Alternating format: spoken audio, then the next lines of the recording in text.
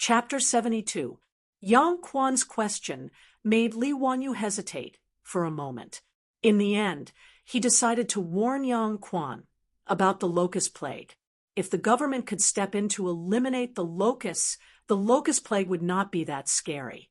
The earlier the locust plague was eliminated, the fewer people who would starve to death in the Tang dynasty. Ming House, when you came to Dingzhou village from the county office today, did you see anything out of the ordinary on the way? Out of the ordinary? What do you mean? Yang Quan did not understand Li Wanyu's question. In the fields, didn't Ming House feel that there are a lot of locust larvae in the fields this year? Li Wangyu's words made Yang Quan and Lu Zhao's expressions turn serious. Are you worried that there will be a locust plague this year? Are you the one who prepared the food? Li Wanyu shook his head silently. Ming House, I'm not worried. I'm sure that there will be a locust plague in Guangzhou this year, and the scale will not be small. I prepared the food for the villagers of Dingzhou village. It may not be enough. Ziyu, be careful with your words. Don't speak nonsense about a locust plague. Lu Xiao heard and quickly stopped Li Wanyu. Registrar Lu, I'm not speaking nonsense. Just look at the locust larvae flying all over the fields. Many farmers are already burning incense in the fields to worship that bullshit locust god. Don't Ming House and Registrar Lu know about this? Li Wangyu's voice grew louder as he spoke. Ming House, if we don't do anything, I'm afraid there will be no harvest this year. And then he could not continue. He did not dare to imagine the terrifying scene of a locust plague in Guangzhou in March. The crops that had just been planted in the fields would be eaten up. Guangzhou was a region that only planted crops once a year. If all the crops in the spring were eaten up by the locusts, it would be a disaster. Although there was a record in the Aid for Governance Comprehensive Mirror.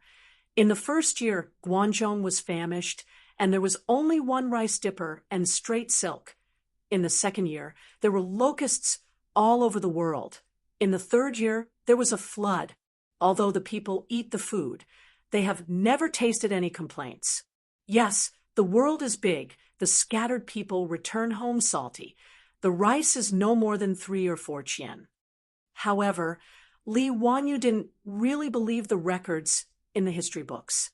It was now the second year of Xinguan, and the price of grain was 360 copper coins per bushel.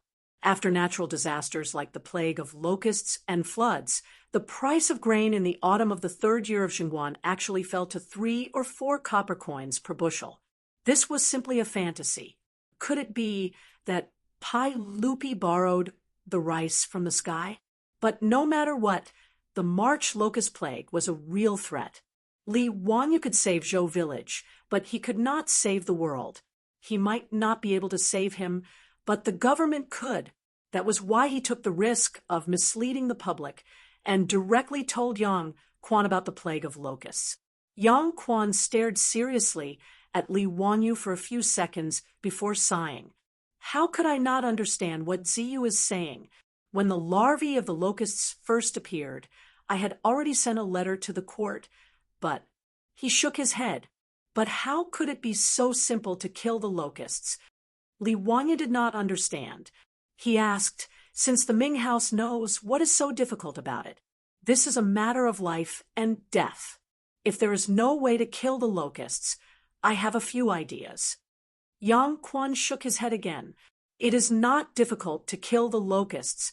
The Book of Songs has a saying, punish the thief, punish the flame. It can be seen that using fire at night can attract the locusts to the fire just like moths. But this is not a problem of the method. It is that you cannot do it. Why not? Li Wanyu was confused. Since the ancient people knew how to kill the locusts, why would they allow the locusts to overrun the land? Yang Quan and Lu Xiao were silent.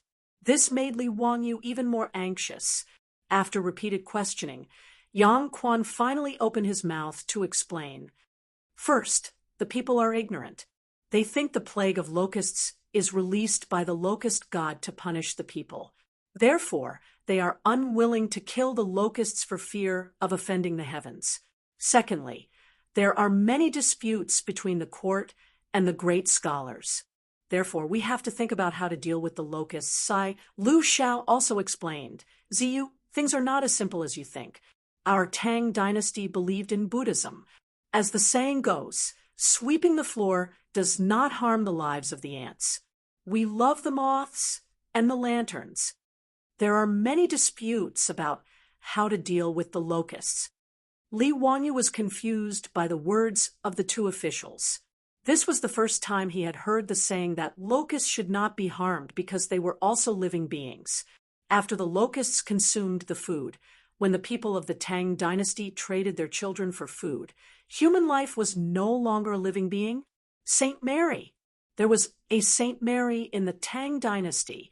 Then the ministers in the court are just going to watch as the locusts overrun the land? Are they going to rely on the prayers of the farmers to survive the plague? Are there no measures to prevent this? Lu Xiao sighed deeply. Dealing with the locusts is against the heavens. The only way is to cultivate virtue. Li Wanyu understood immediately. At that moment, he could only say that he had bought a watch last year to express his thoughts. Cultivating virtue meant that everyone had to strengthen their moral character and practice their inner strength. When everyone had completed their cultivation, the plague of locusts would naturally subside. Which idiot came up with this idea? Dealing with the locusts? Is that even possible? Dealing with the locusts is against the heavens. Why didn't the officials and scholars who came up with this idea go to heaven themselves? If they wanted to go to heaven, Li Wanyu could donate some firewood. He could guarantee that they would be burned to ashes and sent to the heavens as a wisp of smoke. Li Wanyu really wanted Pai Lupi to hurry up and eat the locusts so that the entire Tang dynasty could begin to deal with the locusts. However, this was obviously unrealistic. He was just a commoner. How could he possibly meet the emperor? Was this Pai Lupi someone that Li Wanyu could meet whenever he wanted? Besides, so what if he met him? Was he supposed to send a bunch of fried locusts to Pai Lupi and tell him that it was delicious and that His Majesty should try it? Would he be dragged out and beheaded by Pai Lupi? Li Wanyu's thoughts ran wild. He didn't know that he had already met Pai Lupi more than once. However, this guy still didn't know and had even insulted Pai Lupi a few times. By the time Pai Lupi ate the locusts, the locust plague would have already spread. Eliminating the locusts would only be doing their best and leaving the rest to fate. They wouldn't be able to take much food from the locusts. After understanding all this, Li Wanyu had nothing else to say. He cupped his hands and sent Yang Quan and Lu Xiao out the door. In this locust plague, it was better to save oneself. It was impossible to rely on the government. Cho Kun didn't say anything. After Yang Quan and the others left, the fatty pulled Li Wanyu with a nervous expression. Xiao Lang, will there really be a locust plague? Li Wanyu looked at the fatty in surprise. Only then did he realize that Cho Kun's family was in the food business. If the locust plague really did appear, it would have a huge impact on their family's business. The locust plague is certain. Go back and tell your father to stock up as much food as possible. However, Brother Cho, I have a request. When the locust plague happens, the price of food will definitely skyrocket. I don't ask that you open your warehouse for free, but at least don't hoard food for huge profits. Is that okay? Li Wanyu nodded and replied. Cho Kun's fat face flushed red. Xiao Lang, what are you talking about? Although my Cho family is in the business, we have never done anything unscrupulous. Seeing the fatty's reaction so strong, Li Wanyu knew that he had wronged him and hurriedly apologized. Knowing that the locust plague was about to happen, the fatty couldn't stay in Li Wanyu's house any longer. He hurriedly left and prepared to return to Chang and to discuss this matter with his father. Li Wanyu didn't ask him to stay. He cupped his hands and sent the fatty Cho Kuan out the door. The next day, the people from the county government came. Li Wanyu and the old villager led a few officials to the river bank to measure the size of the wasteland. The county government created a document, and the 300 mu wasteland officially belonged to Li Wanyu. Xiaolang, can you really manage this saline alkali soil? The old villager's face was full of disbelief. He had never heard that saline alkali soil could be used to plant crops. I can indeed improve the soil. I also need the old villagers' help. I need to invite some people from the village to do some work. Li Wangyu's words made the old villager somewhat embarrassed. Xiaolang, it's not that I don't want to help. It's just that right now it's the spring plowing season, and the busy farming season cannot be delayed. There is a shortage of labor in the village. It's really difficult for you to find people to help. The old villager's words didn't make Li Wanyu worried. He had already thought about it. Hey, old villager, the county gave me 10 cattle. Can I use these 10 cattle to exchange for labor with the village? What? Xiaolang, don't joke. The county gave you 10 cattle? Yes. Li Wangyu's words made the old villager sit down on the ridge of the field, speechless for a long time. Chapter 73. With manpower, 2 able-bodied laborers could only plow half an mu of land a day, and they were already exhausted to death. With oxen, 1 man and 1 ox could plow 2 or 3 mu of land a day without any problems. In total, 1 ox was equivalent to 8 or 9 able-bodied laborers. If Li Wanyu could really provide 10 oxen for the village to use, then the old village chief would have no problem finding dozens of men to work for him. Dingzhou village had 127 families and a total of 563 people, among which there were about 200 able-bodied laborers. However, because of the lack of oxen, every year during the farming season, the entire village had to work together. Not only was the speed slow, but the quality of the land could not be compared to that of oxen. If Li Wanyu could really provide 10 oxen to help the village with the spring plowing, then it would really be a great help to the village. Not only would they be able to spare some manpower to help Li Wanyu, but they would also be able to take a breather during the most important spring plowing of the year. The Tang dynasty was an agricultural society, and the spring plowing was the most important day of the year. Including the royal family would hold a ceremony on an auspicious day in February or March. On that day, Pai Lupi would wear ceremonial robes and go to the altar to worship the heavens and the ancestors. After that, he would go to the royal family's farm to plow the land. Pai Lupi would personally plow the land, and the leaders of the 3 provinces and 6 departments would lead oxen to plow the land. Even Empress Zhongsun would bring a group of imperial concubines to sow the land under the guidance and escort of the officials from the Ministry of Rites, Taichung Temple, and Jinwu guards. Amidst the sounds of drums and hymns, they went back and forth 3 times, completing the 3 rejections and 3 rejections ceremony. Although Pai Lupi's ceremony was just a formality, it also showed the importance of the spring plowing in an agricultural society. Now that the spring plowing was imminent, it was not surprising that Li Wanyu was able to get 10 oxen. It was not surprising that he was able to scare the old villager like this. The old village chief grumbled as he got up and grabbed Li Wanyu's arm. Xiaolang, you can't joke about this matter. When will the oxen be sent? The county government will send the oxen tomorrow. However, old village chief, if I want to keep this ox, the prerequisite is that I must first manage this saline alkali soil. Therefore, I have to trouble the old villager to find someone to help me. Otherwise, if the saline alkali soil is not improved, the county will take back the cattle, and I won't have any cattle to lend to the village. As soon as the old villager heard his words, his eyes immediately glared. Xiaolang, just say the word. I'll call for as many people as you need. If anyone dares to not come, I'll beat him to death." The old man's calculation was very clear. Although the 10 oxen were given to Li Wanyu by the county government, the old man's calculation was very clear. But since Li Wanyu was willing to lend the cattle, it was the cattle that belonged to the village.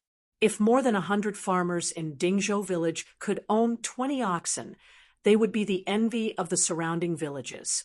Such a precious cattle, since it had entered Dingzhou village, there was absolutely no reason for it to be taken away. "Xiaolang, is your method really feasible? This old man has never heard of growing food on saline alkali soil in my life." The old villager was now only worried about whether Li Wangyou's method of managing saline alkali soil was feasible. "Old village chief, don't worry. There is absolutely no problem with my method. Can you tell me about it first?" The old villager still wanted to hear it first. "First of all, deep plowing, then washing and soaking the soil. Then add soil, and finally add fertilizer to increase the fertility of the soil." Li Wangyu did not hide the method, and simply told the old villager. The old villager was somewhat puzzled. "I understand the rest, but what does washing mean?" "It means that you have to surround the soil, wash it with a lot of water, soak it, and repeatedly remove the saline alkali components in the soil." The old villager shook his head as soon as he heard this. He pointed to the hundreds of acres of saline alkali soil in front of him and said, "How is that possible? Xiaolang, look at such a large piece of land. How much water does it take to wash and soak it?" His words made Li Wangyu stunned. He pointed to Ganhe. "Isn't this Ganhe? You can have as much water as you want. Ganhe's embankment is only a few meters high. It's not easy to use a rollover cart to carry water. There are more than 2,000 acres of land in the village that need to be watered. You have to wash it several times. It requires too much manpower." The old villager shook his head. "Rollover cart?" Li Wanyu looked at the rollover cart on the embankment and suddenly realized he couldn't help but smile. "Old village chief, I have a way to carry water without manpower." "What? Without manpower? You want to use cows? That won't do. Cows can't be used." The old villager did not understand Li Wangyou's meaning. Li Wanyu smiled and did not answer. There were 3 stages in the development of water wheels in China. The first stage was the rollover cart invented by the Eastern Han Dynasty. It was also called the dragon bone water wheel. It mainly relied on manpower to carry water. The second stage was the rollover cart invented during the Tang and Song dynasties. It was described in the Book of Agriculture and was a water-carrying machine. It was powered by manpower or animal power and looked like a dragon bone cart. The third stage was the water wheel invented by the Yuan and Ming dynasties. It looked like a water wheel in the future. The earliest record of the rollover cart was in the Tang dynasty. It was gradually popularized after the Song dynasty, but now it was only the beginning of the Tang dynasty. The rollover cart had not appeared yet, let alone the water wheel. The efficiency of the rollover cart to carry water for irrigation was very high. Li Wanyu knew how to make the water wheel in the future. When he was young, there were many water pumps in the village. He was very clear about the structure of the water wheel. "Old village chief, is there anyone in the village who is good at carpentry?" "Yes. Didn't your family ask old Lu to help you make a lot of new things a few days ago? Why do you want to make furniture again?" When the old villager said this, Li Wangyu remembered that Su Chongqing had asked the carpenters in the village to make the furniture. Although the furniture was simple, Li Wangyu could see that the carpenters were very good. "Hee, I need to ask Carpenter Lu to help me make a few water wheels. Then I can carry water automatically. Old village chief, you wait and see. I guarantee it will be easy to use. Ha! I will take care of the irrigation work in the future. Li Wanyu didn't wait for the old villager to react, and ran towards the village, leaving the old villager dumbstruck and confused. Has this kid lost his mind? Carrying water automatically without manpower? Isn't that a god? The old villager sighed. He felt more and more that Li Wanyu was outrageous. Before he could finish lamenting, he saw Li Wanyu running back like a gust of wind. Hee, I forgot to ask you where Carpenter Lu lives. The old villager shook his head. Let's go. I will take you there. But Xiao Lang, stop fooling around. How can the water be carried automatically without manpower? You will know in a while. The two returned to the village and went straight to Carpenter Lu's house. Carpenter Lu was in his 50s this year. He had been a carpenter his whole life. His 3 sons were also carpenters with him. It could be considered a family skill. Carpenter Lu was not a craftsman registered by the government. He was a private craftsman. In the Tang dynasty, the status of craftsmen was very low. In the historical records, they were even called official slaves. Moreover, their job was lifelong. Their status was similar to that of merchants. However, private craftsmen like Carpenter Lu also needed to farm. His status was similar to that of a farmer. Because of his craftsmanship, he was also respected in the village. His life was also better than that of ordinary villagers. Old Lu, come out quickly. I have something to ask of you. The old villager shouted at the top of his lungs when they reached Carpenter Lu's house. Chapter 74. The door of the farmhouse was opened with a squeak, and an old man in plain clothes with a white beard walked out. Muramesa, what are you doing? What's the matter? Obviously, the two had a good relationship. Carpenter Lu looked at the old Muramesa and laughed. Li Jia Xiaolang is looking for you. He wants to build something that doesn't require manpower to carry water. The old Muramesa still didn't believe Li Wanyu. Carpenter Lu naturally knew Li Wanyu after an unprecedented pig slaughter meal. Other than the babies in Dingzhou village who were still in swaddling clothes, the others might not know the old Muramesa, but they definitely knew Li Wanyu. When he saw that it was Li Wanyu who wanted to build something, Carpenter Lu's smile became wider. Li Jia Xiaolang, what do you want to build?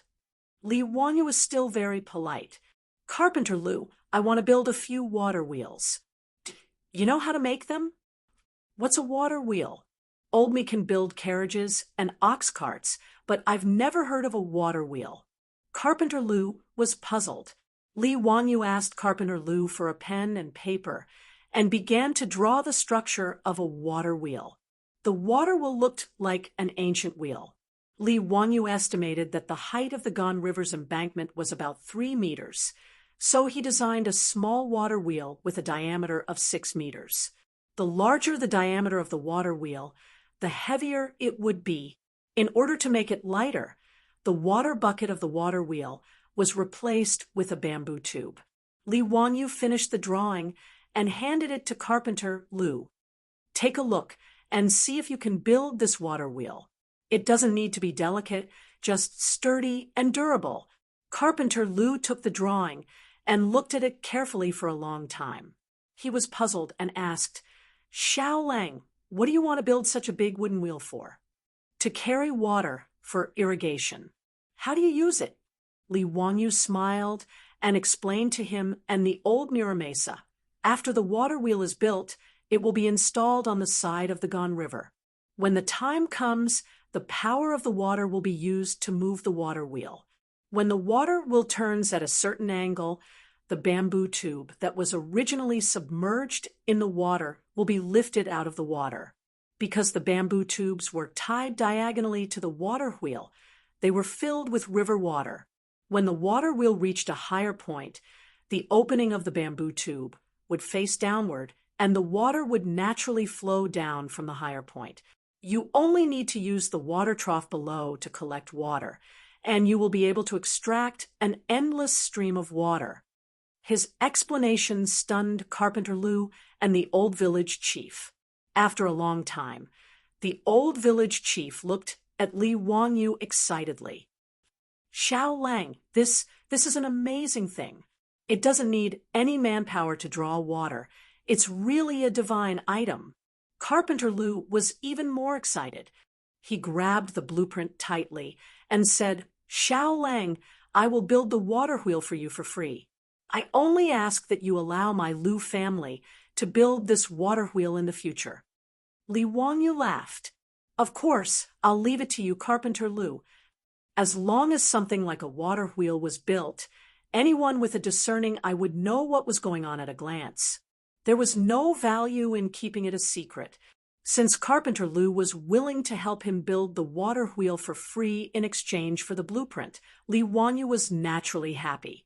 Oh yes, Carpenter Lu, the bearings of the water wheel are best made of steel. You have any ideas? Yes. I will go to the blacksmith shop in the county today to build according to the blueprint. How many water wheels does Xiao Lang need to build? 5 water wheels are enough. How many days will Carpenter Lu be able to build them? 10 days. Old me, 10 days is enough for me to build 5 water wheels. But the installation will require a lot of manpower. Carpenter Lu estimated the weight of the water wheel. It was not something his old arms and legs could carry. The old village chief laughed. Old Lu, you just need to focus on building the water wheel. 10 days later, I will gather all the strong men in the village to help with the installation. Don't worry. Then there is no problem. Li Wangyu explained some details of building the water wheel to Carpenter Lu. After making sure that Carpenter Lu understood everything, he left. But after taking 2 steps, Li Wangyu turned back and said, Carpenter Lu, I heard that your son is also a carpenter. Can I ask one of them to help me build something? Carpenter Lu smiled and said, Xiao Lang asked them to build something because he thinks highly of them. I will ask Dalong to help me build the water wheel. You can take Erlang and San Lang with you. Thank you so much, Carpenter Lu. Then I will ask Lu Erlang and San Lang to come to my house tomorrow. I will tell them what they need to do. Li Wangyu remembered that he had promised Su Changqing to renovate the bathroom. Now that he had money, he did not want to make things difficult for himself. The most important thing was to renovate the bathroom as soon as possible. Li Wangyu could tolerate other places in the Tang dynasty, but the sanitary conditions were too poor. Even he was not used to it, let alone Su Changqing. With food in hand, there was no need to panic.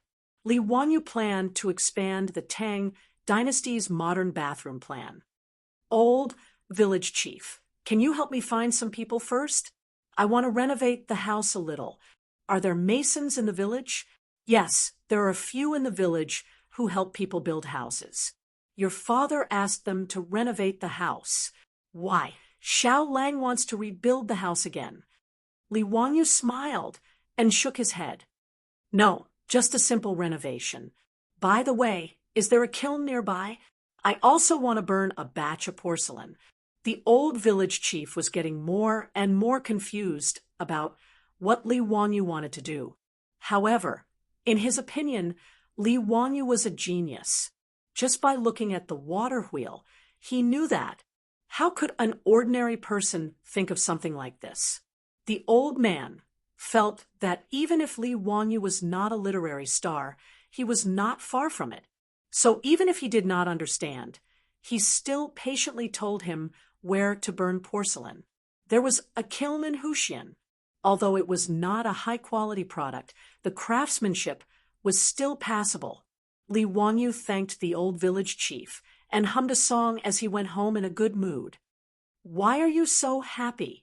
Su Changqing saw Li Wangyu's smiling face and asked with a smile. Hee, I asked someone to start renovating the house tomorrow. The modern bathroom is about to shine. Li Wangyu showed off to Su Changqing. Really? Su Chongqing was surprised and happy at the same time. Li Wanyu patted his chest and said, "Leave it to me. In less than a week, you will be able to enjoy modern bathroom facilities. Let's go and help me measure the size. I will go to the county to order ceramic tiles later." The little girl Pei Lan did not know what her Langjun and elder sister Chongqing were going to do. She only saw the two of them mysteriously running to the west wing and the rear courtyard with measuring tools. They fiddled around for a long time and also wrote and calculated on a piece of paper. This made her feel very strange, but she did not dare to ask. She could only hide her suspicions in her stomach. Ever since her Langjun fell seriously ill, Perrin felt that he had become a different person. However, Perrin only felt that her Langjun was getting smarter and smarter. He also treated her better. The little girl did not think too much about other things. She only hoped that her life would continue like this forever. That would be the happiest. After Li Wanyu and Su Chongqing finished discussing things in whispers, Li Wanyu rode out to the county. This horse was given to Li Wanyu by the county official in the morning when he came to measure the land. It caused quite a stir in the village. The old housekeeper, Li Heng, could not stop smiling. In the eyes of the people of the Tang dynasty, owning a horse was the same as owning a car in the future. It was worth celebrating. Dingzhou village was only 20 miles away from the county town of Huxian. It only took half an hour to ride a horse. Li Wanyu asked around and found the entrance of a porcelain kiln in the suburbs of the county. Chapter 75. Dear customer, what do you want to buy? As soon as Li Wanyu got off the horse, the shopkeeper of the kiln greeted him warmly. Customers who can ride a horse are big customers, worthy of the shopkeeper's personal reception. Shopkeeper, can you order porcelain in your kiln? Of course. What kind of porcelain do you want? Although our kiln is not big, the craftsmanship of our old masters is very good. Whether it is porcelain bowls, porcelain bottles, porcelain basins, all kinds of shapes, as long as you need, we can order them. Li Wanyu smiled, took out the drawings he drew, and handed them over. I need to make a batch of ceramic tiles. Can you see if you can do it? How can a modern bathroom not have ceramic tiles? Not only does it look beautiful, but it can also be waterproof. Li Wanyu thought that it was necessary. The shopkeeper looked at the drawing on the drawings, and his face was full of pain. Dear customer, what is the use of this thing called ceramic tile? Old me has been making porcelain for so many years, but I have never seen this thing. Hee, I have my own use. Can you make it? Of course I can. This thing is too simple. It is just a piece of porcelain plate. There is no difficulty. Dear customer, are you sure you want to burn this thing? The shopkeeper still did not believe that someone would want to burn such a thing. Li Wanyu nodded. That's right. The quantity I need is written on it. How long do you think it will take you to burn it? The shopkeeper pondered for a moment. This thing is very simple. 3 days is enough. But you need to pay the deposit first. After all, if you don't want this thing after it is burned, it is not convenient to deal with it. Okay, no problem. In addition, I also need to burn a batch of ceramic pipes. Shopkeeper, can you see if you can burn it? Li Wanyu took out another drawing. It was the size and style of the ceramic pipe he was going to use for the sewage pipe. No problem. This kind of ceramic pipe is also very simple to burn. The shopkeeper glanced at the drawing. It was just an ordinary ceramic pipe. Many fastidious, rich people would also order it for the sewage pipe. Just when the shopkeeper thought that Li Wanyu was going to burn these simple things, Li Wanyu took out another drawing from his arms. What is this? The shopkeeper looked at Li Wanyu with a puzzled expression. The toilet bowl used for the toilet is also made of ceramic. I wonder if it can be made? Don't think that Li Wanyu was wrong. During the Tang dynasty, the toilet bowl was indeed called this. Originally, the toilet bowl before the Tang dynasty was called huzi, but the grandfather of the Tang dynasty's founder, Li Yuan, was named Li Hu. In order to avoid the word Huzi, he changed it to Mazi, and then it slowly became a toilet bowl. Of course, Li Wangyou's toilet drawings were not as complicated as the ones in the future. In fact, it was just a sitting, flushing toilet. There was no backflow or drain. Otherwise, with the pottery technology of the Tang dynasty, they might not be able to make it. His explanation made the shopkeeper stunned again. He looked at Li Wangyou with a strange look, wondering why this customer ordered so many strange things today. However, he would not refuse money. He nodded and replied, "Yes, it can be made." Before he finished the drawing, Li Wangyou put his hands into his arms again. The shopkeeper was going crazy.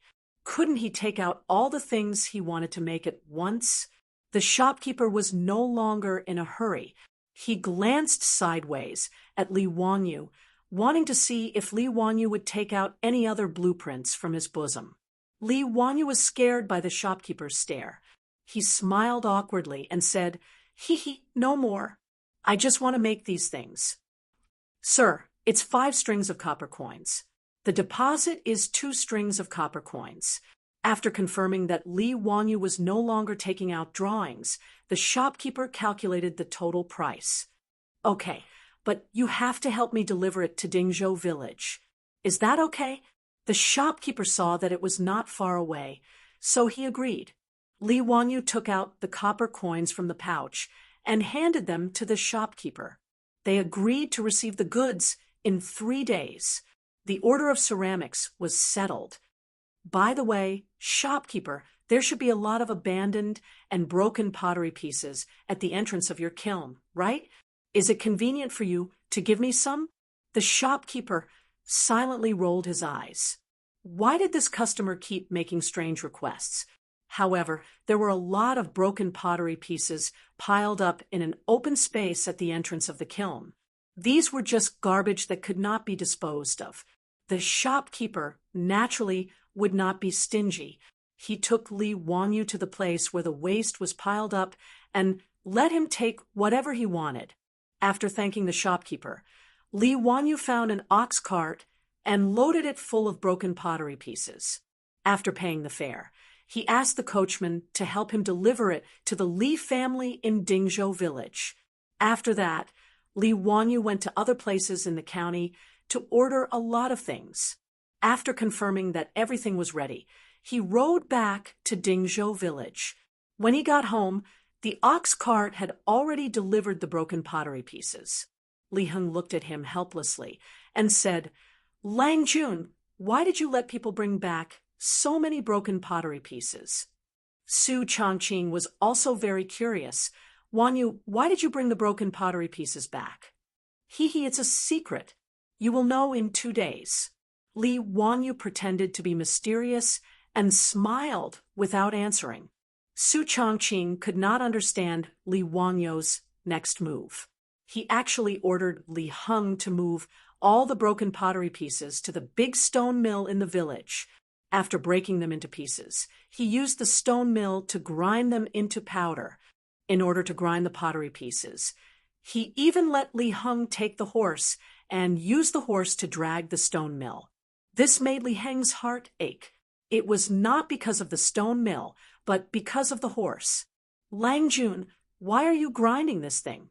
Can this thing be eaten as rice?" Li Wanyu did not answer. He just smiled and said that he had a big use for it and told him to go quickly. The villagers were stunned by Li Jia Xiaolong's actions.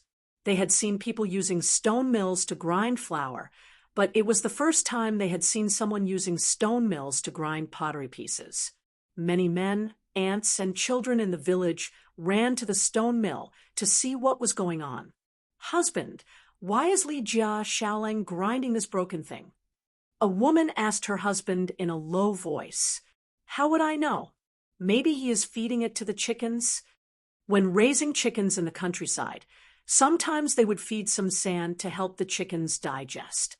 Because the chickens did not have teeth, they would eat some sand or small stones to act as teeth and help the chickens digest their food. Isn't the sand ready-made? Why does he need to grind it?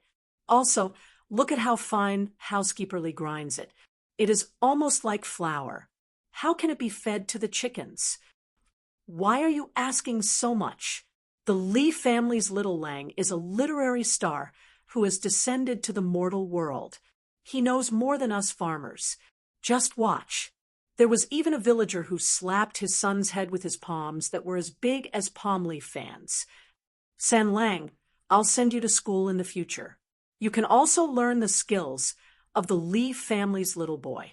Many villagers took the initiative to come forward and help. They drove the horses to sweep the dust, and all the broken pottery pieces were ground into powder. After moving a few bags of pottery pieces back home, Li Wanyu checked them and only asked Li Heng to pack them up. They would be useful in 2 days. The next day, the county government sent people to drive all the cattle to the village. As soon as they entered the village, they caused a sensation. Men, women, and children in the village all rushed out after hearing the news to see the precious cattle. Chapter 76. The door of Li Wangyu's house was surrounded by a crowd of people. They are really cattle. Tut, tut, 10 cattle. Look at their shiny fur, muscles, and teeth. They are all 5 or 6 years old cattle. They are much better than the old cattle in the village. With these cattle, I can plow at least 3 mu of land in a day. Li Jia Xiaolang is indeed the son of Mr. Li. Who was the one who said that the Li family was ruined? Look at Li Jia Xiaolang's ability to make the county government give him 10 cattle. How can such a family be ruined? That's right. People in the county were spreading rumors that Li Jia Xiaolang was expelled from the Li clan and his life was over. If I hear such words again in the future, I will give them a few slaps. I heard from the old village chief that Li Jia Xiaolang wanted to lend cattle to the village to plow. That's right. The old village chief said it himself. It can't be wrong. Li Heng seemed to be at least 10 years younger. With a proud face, he was ready to lead the cattle into the cowshed under the envious gazes of the crowd. Fortunately, although there were not many rooms in the Li family's house, the front yard and the backyard were quite spacious. When Li Zhou repaired the house, he built a cowshed in the backyard. Notice cowshed could easily raise more than 20 cattle. Li Wanyu looked at the cattle worriedly. Our family is too small. Who will take care of so many cattle? Chongqing, I shouldn't have released all the servants in the family back then, right? Su Chongqing rolled his eyes at him and didn't bother to answer. Perrin beside him said, excitedly, Lang Jun, there is still me. I will go to the fields every day to cut the grass and herd the cattle. Li Wanyu was amused by Perrin's words. He lovingly reached out and pinched Perrin's little face. That won't do. Won't my Perrin become a cow herder? What if she gets tanned by the sun? Although Perrin was only 12 or 13 years old, in fact, many girls at this age in the Tang dynasty had already been married. In the eyes of future generations, Li Wanyu was just a little girl, so she didn't have any scruples. However, his actions and words made Perrin's little face turn red. She covered her face and couldn't say anything for a long time. Su Chongqing, who was standing at the side, saw everything clearly. He glared at Li Wanyu in annoyance and snorted softly before pulling Pei Lan away. Li Wanyu was baffled. Did he provoke her or provoke her? Why are you glaring at me? Li Wanyu is too lazy to think about a woman's bottom of the sea. He goes out to find the old villager. Now that the cattle had arrived, he could begin to transform the saline alkali soil. Soon, under the arrangement of the old village chief, 20 skilled farmers led the 10 oxen to the saline alkali soil and began to plow the soil. This plow was equivalent to opening up a wasteland, so it needed to be plowed deeply. The soil was required to be fine in order to allow the alkali to be fully exposed to the air so that it would be easier to wash the soil later. Although there were cattle, it would take at least 10 days to plow the entire 300 mu of saline alkali soil. However, Li Wanyu was not in a hurry. This time was just right for Carpenter Lu to make the water wheel. After 10 days, the cattle could help the village cultivate. This exchange made the old villager smile, so much that his back teeth were exposed.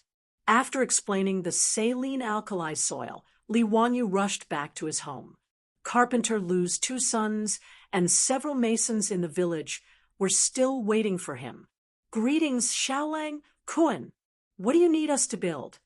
Carpenter Lu's 2 sons were already waiting for him with carpentry tools. Li Heng didn't know what his Lang Jun wanted to do, so he and Perrin were both curious. The 2 of them thought that it might be like Su Chongqing asking Carpenter Lu's sons to build some new furniture.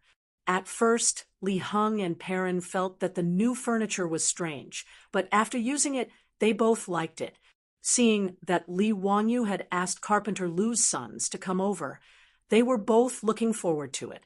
However, Li Wanyu did not ask Carpenter Lu's sons to build any furniture. Instead, he pointed at a small mountain not far behind his house and said, "I'll have to trouble Erlang and Sanlang to help me build a water pipeline. Use the bamboo on the mountain.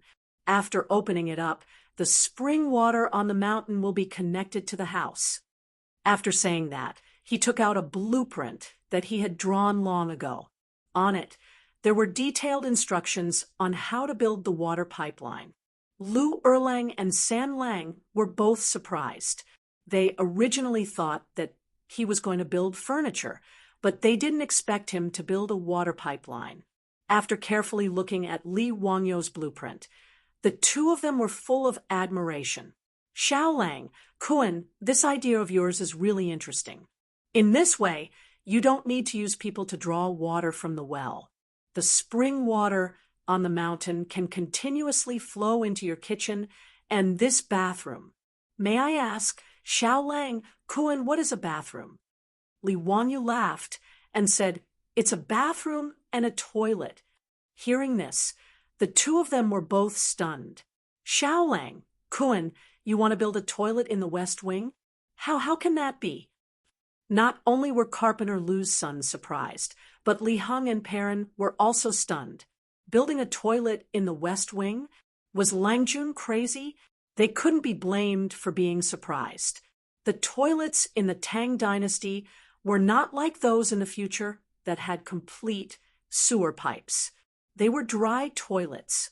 Even in the countryside of the future, no one would dig a dry toilet in their house. Not to mention the issue of hygiene, just the smell alone was enough to make one feel disgusted. Li Wanyu didn't explain. He just smiled and said, "I have my reasons. Lu brothers, is there any problem with the water pipeline?" "No problem. It can be built in 2 days at most. It's not complicated."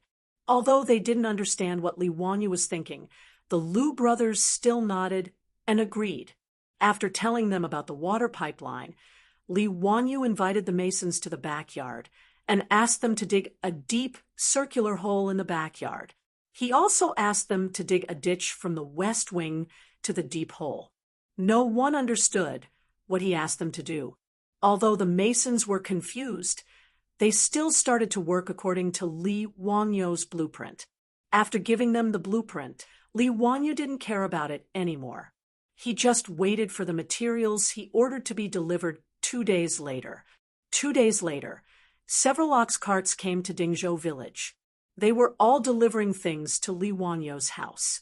The strange things on the ox carts made the villagers talk about it. They were all guessing what Li Jiaxiaolang was doing.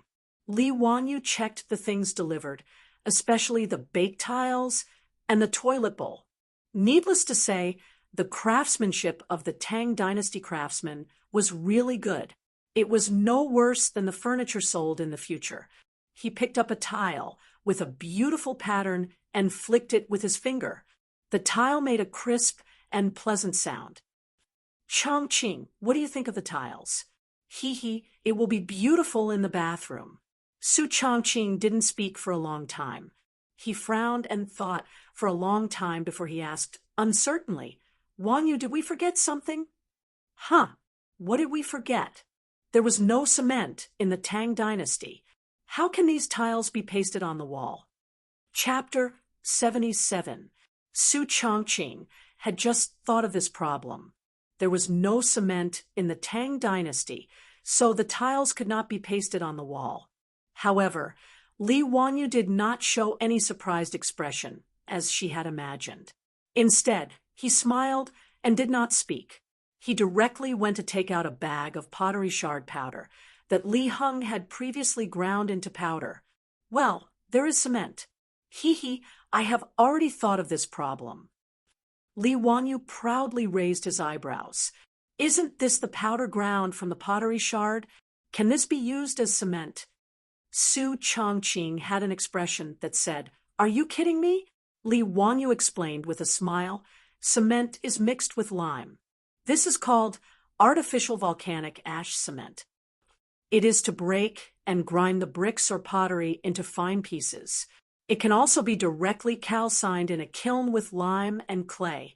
Yunnan's Yunnan Railway was built with this kind of cement. When cement could not be bought in the countryside of my hometown, this was used instead of cement. Really? Su Chongqing still did not believe that grinding pottery shards into powder and adding lime could be used as cement. Li Wanyu did not explain. He directly took the lime and mixed it with the pottery shard powder. Then he added water and mixed it well. After the preparation, Li Wanyu found a mason and asked him to use his own cement to paste the tiles on the wall. Xiaolang, Kun, how is this possible? I have been a mason for most of my life, and I have never seen anyone use mud to paste bricks. After listening to Li Wangyu's request, the mason shook his head again and again. In his opinion, this kind of thing that Li Wanyu called tiles could not be pasted on the wall like this. Perhaps using fish bladders to make glue could be tried, but it might not stick firmly. Building walls and houses were all made by mixing lime, and water. The more particular ones were just adding glutinous rice juice to the mortar. The cement that Li Xiaolang asked him to use was simply unheard of. Under Li Wangyu's insistence, he tried to apply cement to the back of the tile and gently attached the tile to the wall. He gently tapped the surface of the ceramic tile with the small hammer in his hand to make it more closely fit to the wall. After making sure that the tiles were completely stuck to the wall, the mason tried to loosen his grip. In his imagination, as soon as he took his hand away, the tile would fall and shatter into pieces. After he released his hand, the tile did not move at all. It was firmly glued to the wall. How is this possible? The bricklayer had been doing brick building for half his life, but this was the first time he had seen such a thing. It was beyond his imagination. Li Wanyu smirked at Su Chongqing. What did that mean? Is this cement good? Su Chongqing rolled his eyes at him, but his eyes were full of joy as he stared at the mason pasting the bright and clean tiles on the wall. What surprised the masons even more was that the cement could not only bond tiles, but also lay bricks. Among the things that Li Wanyu ordered, there was also a truck of bricks which were used to build a biogas pool. Yes, the circular pit that he asked people to dig in the backyard was a biogas pool. However, the biogas pool still needed to be surrounded by bricks so that the sewage would not penetrate into the soil. The bricks were naturally the artificial volcanic ash cement that Li Wanyu had made.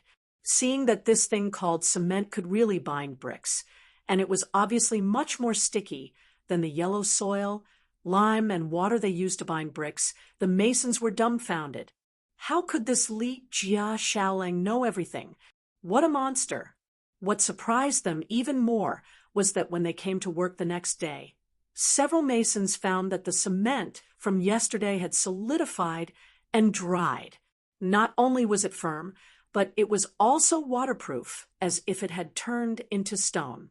How is this possible? Li family is really a literary star in the sky. This is simply the means of immortals. Yes, he can turn mud into stone. Isn't he an immortal? Several craftsmen whispered to each other around the cement wall. All of this was beyond their imagination. The Li family's modern bathroom renovation plan was still in progress. First, there was the water supply problem. This was the easiest to solve. Carpenter Lu's two sons were good craftsmen. In 2 days, they used bamboo to build pipes and wood to make brackets to bring the spring water from the back mountain to Li Wangyo's house. Next was the sewage system. With the help of Li Wangyo's cement, the craftsmen built the biogas pool in 2 days, laid the sewage pipe with ceramic pipes, and sealed the seams with cement. Next was the construction of the modern bathroom in the West Wing. The floor and walls were covered with ceramic tiles, and after installing the ceramic toilet, a modern bathroom appeared more than 1,000 years ago in the Tang Dynasty. Finally, there was the part of the biogas pool that connected to the gas pipeline. The biogas pipeline was Li Wangyo's biggest headache. There was no PVC pipeline in the Tang Dynasty. In the end, he found a shop in Huxian County that specialized in making bronzeware. The craftsmen were so skilled that they actually made a batch of copper pipes for him using copper. However, the high price also made Li Wangyo's heart ache. It could be said that he had spent a lot of money. It was normal when he thought about it. Copper was the currency in the Tang Dynasty. Making copper pipes with copper was no different from stringing copper coins together. Just making this batch of copper pipes cost Li Wangyu more than 10 strings of copper coins. If Yang Quan hadn't given him 100 strings of copper coins, he wouldn't have been so extravagant. These days, Li Wangyo's renovation project was the biggest topic in the village. Whether it was the villagers or the women, they gathered together to discuss the Li family. Although they didn't know what Li Wangyu wanted to do, in the villagers' minds, it was something extraordinary. A few days later, the Li family's interior had completely changed. There wasn't much change in the front yard except for an extra washroom. However, once you entered the backyard, everything changed. The spring water from the back mountain flowed continuously into the house through the bamboo pipes. Li Wangyu had someone dig a canal in the backyard for a portion of the water. The water flowed endlessly, adding a bit of life to the small courtyard. There was also a tall wooden frame in the courtyard. A bamboo pipe kept the spring water flowing into a huge clay pot on top of the frame. After the pot was filled with spring water, the spring water poured down like a small waterfall. This clay pot was custom-made by Li Wangyu at the kiln factory. Its purpose was to store water. Underneath the clay pot was a pipe made of bamboo that extended to the Lai Hat's kitchen and the washroom in the West Wing. The reason why this clay pot was set up to store water was to install a water valve on the bamboo pipe. The Lu brothers' craftsmanship was pretty good. They used wood and bamboo to make a wooden water valve that could control the flow of water out of the bamboo pipe. Just this water valve was enough to make Perrin extremely happy. She continuously opened and closed the water valve on the bamboo pipe in the kitchen. Seeing the water flowing out of the bamboo pipe, she happily called out. Li Wangyu looked at Su Chongqing proudly, like a child eager to be praised. Su Chongqing proudly raised her beautiful swan-like neck. Not bad. Lead the way.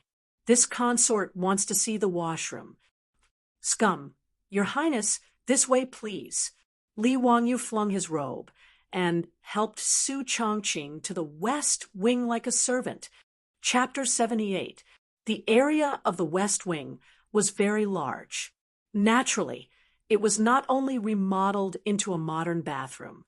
In the West Wing, There was not only a bathroom covered with beautiful tiles and a ceramic toilet, but also a large bathtub and a sauna room. The walls of the sauna room were covered with smooth and bright fir wood planks, which were the craftsmanship of the Liu brothers. The thick planks on the walls were used for insulation. Li Wangyu took Su Chongqing to the back of the west wing, where there was also a huge clay pot on a high place with a firewood stove below. Li Wangyu proudly introduced, "After a period of time, the biogas pool will start to produce biogas, which can be used to boil water for bathing. Now, we need firewood to boil water for a few days." Then he pointed to the bamboo pipe connected to the clay pot. After the water in the clay pot is heated, it can be directly transported to the shower room through the bamboo pipe. The little stars in Su Chongqing's eyes were about to pop out. "Then can I take a hot bath tonight?" Of course. After getting Li Wangyu's confirmation, even the proud Su Chongqing could not help but jump up like a little girl. It was wonderful to take a hot bath. For a fair, rich, and beautiful girl with mysophobia, it was terrible to let her not take a bath for a few days. As for the modern bathroom, it saved Su Chongqing's life. The ceramic toilet had a wooden cushion on it. There was also a clay pot above the toilet to store water, which was connected to the ceramic toilet through a bamboo pipe. When the rope was pulled, water could flow out to wash the dirt, and the dirt would be directly flushed into the biogas pool through the clay sewage pipe connected to the bottom of the toilet. It could be cleaned and composted, which was very convenient. The more Li Wangyu looked at these, the more he felt that he was really a genius. He could not help but laugh to the sky. But before he finished being proud, he was directly pushed out of the door by Su Chongqing. "Chongqing, what are you doing?" Before Li Wangyu finished his words, the door of the bathroom behind him was closed with a bang. Li Wangyu just reacted and touched his nose a little awkwardly. He walked to the side and pretended to admire the scenery in the backyard. After a long time, the bathroom door creaked open. Li Wangyu hurried over. "How is it? How is it? Is the toilet good?" However, it was obvious that normal women wouldn't answer this kind of question. Su Chongqing blushed and glared at him. She lifted her skirt and ran away. Li Wangyu, on the other hand, didn't feel like he had asked a stupid question. He even foolishly chased after Su Chongqing to do a user satisfaction survey. "Chongqing, don't go. What happened? Say something." Su Chongqing. After the modernization of their home was completed, Li Wangyu and Su Chongqing both breathed a sigh of relief. Life in the Tang dynasty was finally not so unbearable.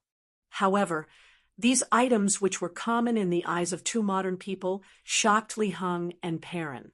Whether it was the ceramic toilet that flushed automatically or the bamboo pipe that let water flow out when it was opened, they all surprised Li Heng and Perrin. That night, Li Wangyu ordered Li Heng and Perrin to boil hot water with firewood. Then, the whole family went to enjoy a hot shower. Li Heng didn't mention him. In short, the old man was full of energy after the shower. However, he also kept muttering words like, "Old Master bless. Bodhisattva has appeared," which made Li Wangyu roll his eyes. After Su Chongqing pulled the shy little girl Perrin to take a shower together, Li Wangyu was stunned. The warm spring water washed Su Chongqing's creamy skin. Her white and flawless skin revealed a faint pink. Her beautiful black hair was still wet with water droplets. She casually tied her hair into a bun and fixed it with a hairpin. Her skin was tender. Her expression was relaxed. Her beautiful eyes were full of hope. Her peach cheeks were smiling. Her breath was like an orchid, and she was indescribably gentle and lovely. Even the little girl, Pei Lan, appeared exceptionally adorable. She was an absolute beauty in the making. As the saying goes, when a beauty comes out of the bath, a woman is like water. When a woman meets water, How will she perform a unique style? After washing away the lead, her beauty is still as beautiful as a flower. These two beauties, one big and one small, made Li Wanyu dazed for a moment. He couldn't help but mutter, "Hibiscus from clear water, a natural carving." Li Wangyu's lecherous appearance only received a light snort from the tsundere girl. Amidst the charming laughter of the little girl Perrin, the two beauties drifted past Li Wanyu with a burst of fragrant wind. He still wanted to talk to them, but in exchange, he heard the sound of the door closing. If it wasn't for Li Wangyu's quick reaction, his face would definitely have had an intimate contact with the wooden door. Burning the bridge after crossing the river. This was definitely the legendary burning the bridge after crossing the river. He had worked so hard to build these modern bathroom facilities, but she didn't even say thank you. Li Wanyu felt as if he could hear the sound of his heart breaking. "Woman, you've successfully angered me." At this moment, Li Wanyu was possessed by a domineering CEO. Just as he was about to push the door open and teach this rude woman a lesson, Su Changqing's voice came from inside the house. "Hey, we're a bit hungry. Can you go make some supper?" Li Wanyu, who was about to explode with his domineering CEO aura, immediately turned into a servant. After answering, he happily ran to the kitchen to help Su Changqing prepare supper. Things like face didn't exist in front of beautiful women. 10 days passed quickly. The 20 villagers had already completely dug up the alkali soil by the riverbank. They also obeyed Li Wangyu's instructions and used the plow to break up the soil. Now, they only had to wait for the soil to be washed with water. Carpenter Lu didn't go back on his word. The 5 water wheels were completed, and they were ready to start installing them by the riverbank today. When they found out that Li Jiaxiaolang was going to install things that didn't require manpower to carry water by the Gan River, the entire village came out and gathered by the Gan River to watch the fun. Of course, the people who were watching the fun were the elderly, aunts, and children in the village. The able-bodied men were the main force in installing the water wheels.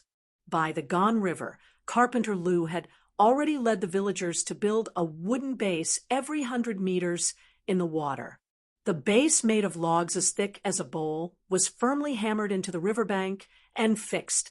Now, they just had to wait for the large wheels of the 5 water wheels to be installed. 30 people in a group slowly walked out of the village, carrying the heavy wheel of the water wheel. Children were cheering and jumping around, running around with the adults. The wheels of the water wheels each weighed close to 2 tons. A few days ago, when Li Wanyu went to Carpenter Lu's house to check on the progress of the water wheels, he thought of an important problem. How could such a heavy wheel be installed on a wooden base in the river? Damn, there were no cranes in the Tang dynasty. It didn't seem realistic to rely on manpower. There was also no place in the Gan River for people to stand on. Wouldn't it be a joke if the water wheels couldn't be installed after they were built? Li Wanyu threw this question to Carpenter Lu with a pained expression. Unexpectedly, Carpenter Lu laughed and said, "Xiao Lang, there's finally something you don't understand." Chapter 79. Li Wanyu was thick-skinned enough to not care about Carpenter Lu's teasing at all. After some explanation, Li Wanyu finally understood that the ancient people also had cranes. It was just a matter of manpower. Tangerine, also known as a crane. In fact, it was very simple. It used the principle of leverage to create a tool that was specially used to lift heavy objects. It was a thick, long piece of wood with a base in the middle that acted as a fulcrum and a heavy object hanging at the end. During the lifting process, the front part of the tangerine would be tied to the heavy object that needed to be moved. After that, the object would be lifted by manpower and the heavy object at the end. Although the principle of the crane was simple, according to Carpenter Lu, it could lift an object that weighed 40 to 50 stones without any problem. The wheels of the 5 water wheels were all moved to the riverbank, and the suspenders were ready. Hundreds of men were shouting slogans, and under the command of Carpenter Lu, they slowly lifted the wheels with a diameter of 6 meters and moved them to the base of the water wheel. After a few twists and turns, the wheel of the first water wheel was finally installed. Carpenter Lu and his 3 sons quickly climbed onto the water wheel and began the final installation. When Carpenter Lu inserted the last wooden wedge into the water wheel, the first water wheel of the Tang dynasty was finally installed. Li Jia Xiaolang, the water wheel is installed. Do you want to start it now? Carpenter Lu stood at the base of the water wheel and shouted at Li Wangyu. Li Wangyu led Su Chongqing, Perrin, and Li Heng to the embankment and watched the installation of the water wheel with smiles on their faces. Hearing Carpenter Lu's shout, Li Wangyu gave him an okay hand sign. Carpenter Lu, let's start the test run. Carpenter Lu did not understand what Li Wangyu's hand sign meant, but after hearing it, he and his sons removed the plate blocking the wheel of the water wheel. Su Chongqing elbowed Li Wangyu angrily and said, "Are you stupid? Do you want to give an okay hand sign to the people of the Tang dynasty?" Sorry, I forgot." "Haha, these details are not important. Look, the water wheel is starting to turn. Start spinning." Li Wangyu shouted excitedly as he pointed at the water wheel that was slowly starting to move. The water level of the Gan River was calm, but the speed of the water flow was not too slow. Under the push of the water current, the water wheel made a squeaking sound. Then, the baffle on the water wheel started to rotate slowly under the push of the water current. When a bamboo tube filled with water was slowly rotated to a high point and tilted, the water in the bamboo tube would flow out and into the water bucket below. Then, the water would flow all the way down along the bucket. Under everyone's gaze, the river continued to flow. The water wheel kept turning, lifting the river water up and pouring it into the ground. The villagers of Dingzhou village began to cheer as if they had gone mad. The old villager was so excited that his beard was trembling. Just as Li Jia Xiaolang said, there was no need for human or animal labor. The river water could water the fields. Miracle! This is a miracle! This thing is a work of art. Li Jia Xiaolang, you are doing something that will make Buddha appear in 10,000 homes. Great merit! Great merit! The old villager was about to kneel down and kowtow to Li Wangyu. This really scared Li Wangyu. He quickly stepped forward and supported the old villager. "Old villager, you can't do this. Don't make me feel bad. This is what I should do. Besides, am I not the first person to benefit? Without this water, my 300 mu of saline alkali soil would not be able to manage." Ha! The old villager knelt down and countless other villagers followed suit. Li Jia Xiaolang, you are merciful and compassionate, making Buddha appear in 10,000 homes. Thank you, Li Jia Xiaolang. Mr. Xiaolang, you are indeed a literary star that has descended to the mortal world. You have saved all living beings from suffering and distress. Many women pressed their children's heads and asked them to kneel down and kowtow to Li Wangyu. When the villagers of Dingzhou village knelt down, Li Wangyu and Su Chongqing were at a loss of what to do. "Everyone, please get up. This cannot be done. This cannot be done." Li Wangyu did not expect that he would cause such a commotion by just building a water wheel. He did not expect that having an endless supply of water to irrigate the farmland would be so important to these villagers. Although Dingzhou village did not lack water, but to irrigate and soak the 2,000 mu of land in the village, who knows how much manpower would be needed to step on and overturn carts to fetch water. Originally, because of the lack of cattle, the work in the fields was already very difficult. Adding on the labor of fetching water, it was even more difficult. Now, Li Jia Xiaolang had actually built this miraculous water wheel that could automatically fetch water without manpower. How could the villagers not be grateful. Carpenter Lou's family was so excited that they straightened their backs, as if they were afraid that other people would not know that these 5 water wheels were built by their family. It was not easy to persuade the villagers. Li Wanyu was already sweating profusely. Carpenter Lou, let's hurry up and install the other water wheels. Li Wanyu did not dare to say much. He hurriedly asked Carpenter Lou to continue with the work.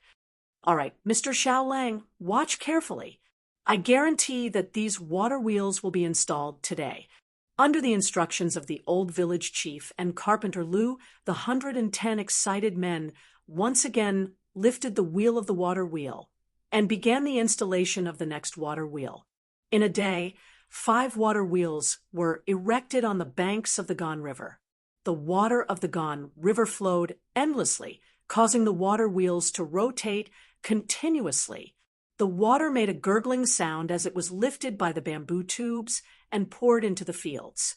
Li Wangyu's 300 mu of saline alkali soil had been divided into 5 parts. The surrounding areas were all piled high with soil, and drainage channels were dug around the fields. Each water wheel corresponded to a field and led the water into the fields to soak the soil. Xiao Lang, how long does the soil need to be soaked? Beside Li Wanyu, there was a green-clothed Su Li. He was holding a brush and paper in his hand and writing something seriously. This was Su Li, who was arranged by Yang Quan to come to Dingzhou village to record how Li Wanyu managed the saline alkali soil. However, although Su Li was writing, his eyes unconsciously looked at the water wheel that was constantly rotating. Soak it for 2 days. Then drain the water in the fields. Drain the water and store it again. After doing this 3 times, we can proceed to the next step. Li Wanyu said very carefully, "Oh, that's right. Remember, the drainage and the inflow have to be separated. The drainage must be far away from the inflow source." After Su Li memorized Li Wangyu's words without missing a word, he immediately bid farewell and left. As the 5 water wheels were set up, the villagers of Dingzhou village were all watching by the Gan River. Whether it was the elderly, the farmers, the ants, or the children, it seemed like they were not tired of watching the water wheels rotate. The 400 to 500 people were like audiences in the cinemas of the future who were watching commercial blockbusters. They were mesmerized by the rotating water wheels and were unwilling to leave for a long time. It was not until the sky gradually darkened that the villagers brought the old and the young back to the village. Their expressions were full of excitement and excitement. Early the next morning, Li Wanyu had not yet climbed out of his comfortable bed when he heard a familiar voice coming from the outer courtyard. "Ziyu, you bastard, come out quickly." Chapter 80. When Li Wanyu heard the voice, he knew it was Yang Quan. He did not understand why Yang Quan would come to Dingzhou village from the county office so early in the morning. Were all the civil servants in the Tang dynasty so casual about their working hours? They were not professional at all. Li Wanyu complained in his heart as he quickly got up and changed his clothes. The old housekeeper, Li Heng, also quickly came to the backyard to report, "Lang Jun, Yang Mingfu is here." "I know. I heard his loud voice from the backyard. Did Ming House say anything?" Li Heng shook his head. "They did not say anything. They seemed to be in a hurry, but it did not seem to be anything bad." Li Wanyu thought that he had not done anything recently. Could it be that Yang Quan was in a hurry to improve the alkali soil? He had told him that it would take at least a month to see results. It had only been 10 days. What was the hurry? He walked slowly to the central room in the front yard. Before he could greet Yang Quan, he was dragged out by Yang Quan. Ming House, what are you doing?" Li Wanyu was speechless. What was wrong with a man pulling and pulling? Do you dare to change it to a soft girl? "Zio, you bastard. Why didn't you tell me earlier that there was a water wheel? Quick, take me to see how magical the water wheel is. Yang Quan lectured him as he pulled him out. Li Wanyu was confused. What did he mean? He came to Dingzhou village from the county early in the morning just to see the water wheel? Yang Suo wasn't the only one who had come. All of the big shots from the Hu County Yamen had appeared at Dingzhou village. Li Wanyu was just about to greet the deputy, and Registrar Lu Xiao when Yang Quan pulled him out. Let's go. Let's go see the water wheel. Don't be so polite. Li Wanyu could only lead Yang Quan and the others to the Gan River outside the village. Li Wanyu did not expect that the usually quiet riverside would be so lively today. Not only did the villagers of Dingzhou village come to see the water wheel, but the villagers from the surrounding villages also rushed over after hearing the news. The banks of the Gan River were as lively as a market. What made Li Wanyu even more speechless was that he saw many people actually lighting incense sticks and praying to the 5 water wheels on the banks of the Gan River. After a night of continuous watering by the water wheel, Wang You's land, the 300 mu of alkali soil, was soaked in water. It looked like a big lake beside the Gan River. 300 mu of land was nearly 200,000 square meters of land. The 5 water wheels watered the land day and night. This scene was very magical in the eyes of the people of the Tang dynasty. Yang Quan and the other county officials were shocked when they heard Su Li's report yesterday. After repeated questioning, they confirmed that Li Wanyu had really created a tool that could automatically carry water without manual labor. The water wheel looked ordinary in Li Wanyu's eyes, but it made the other county officials unable to sleep well. They rushed to Dingzhou village at dawn to see it with their own eyes. When Yang Quan and the other county officials arrived, the villagers on the embankment immediately made way for them. They did not care about official etiquette. They lifted their robes and ran all the way to the water wheel. Hiss! It really doesn't need manual labor. It automatically rotates nonstop. Lu Xiao could not help but gasp when he saw how the water wheel worked. Yang Quan and the others also saw the structure of the water wheel and how it moved to carry water. They were all very excited. The county magistrate of Hu County shook his head and commented, "Ziyu, the water wheel is not a fake person. A wise man's creation is really a great coincidence. Lone will carries cold water. No one is responsible for farming. Ziyu, you actually have such knowledge of how to apply it to the world. It's really rare. But since you have the ability to create something like this, why didn't you show it earlier? Do you know that you almost messed up our plan?" Yang Zhu praised water wheel, but turned around and lectured Li Wanyu. His words almost made Li Wangyu's nose crooked out of anger. "I created the water wheel to benefit the village. Why am I in the wrong?" Yang Quan glared at him and said, "Spring plowing is just around the corner. How can I have the time to promote this water wheel? Ziyu, do you know how much energy this water wheel can save for the people of Hu County? How much food can it increase? If it is promoted to the entire Tang dynasty, how grand will it be? Ziyu, where is the blueprint for this water wheel? Quickly hand it over to me." Li Wanyu listened and nodded. The promotion of the water wheel would indeed increase the food production. The reason was simple. The primitive agriculture of the Tang dynasty mainly relied on manpower. Since ancient times, Huaxia belonged to intensive farming, which was more labor-intensive. If you could save more manpower, you could get more food. As a village boy, Li Wanyu naturally understood this. However, he soon realized that no matter how he looked at it, it seemed wrong. Damn it, he was the one who invented the water wheel. Why was he being lectured by Yang Quan? Also, did I say that I would give you the water wheel? Do you still have any intellectual property rights? Even Carpenter Lu was willing to help him build 5 water wheels for free in exchange for the water wheel blueprint. Yang Quan's words meant that he wanted to take away the blueprint without paying a single copper coin. I despise him. There's no point in talking to this kind of person. Close the door and let the beautiful woman in. Li Wanyu had already seen Su Chongqing accompanied by Pei Lan to the riverbank.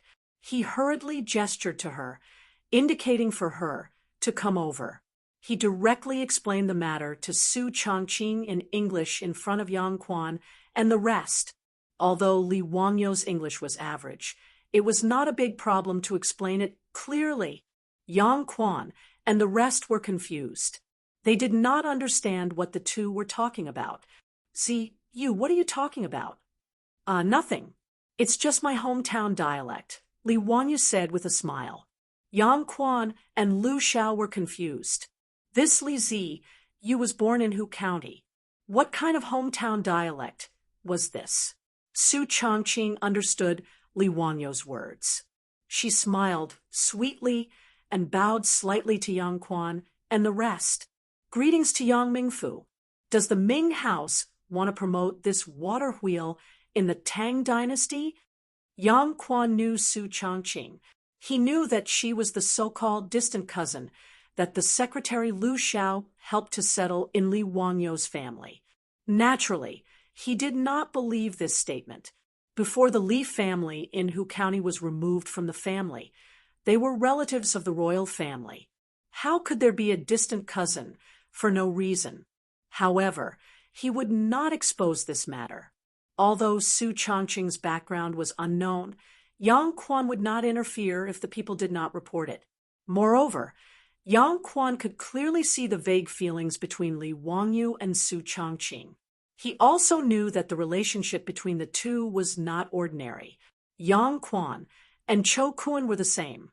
They could not figure out why Li Wanyu would like such an old woman.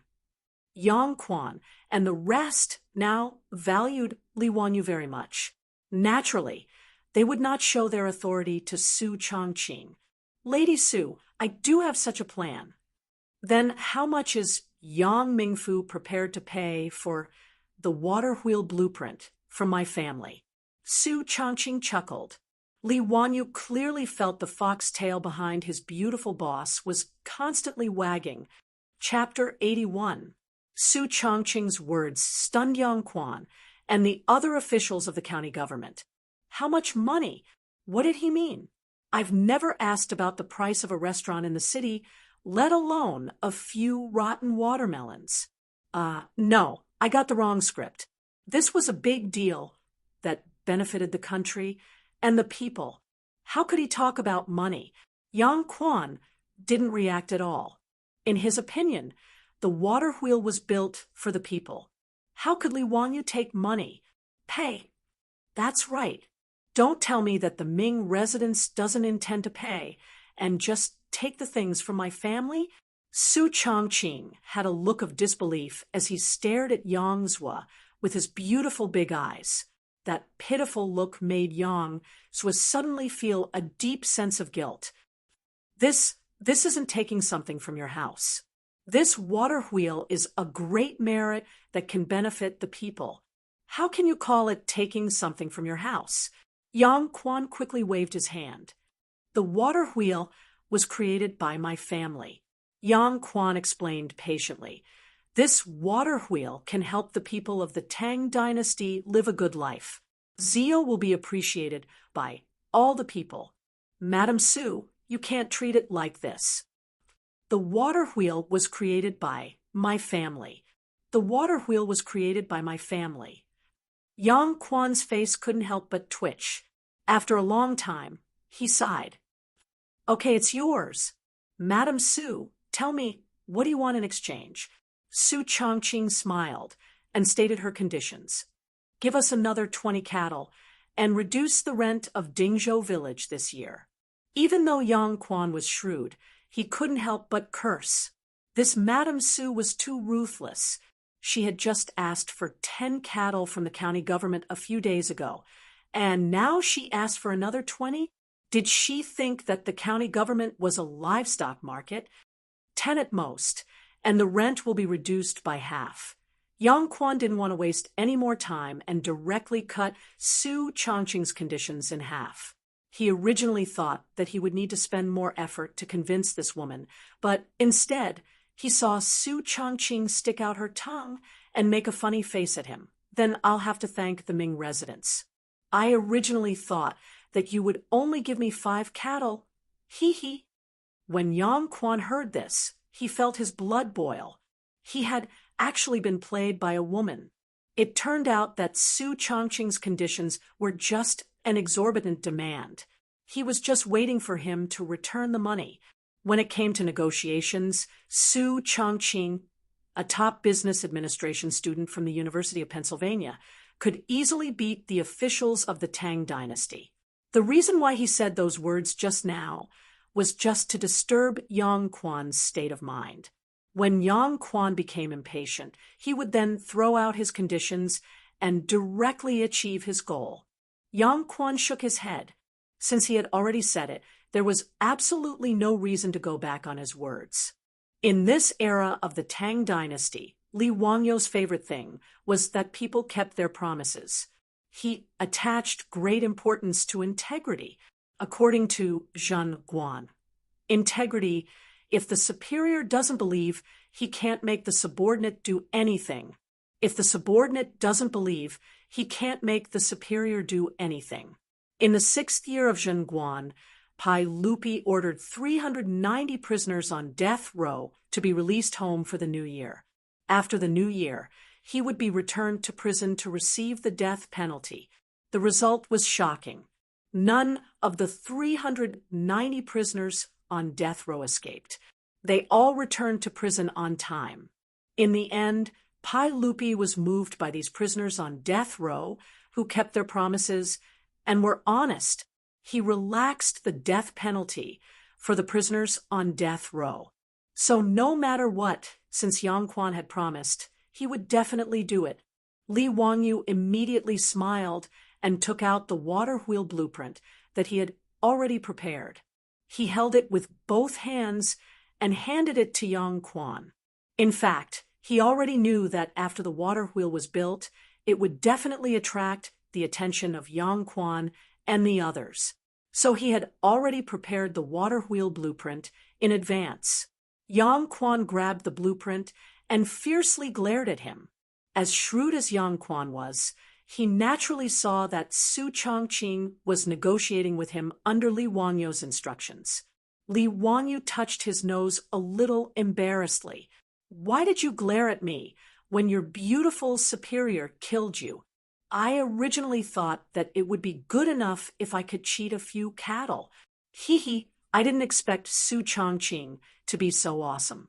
When the old villagers heard Yang Quan personally say that the rent of Dingzhou village would be reduced by half this year, they immediately knelt down to Yang Quan and the other county officials. "Thank you, Ming House. Thank you, Ming House. I kowtow to you on behalf of the 127 villagers of Dingzhou village." Yang Quan laughed and reached out to help the old villagers up. "Mr. Qian, if you want to thank someone, you should thank Li Jiaxiaolang and Su Xiaonyang. This county does not dare to claim the credit. This was exchanged with the water wheel blueprint by the Li family's young man." The old villagers naturally understood his words. They looked at Li Wangyou gratefully again, as if they were going to kneel down. Li Wangyou hurriedly stepped forward to support the old man. Everything about the Tang dynasty was good, but there were always people kneeling down to him from time to time. Li Wangyou really couldn't get used to it. Yu Qi's old villagers kneeling down to him, it really shortened his life. Yang Quan left with satisfaction. Not only did he take away the water wheel blueprint, but he also took Carpenter Lu's eldest son with him. To make a water wheel, the blueprint alone was not enough. The father and son of the Lu family had made 5 water wheels with their own hands. Naturally, they were the most professional water wheel makers in the Tang dynasty. Carpenter Lu was not like Li Wanyu. As soon as he heard that the county magistrate wanted to recruit his eldest son to teach him how to make a water wheel in the county, he hurriedly agreed. Not only did he agree, but he also wanted to recommend himself to help in the county with a smile. Carpenter Lu's attitude finally made Yang Quan feel that he was still the county magistrate. He nodded with satisfaction and squinted at Li Wanyu. The meaning in his eyes was very obvious. He wanted Li Wanyu to learn from others. Li Wanyu just pretended that he didn't see it. He touched his nose and didn't say anything. Yang Quan was irritated by his attitude. Thinking that he had to give his family another 10 cattle, Yang Quan felt distressed. In fact, Yang Quan didn't care that much about waiving half of Dingzhou Village's rent. There was no other reason. Dingzhou Village was too poor and couldn't collect enough rent every year. It would be good enough if they could get half of it. It was better to generously waive the rent. But 10 cattle were different. That was a huge expense. Even though Yang Quan was the county magistrate, he couldn't ignore this expense. In short, Yang Quan was now happy and happy. He took the water wheel blueprint and Lu's eldest son back to the county magistrate's office in Hu County. After Li Wanyu sent Yang Quan and the others away, he and Su Chongqing stayed at home to take inventory of their property. It had only been half a month since they transmigrated to the Tang dynasty. Now, he and Su Chongqing had been forced to leave the mansion in Hu County without any property. Now, they unknowingly owned 20 cattle, 2 horses, a plot of land that could be improved, and more than 100 strings of copper coins and gold at home. If he didn't consider the debt of more than 6 million yuan, Li Wanyu would have entered the well-off society of the Tang dynasty ahead of time and become a great and glorious small landlord. Sure enough, knowledge was power. This was the so-called "there is a house of gold in a book." Li Wanyu only exchanged the method of improving saline alkali soil and the blueprint of making a water wheel for these things. Of course, strictly speaking, the 2 techniques he handed over were far more than what he exchanged from Yang Quan. But Li Wanyu was very clear. First, he didn't have the ability to protect these intellectual property rights.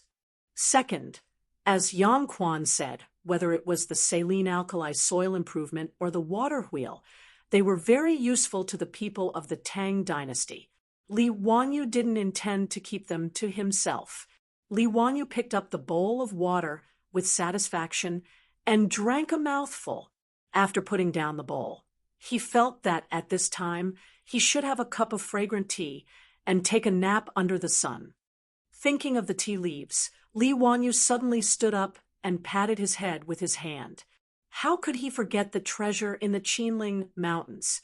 Chapter 82.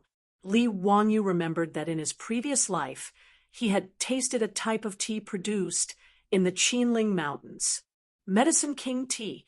This type of magical tea from the depths of the Qinling Mountains could only be found in the wild. It was said that the Medicine King tea was discovered by Sun Simiao, the Medicine King of the Tang dynasty, when he was cultivating in the Taibai Mountains of the Qinling Mountains. It was said that when he lived in seclusion in the Taibai Mountains, he often picked a type of tea leaves to make tea. He also introduced it to the mountain people and herbal medicine doctors. Later generations called it the Medicine King tea. According to the Taibai Materia Medica, the Medicine King tea was mild in nature and slightly sweet in taste. It could clear summer heat, nourish the brain, clear the heart, strengthen the stomach, remove dampness, clear the eyes, and regulate the menstrual cycle. Li Wanyu knew that although it was called the Medicine King tea, it was actually not a type of tea. It was a type of plant called huashi, silver, wintersweet. The Medicine King tea still had a lingering fragrance after being brewed 7 times. It was a rare type of tea. Li Wanyu almost drooled when he thought of this. Drinking tea, He really wanted to drink tea, not the damn tea of the Tang dynasty. After pondering for a while, Li Wanyu immediately ran out to find the Niu brothers to help him pick the tea. Li Wanyu did not have the ability to go deep into the Qinling Mountains. However, the Niu brothers often went into the Qinling Mountains to hunt. If he asked them to help him pick the tea, there would be no problem. If he could pick the Medicine King tea, he and Su Chongqing would have good tea to drink. Thinking of this, Li Wanyu quickened his pace. The Niu brothers were indeed at home. When they heard that Li Wanyu wanted them to help him pick the leaves of a type of plant in the Taibai Mountains, they immediately nodded and agreed without hesitation. Xiaolang, don't worry. Big brother and I are planning to go hunting in the mountains tomorrow. We can help you pick that leaf from Taibai Mountain while we're at it. Niu Wu patted his chest and agreed, without a care. Thank you, brothers. When I come back, I will invite you two to eat at home. Li Wanyu said happily, pig slaughter rice. Niu Wu could not forget the pig slaughter rice he had eaten that day. Niu Yong glared at his younger brother. Only he could think of such a thing. Li Wanyu was speechless. He had to kill a pig just to treat him to a meal? Even the landlord didn't have any extra food. He hurriedly explained, pig slaughter rice is not something that can be made often, but it is still a delicacy made from pork. Li Wanyu described the appearance of the Medicine King tea again. After confirming that the Niu brothers had remembered it, he left. When the Niu brothers went hunting in the Qinling Mountains, they would usually be gone for about a week. Thinking that he would be able to drink tea after a week, Li Wanyu was filled with anticipation. The next day, as expected, Yang Quan kept his word. Early in the morning, he had people rush over and hand over 10 cattle to Li Wanyu. This once again caused a sensation in Dingzhou village. Li Wanyu was very straightforward. He directly handed the 10 cattle to the old villager, including the previous one. A total of 20 cattle were all lent to the village for spring plowing free of charge. He only needed the village to send people to help him manage the saline alkali soil. Now, everyone in the village, through the old villager's publicity, knew that because of Su Chongqing's request, Li Wanyu used the blueprint of the water wheel in exchange for the village's rent to be reduced by half this year. In addition to the cattle lent to the village for free, as well as Li Wanyu's pig slaughter rice that was still unforgettable. In short, now Li Wanyu's prestige in the village was catching up to the old villager, or even surpassing him. If it wasn't for the old villager stopping them, it was likely that many of the villagers would have gone up to Li Wanyu and kowtowed to thank him. Li Wanyu and Su Chongqing were now walking in the village. At any time, there would be villagers enthusiastically greeting them. From time to time, there would be villagers sending fresh mountain goods and river seafood to express their gratitude. The Ox brothers went into the mountains to hunt. Li Wanyu also went to the Gan River and began to guide the villagers who helped him to dig a canal to release water. After being soaked in the river for 2 days, they dug a canal to release water. After the water in the saline alkali soil dried up, they plugged the gap again and released water again. This operation had to be repeated 3 or 4 times to wash out the alkali contained in the soil. Li Wanyu stood on the riverbank and watched everyone work. From the lower reaches of the Gan River, a river boat slowly came up. This was very rare, because Chong and city was downstream of the Gan River. Generally, riverboats came to the Chong and East Way Bridge Pier.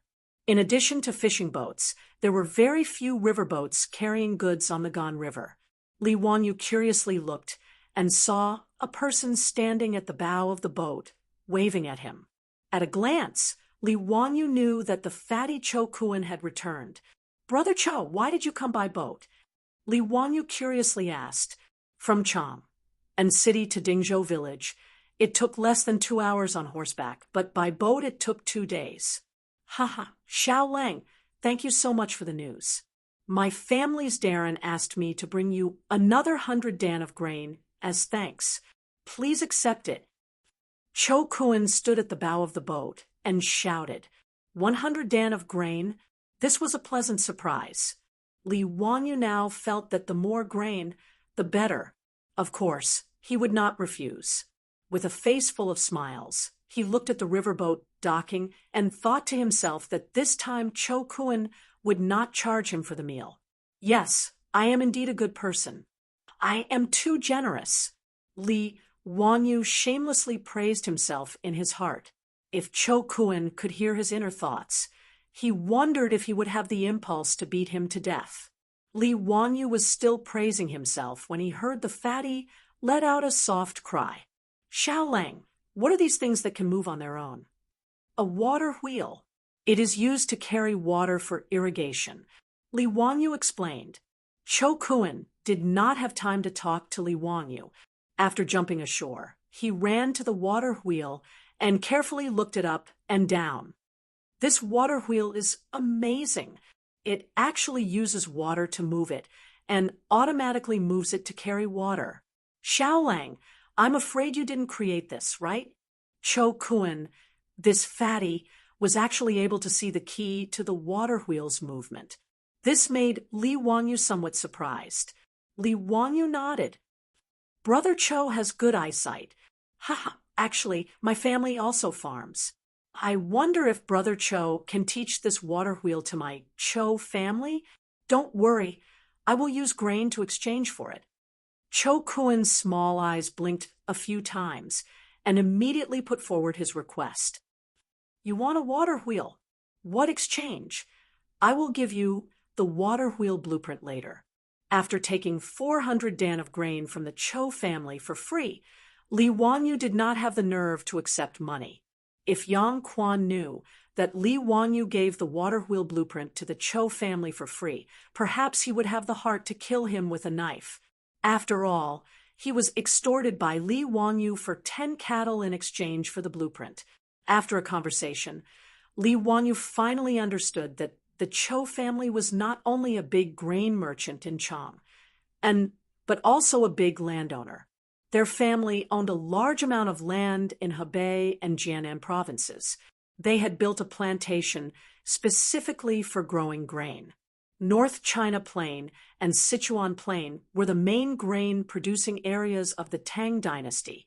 Li Wanyu did not expect the Cho family to have such a big layout. With so much land, the water consumption was naturally huge. Cho Kun could see the value of this water wheel at a glance, so he proposed to buy the method of making it from Li Wanyu.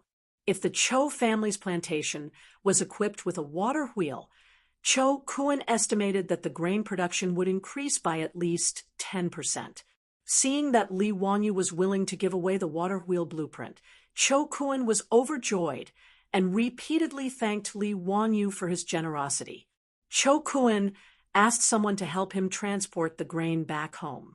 With so much grain, the old housekeeper Li Heng's face was full of smiles. He began to ponder whether or not he should build another granary. Inviting Cho Kun to sit in the central room, Li Wanyu planned to ask Cho Kun how his family was going to deal with the locusts that were coming. Chapter 83. Brother Cho, what have you and Mr. Cho prepared these days? Ha! It's all thanks to Xiaolang's reminder this time. Cho Kun said proudly. Cho Kun took a sip of water and continued, My father has sent letters to Jiangnan and Hebei provinces to ship all the stored food to Chang, and in addition, he has transferred funds to buy a lot of food everywhere. My family's treasury has basically been emptied. Li Wanyu didn't expect Cho Yuanliang to be so bold. After learning that the locust plague might break out, he put all his money on it. Looking at the complacent fat man, Li Wanyu thought for a moment and asked, Mr. Cho, did you hoard food and plan to use the locust plague to? Before he finished speaking, Li Wanyu didn't know how to continue. In business, it was understandable that Cho Yuanliang hoarded food to make a fortune, but he felt that it was too low. If that was the case, it was fine if he didn't make friends with the Cho family. Cho Kun suddenly stood up and glared at Li Wangyu. What do you mean, Xiaolang? My family has been doing business for generations, but they are upright and never do business against their will. Seeing Cho Kun so agitated, Li Wangyu was a little embarrassed. He smiled and touched his nose. Brother Cho, don't blame me. What is Mr. Chow's plan? Humph. Cho Kun glared at Li Wangyu with dissatisfaction and sat back down. My family is not hoarding food for profiteering. My father's intention is that when the plague of locusts arrives, all the food stores in my family will continue to operate as usual. No matter how much food you want, as long as we still have it in our warehouse, we will definitely sell it. His words made Li Wangyu's eyes light up. He raised his bowl to Cho Kun and said, Mr. Cho, you are a righteous man. I toast you with water instead of wine. After that, he drank the water in the bowl. Although the locust plague would reduce the production of food, the Tang dynasty had so much land that not all places would be affected by the locust plague. One of the main reasons for the famine was that unscrupulous grain merchants deliberately hoarded grain and did not sell it in order to make huge profits. This caused panic among the people and made grain even more precious. In fact, the Tang dynasty did not lack food at all, especially during the second year of Jingguan. In the previous dynasty, when Emperor Yang of Sui ascended the throne, the population of the country had already reached 9 million households. With each household having 6 people, the population of the country was no less than 50 million. At the end of the Sui dynasty, the world was in chaos, and there were countless casualties. After the Tang dynasty was pacified, the Ministry of Civil Affairs of Wuda estimated that there were only 19 million households in the Tang dynasty, with a population of less than 20 million. Not to mention the grain produced by the Tang dynasty every year, just the Huiluotsang, which was inherited by the Tang dynasty at the end of the Sui dynasty, had a total grain storage of more than 300 million caddies, which was enough for the people of the Tang dynasty to eat for 50 years. In the 11th year of Jingguan, Imperial Censor Ma Zhou told Emperor Taizong, Li Shimen, the Sui family's treasury is in Luoco, and Li Mi is in it. The treasury of Xijing is also used by the country, and has not been used to this day. At this time, the Sui dynasty had already been destroyed for 20 years, but at that time the grain and cloth had not been used up. Li Wangyu did not quite believe this. After all, how could something like grain be stored for decades? Could it be that the Sui and Tang dynasties already had the technology to store grain? However, this was the second year of Jingguan, and the Sui dynasty had only been destroyed for 11 years. If the old grain was properly stored, there should be no problem. From this, it could be seen that the Tang dynasty absolutely did not lack grain. The famine caused by the plague of locusts was, in fact, the result of the aristocratic families and big grain merchants sitting by and watching the people starve to death for their own benefit.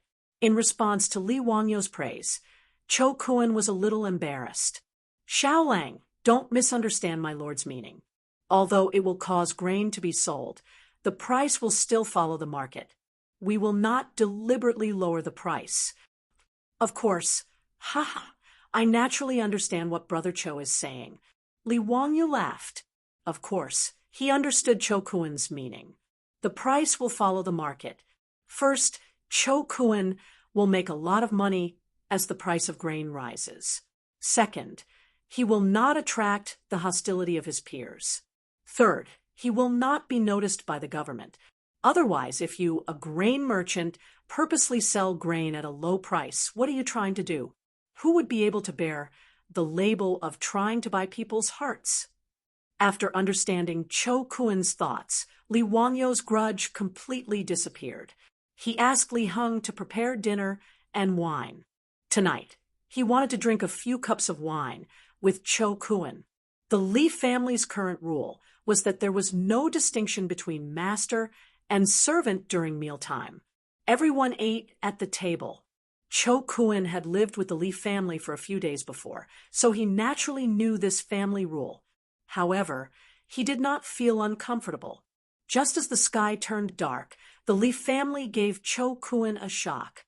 In the main room of the front yard, the old housekeeper Li Hung saw that the sky had darkened, so he took out a match and lit a lamp.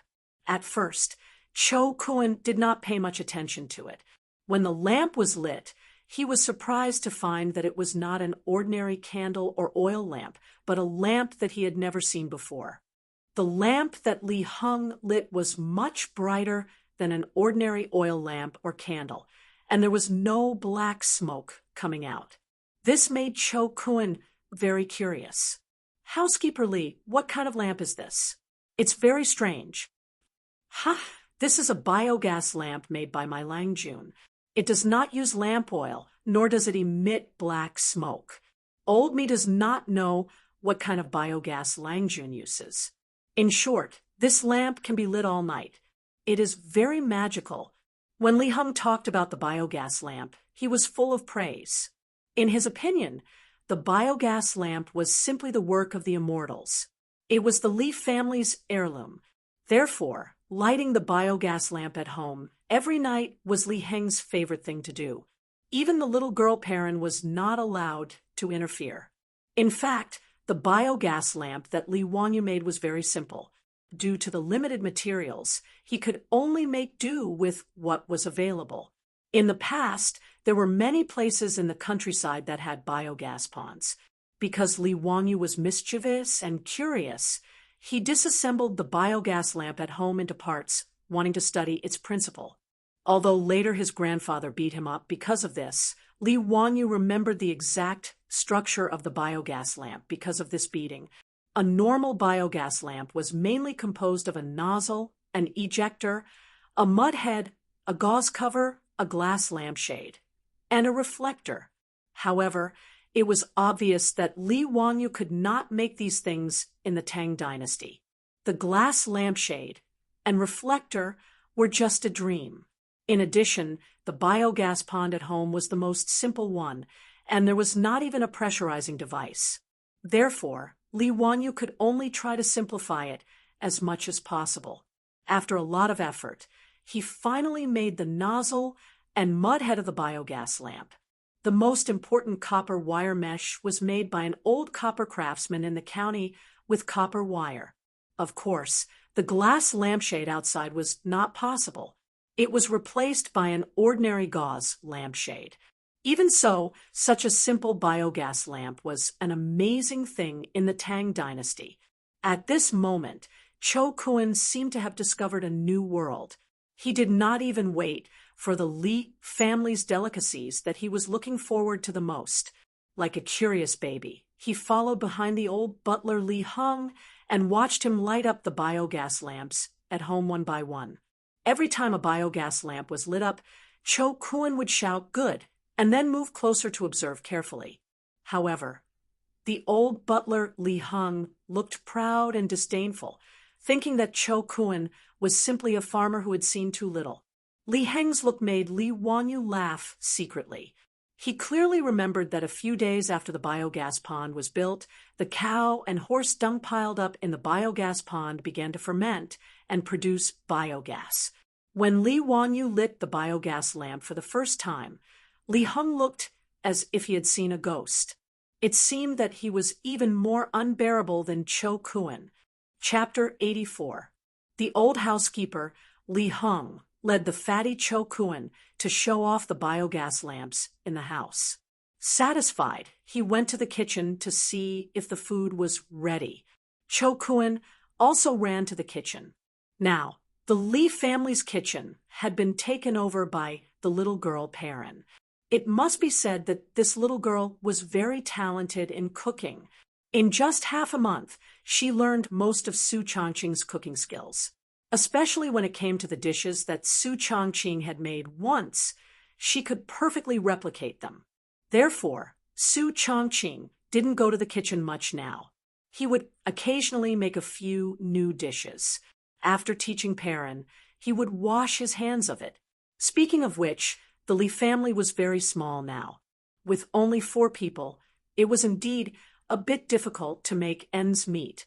They couldn't even take care of the 20 cattle sent by the county. It was Su Chongqing who came up with a solution.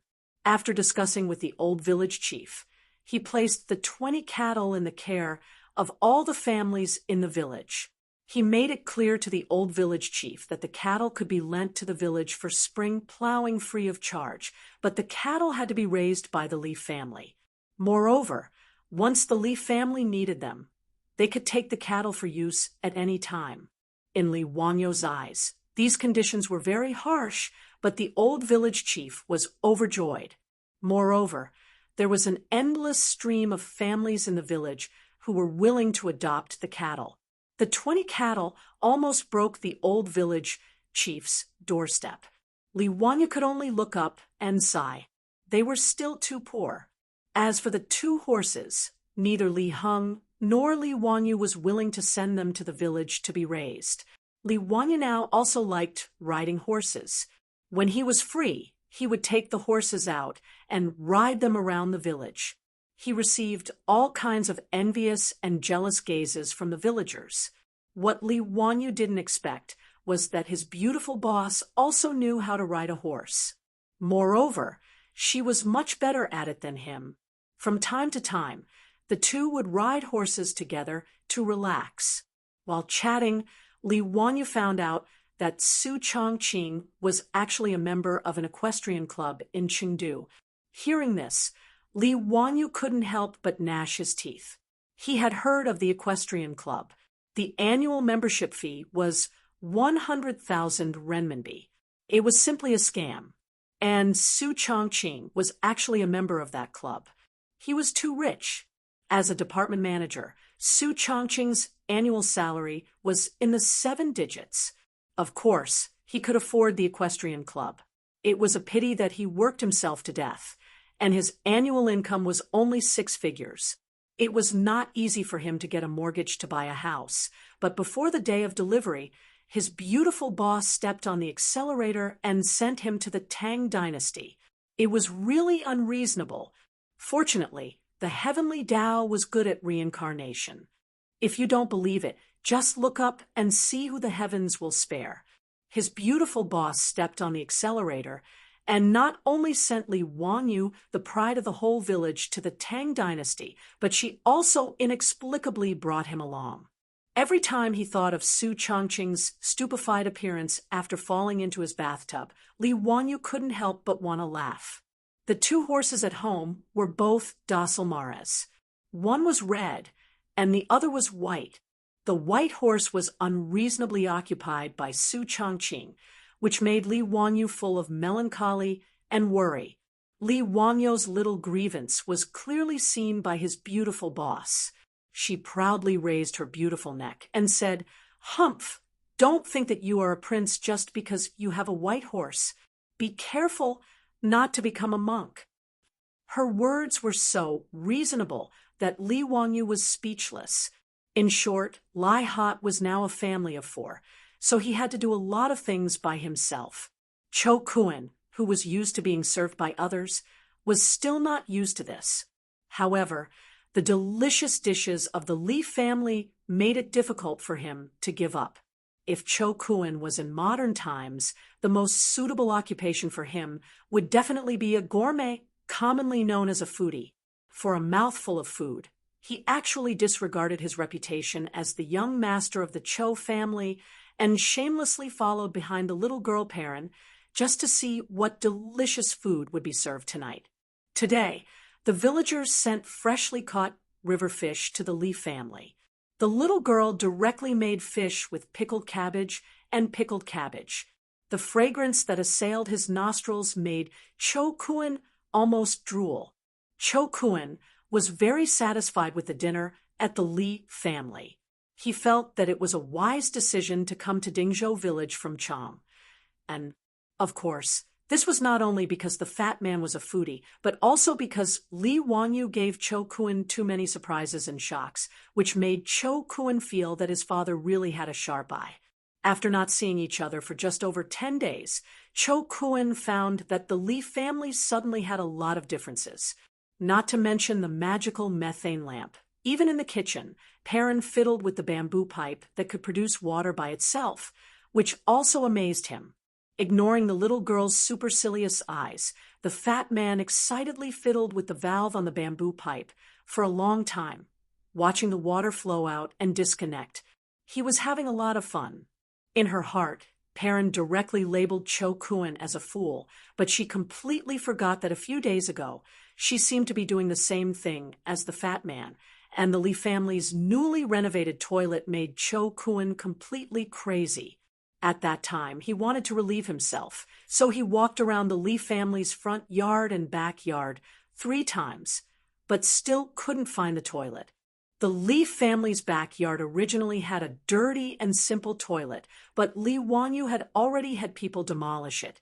That kind of toilet, not to mention his beautiful boss, who was a clean freak, even he couldn't stand it. Considering the convenience of Lee Hung, the servants, and the guests in the house in the future, Lee Wanyu had the masons change a side room in the front yard into a toilet and shower room. It was also tiled, the same ceramic toilet, and the same hot shower room. Cho Kun really couldn't find the toilet in the Lee family, so he could only ask the old housekeeper, Lee Hung, for help. When Lee Hung brought him to a side room in the front yard with a look of disdain, Cho Kun thought the old man had gone crazy. Why did you bring me into the room if you wanted to relieve yourself? Old housekeeper, I want to relieve myself. Cho Kun thought the old man's ears were bad and didn't hear him clearly. This is the toilet. The old housekeeper's face was calm, but his eyes revealed a disdainful smile. The fat man dared to swear that he knew this look because every time he saw a fuss in Chang'an's West City, he showed this look when he saw the foreign merchants who came to Chang, and for the first time. Cho Kun didn't understand what a toilet was, but when Lee Hung introduced him to the toilet and how to use the ceramic toilet, Cho Kun almost thought he was hallucinating. This unbelievably beautiful room. You're telling me it's a toilet? What are these things stuck in this room?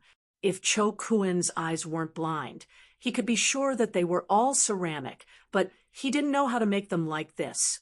It was really hard to imagine that they were stuck to the wall and the floor, and the ceramic toilet made him ponder for a long time before he realized that it was actually a toilet. Lee Hung calmly explained to Cho Kun how to use the toilet and how to pull the rope above to flush. Cho Kun could only nod his head blankly. When the old butler was satisfied with the lecture and walked out of the bathroom, Cho Kun finally sat down cautiously.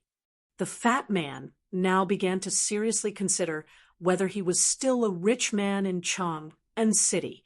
Why did he come to the Lee family in Dingzhou village? And instead, he was more like a farmer, a country bumpkin. Reflecting on his shameful performance today, for the sake of the Cho family in Chang and City, the fat man felt that he had to remain calm no matter what incredible things he encountered. Well, the Cho family in Chang and City couldn't lose face in front of him. Just now, the old housekeeper Li Heng's disdainful look made his face burn. But Cho Kun's calmness didn't last long. When the old housekeeper invited him to take a bath and change his clothes at night, this guy became a country bumpkin again. Chapter 85. Cho Kun took a riverboat for 2 days to come to Dingzhou village, so he naturally had to treat him to a bath. Li Wanyu didn't want to let the fatty use the pool and sauna that he built himself. It wasn't that he was misophobic, but he felt that it was awkward to have a bath and sauna with a fatty. It would be more appropriate if it was a beautiful woman. Li Hung politely invited Cho Kun into a side room and pushed open another door. Cho Kun was once again a country bumpkin. He looked left and right at the empty room covered in tiles, not knowing how to take a bath. Where's the bathtub? But after what happened before, Cho Kun didn't say anything. He kept a straight face and waited for the old butler to explain further. Li Heng wanted to continue watching Cho Kuen make a fuss about nothing, but he saw that the fatty was smart and didn't say anything. The old man sighed, silently. He missed a good show. He led Cho Kuen under a bamboo pipe and pointed to the wooden valve. Young Master Cho, this is the hot water valve. Once you open it, hot water will flow out. Okay, I know. Thank you, old butler. The fatty nodded calmly. After sending Li Heng out of the bathroom, the fatty hurried over to study the shower system. After taking a hot shower, which he had never enjoyed before, the fatty felt that his bones were lighter and his whole body was more comfortable. This Li Jia Xiaolang is really a talent. This kind of practical knowledge is really amazing, Cho Kuen said to himself. He really liked the new things that Li Wanyu came up with. He began to wonder if he could ask Li Wanyu to help him install one in his house in Chang and City. The next morning, Cho Kuen took the water wheel blueprint that Li Wanyu had drawn for him and borrowed a horse from the Li family to return to Chang and City. He said that he would disturb Li Wanyu in a few days. Li Wanyu looked at the date red horse in the distance, and his heart ached. This damn fatty, don't crush my horse. A few days after the fatty Cho Kuen left, Li Wanyu's days were peaceful. Every day, if he didn't go to the alkali soil to check on the situation, then he would stroll around the village. He became more familiar with the situation in the village. He now had 400 dawn of grain in his hands, which should be enough for the whole village to survive the locust plague, so he didn't have much of a sense of crisis. These days, the number of locusts in the fields had increased. Even the village head had started to organize the villagers to burn incense and worship the locust god. Li Wanyu could only let out a long sigh and shake his head. For the past few days, he had been discussing with his beautiful boss about what other businesses he could do to make money other than brewing wine, so that he could pay off the huge debt of more than 6 million yuan. However, no matter how much they thought about it, they couldn't come up with any good ideas for the time being. On this day, Li Wanyu was strolling around the village, thinking about how to get rich. When he arrived at the village entrance, he suddenly saw two figures coming from the direction of Mount Shouyang in the distance. Li Wanyu squinted his eyes and looked at them. One of them looked familiar. He took a closer look. It was the second son of the Niu family, Niu Wu. Behind him was a skinny old Taoist. Strange, why don't I see Niu Dalong? Li Wanyu mumbled. As the two got closer, Li Wanyu suddenly realized that Niu Wu's body was stained with blood, and he seemed to be carrying someone on his back. It looked like the eldest son of the Niu family. Li Wanyu hurriedly ran 2 steps forward to greet him. Erlang, what's going on? What happened to Dalong? The person on Niu Wu's back was his brother, Niu Yong. However, Niu Yong had already fainted. His eyes were tightly shut, and he was also stained with blood. My brother was scratched by a black bear in order to save this damned old Taoist. Now, his life is hanging by a thread. Niu Wu's eyes were wide open, and his eyes were red. He gritted his teeth and spat out these words one by one from his throat. Niu Wu's appearance of choosing a person to devour made Li Wanyu somewhat apprehensive. He didn't have time to look at the old Taoist, and quickly went forward to check on Niu Yong's condition. Niu Yong's injury was on his back. It looked like it had already been bandaged, but the cloth wrapped around the wound was still bleeding. Second son, Dalong's injury isn't fatal. Why is he unconscious? Li Wanyu asked, puzzled. How could an injury on the back make Niu Yong, who was as strong as an ox, faint? Could it be that his internal organs were injured? I don't know. After my brother was injured, it was this old Taoist who bandaged him. He was fine at that time, but that night his body became feverish and he fainted. This damned old Taoist actually told me that my brother was probably doomed. So I carried him down the mountain. I had to take him to the county to find a doctor to save his life. Xiao Lang, quickly lend me your horse. Niu Wu's words made Li Wanyu understand Niu Yang's injury.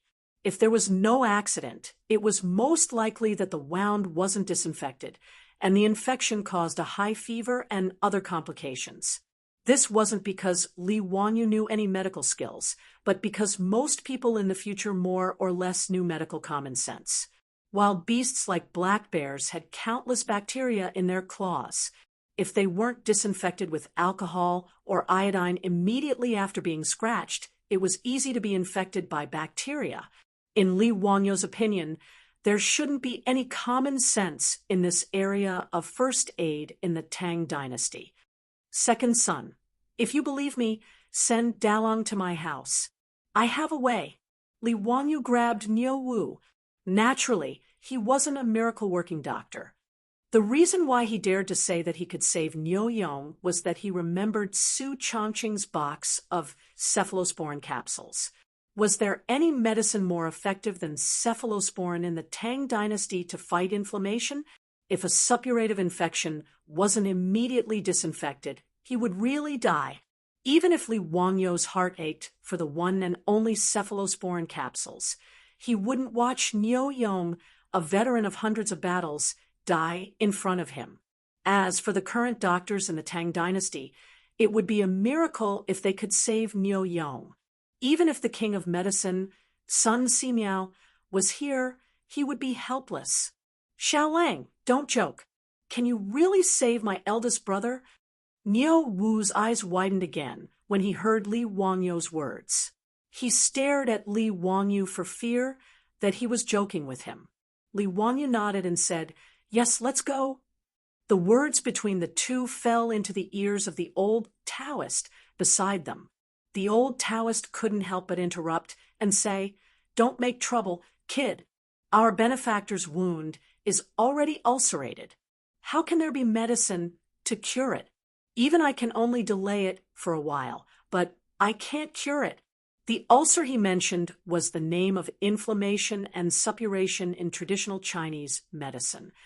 "Shut up." Before the old Taoist could finish his words, Li Wangyu and Niu Wu spoke at the same time, forcing the old Taoist to swallow back his words. "You old Taoist, if my eldest brother is cured by Xiao Lang, then it's fine. But if anything happens to my eldest brother, I'll make you accompany him in the underworld." Niu Wu shouted sternly. Hearing this, the old Taoist cupped his hands and said, "Immeasurable deity, if you want to take this body of mine to pay for your brother's life, I naturally won't resist." Li Wanyu didn't bother to ask who this old Taoist was. He pulled Niu Wu and ran back to his house in the village. Niu Wu carried his brother on his back and followed closely behind. The old Taoist sighed and followed. "Li Heng, tell Perrin to boil water immediately.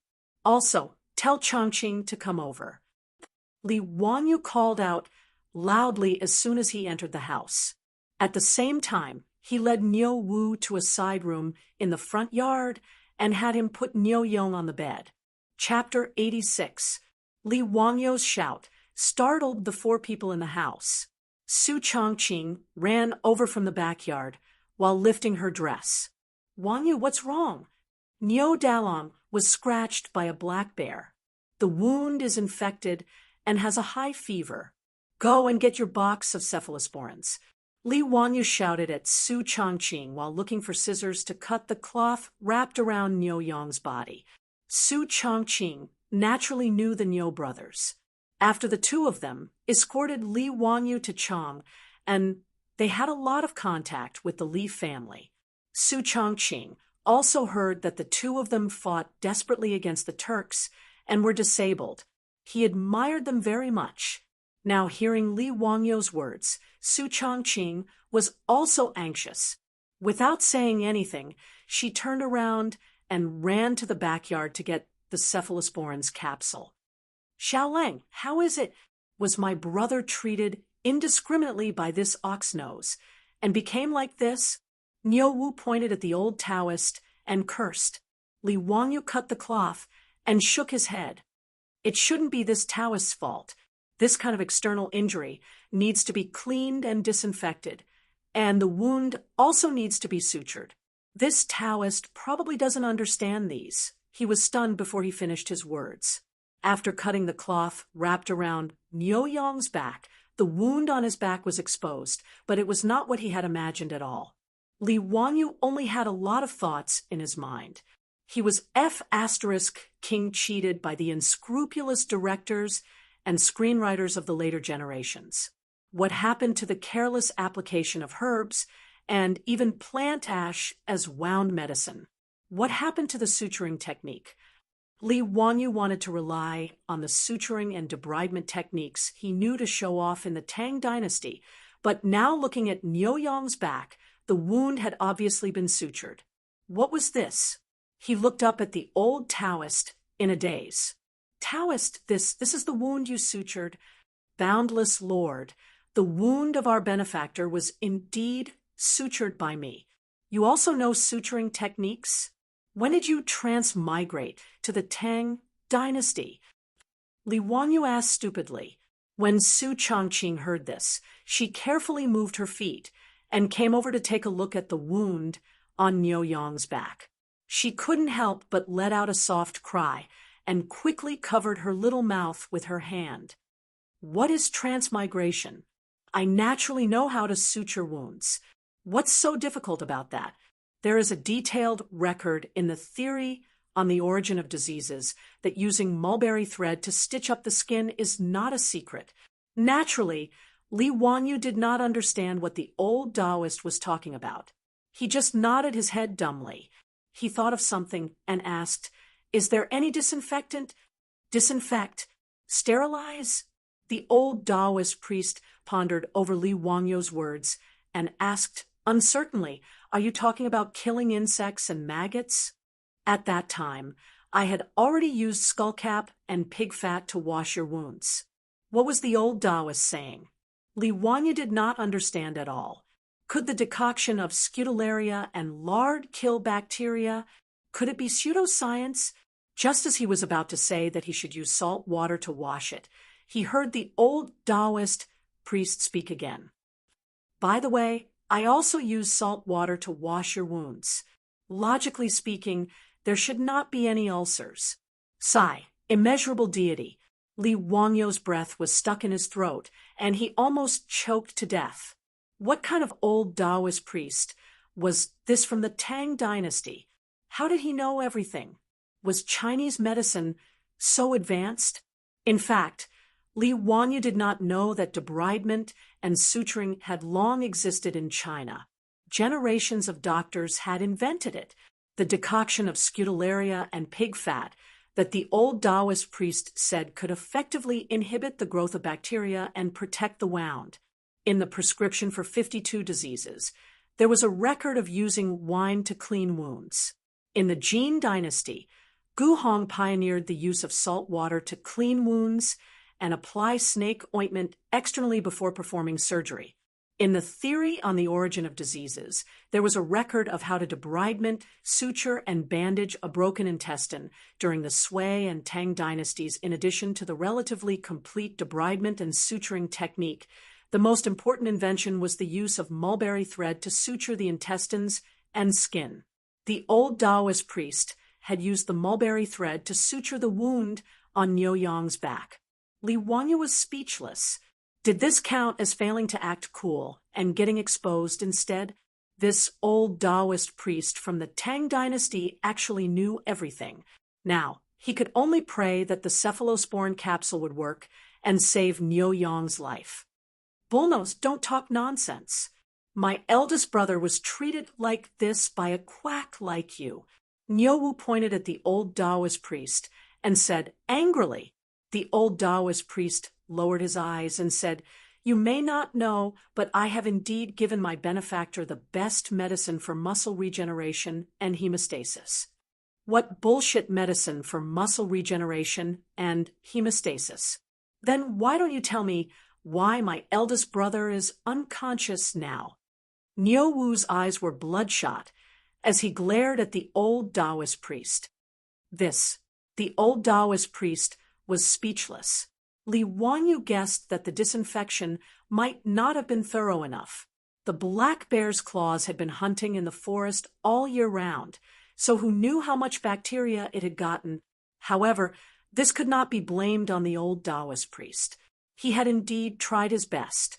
However, Li Wanyu looked at the black mulberry leather thread used to sew up the wound on Niu Yang's back. He felt that the mulberry leather thread was not suitable. Li Wanyu looked at the bloody wounds on Niu Yang's back and said to Niu Wu, "Erling, immediately ride my family's horse to the county. Find a stall that slaughters cows and sheep and ask them for some lamb intestines." "What do I need those for?" Niu Wu was puzzled. Lamb intestines could save his brother's life. "If I tell you to go, then go quickly." "That's right. Go to the medicine shop in the county and buy some saltpeter. Go quickly and return quickly." Li Wanyu did not have the time to explain to him. He sent Niu Wu out and asked Li Heng to lead his horse. Although the old Taoist priest's treatment method was correct, the wound on Niu Yang's back was still inflamed. It was red and swollen with pus flowing out.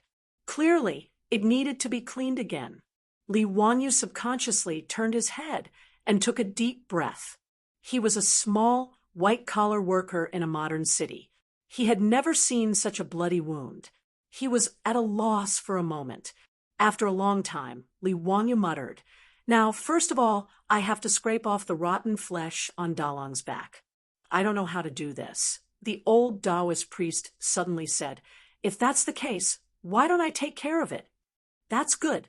I'll have to trouble you."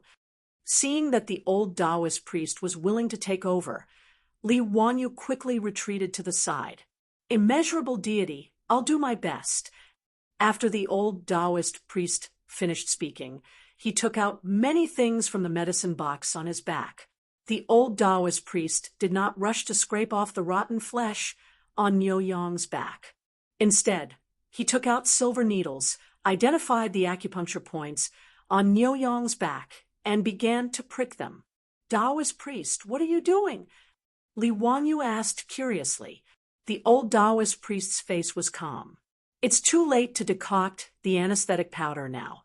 I'll prick the acupuncture points with silver needles to reduce the pain." Acupuncture, anesthesia?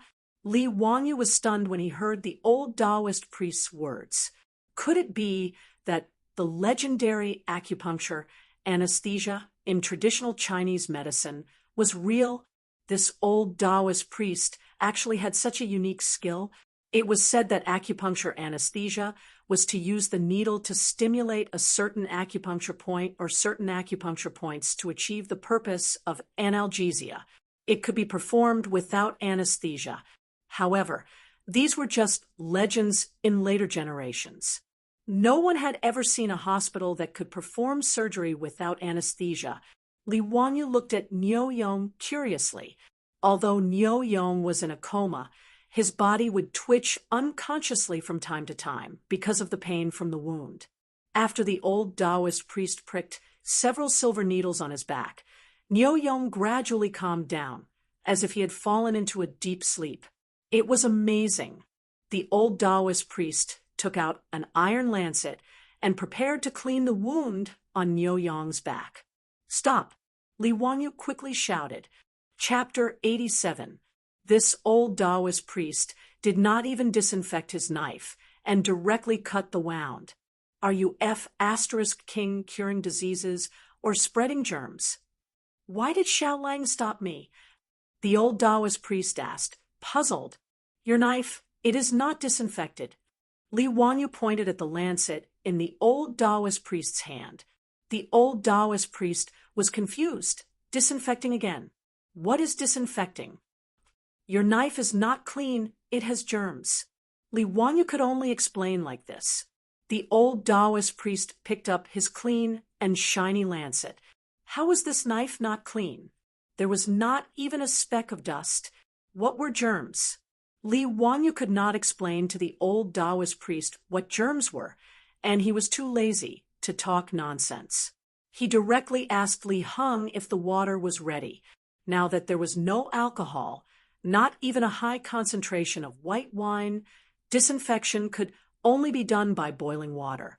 Li Wanyu asked the old Taoist priest for the lancet and gave it to Li Heng. He asked him to go to the kitchen and let Perrin boil it for a few minutes before taking it out. He looked at the cloth that he had bandaged Niu Yong and curled his lips in disdain. He ordered Li Heng to find a clean white cloth and cut it into long strips. He also asked Perrin to throw it into boiling water to disinfect it. With the speed of Niu Wu's horse, it would only take an hour to travel 20 miles from Zidingzu village to Huxian County. When Niu Wu came back on his sweaty white horse, Li Wanyu had just finished preparing everything. Li Wanyu did not care about his horse and immediately asked Perrin to take the lamb intestines that Niu Wu had asked for to the kitchen. He scraped off the fat, took the innermost mucous membrane, soaked it in alkaline water, and then divided it into small strands. Pei Lan's hands and feet were very nimble, and she quickly got everything ready. After the little girl brought the old Taoist priest's scalpel that had been boiled and disinfected, Li Wanyu immediately asked the old Taoist priest to start cleaning the rotten flesh on Niu Yong's back. The old Taoist priest was indeed skilled in surgery. He held the lancet and moved nimbly. He did not mind the pus and stench flowing out of the wound at all. In a few moves, he removed the inflamed and pus around the wound. His technique was very professional. Perrin, is the warm water ready? Langjun, it's ready. Should I bring it in now? Okay, remember to add more salt. Since there was nothing else that could disinfect the wound, Li Wanyu could only make do with what he had. He used high-concentration saline to disinfect the wound. When the high-concentration salt water was poured on the wound on Niu Yong's back, even though Niu Yong had fallen into a coma due to a high fever, even though he had the old Taoist silver needle on his back that was used to anesthetize him, he was still in so much pain that he unconsciously let out a low groan, and his body kept trembling. Xiaolang, is my eldest brother all right? Niu Wu's heart ached as he watched from the side. He could not help but ask, "He's fine." The high-concentration salt water disinfected the wound. It must be very painful. There's nothing we can do about it. After cutting off the rotten flesh on the wound and cleaning and disinfecting the wound, the next step should be to suture it. When the old Taoist priest was treating Niu Yong's wound again, he had already cut open the mulberry skin thread used to suture it. At this moment, he took out the mulberry skin thread and prepared to suture it again. Taoist priest, wait. Use this catgut to suture the wound. Catgut? The old Taoist priest took the catgut from Li Wangyu's hand in confusion and sized it up. Is this what you asked Niu Erlang to go to the county city to find the lamb intestines to make? That's right. What's the benefit? There's no need to remove the stitches after the wound heals. The human body can absorb it. Li Wanyu showed off a little.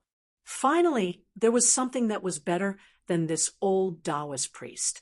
The old Taoist priest thought for a moment and nodded. He picked up the catgut that Li Wanyu had provided and began to suture Niu Yong's wound again. After suturing the wound, the old Taoist priest applied the medicine to stop the bleeding on the wound again. He took the cloth that Li Wanyu had instructed Perrin to boil in boiling water and disinfect it. He then bandaged Niu Yong again. "Sai, this is all I can do. My benefactor's internal injuries are feverish because of the wound ulcers. This penniless priest has no better way. I'll write a prescription now and ask the little kid to get someone to decoct the medicine for my benefactor. I hope it's useful, immeasurable, heavenly venerable." Chinese medicine did not have any special medicine or method for wounds with suppurative infections. It was not until the invention of penicillin in modern times that it saved the lives of countless war wounded. This was also the reason The reason why Li Wanyu dared to say that he could save Niu Yong was because he had the cephalosporin capsule in his hand. Cephalosporin was a second-generation antibiotic. Its effect was good, and its side effects were small. Su Chongqing had already taken the cephalosporin capsule. Li Wanyu took a capsule and fed it to Niu Yong. He then forced it down with clear water. The strange appearance of the capsule made the old Taoist priest stare at it for a long time. All right, Dalong has taken the medicine. The fever will definitely go down tomorrow. Li Wanyu was sure that the cephalosporin would be useful. The people of the Tang dynasty had never taken any antibiotics. They were not like the people of the future, who had been flooded with antibiotics for a long time and were about to develop resistance. After eating cephalosporin for 3 days, Li Wanyu believed that he would be able to save Niu Yong's life. But what if eldest brother's fever doesn't go down? Niu Wu was still very anxious. The old Taoist priest had told him before that this fever was very deadly. Li Wanyu reached out and touched Niu Yong's forehead. It was burning hot. Even without a thermometer, Li Wanyu was sure that Niu Yong's body temperature was between 39 and 40 degrees Celsius. Such a high fever really needed to be cooled down immediately. If the fever didn't go down, it would cause dehydration and acid-base balance disorder. In serious cases, it could even cause cerebral edema. It's okay. I'll use ice to lower Dalong's temperature in a while. Don't worry, Li Wanyu said confidently. He had already considered this problem. Ice? It's early February now. Where would there be ice? Xiao Lang, did you dig an ice cellar in your house? Niu Wu asked in surprise. Naturally, there was no such thing as a refrigerator in ancient times. However, the nobles had a way to store ice for a long time, and that was to dig an ice cellar. In the Book of Songs, there was a record of chiseling ice in winter for the nobles to use in summer. When the weather was cold and the ground was frozen, a large piece of ice was chiseled from a clean water source. Then it was placed in a specially dug ice cellar and sealed for preservation. This way, it could be stored until the midsummer of the next year. This method of storing ice was very expensive. Unless one was very rich, they would never be able to afford it. Li Wangyu's house in Huxian had an ice cellar, but now there was no ice cellar in the old house in Dingzhou village. There's no need to store it. Did you buy the saltpeter I asked you to buy? Naturally, I bought it. What's the use of saltpeter? Niu Wu took out a bag of saltpeter and handed it to Li Wanyu. It's used to make ice to lower the temperature of Dalong's body. Li Wangyu's words made Niu Wu and the old Taoist stunned. Saltpeter could be used to make ice? The old Taoist stroked his beard and said, saltpeter is salty, bitter, and cold. It goes to the stomach and large intestine. It expels heat and laxative, moistens dryness, softens, and clears heat. It can be used for stagnation, dryness, swollen throat, red eyes, mastitis, and hemorrhoids. But this is the first time this poor Taoist heard that saltpeter can be used to make ice. Kid, don't make trouble. Chapter 88. Fortunately, Li Wanyu had transmigrated to the first year of the Tang dynasty, so he could show off his ability to make ice with saltpeter. If he had transmigrated a few years later, everyone would have known about it. During the Tang and Song dynasties, people had already discovered that saltpeter would freeze water if it was put into water. However, in the second year of Jingguan, Li Wanyu said that saltpeter could make ice, but no one believed him. Not only did Niu Wu and the old Taoist not believe him, even Li Heng and Perrin shook their heads in disbelief. Only the beautiful boss covered her mouth and snickered. Although Su Chongqing was a liberal arts student, he had learned basic chemistry. Saltpeter's scientific name was potassium nitrate. When it dissolved in water, it absorbed heat, and when the temperature dropped, the water would freeze. Li Wanyu saw that they didn't believe him, so he didn't say much. He asked Perrin to fetch a large wooden basin and a small cylindrical basin. He poured the water into the wooden basin, poured the saltpeter into the wooden basin, and then poured the water from the copper basin into the wooden basin. Soon, under the astonished gaze of the old Taoist, the water in the wooden basin began to slowly freeze. Then, the water in the copper basin also began to slowly freeze. What kind of magic is this? Niu Wu's eyes widened as he looked at the ice in the basin in disbelief. The old butler's knees almost went soft again. Fortunately, Li Wanyu held him up. Li Heng, what are you doing? Lang Jun, have you become an immortal? Turning water into ice with a touch. This is an immortal magic.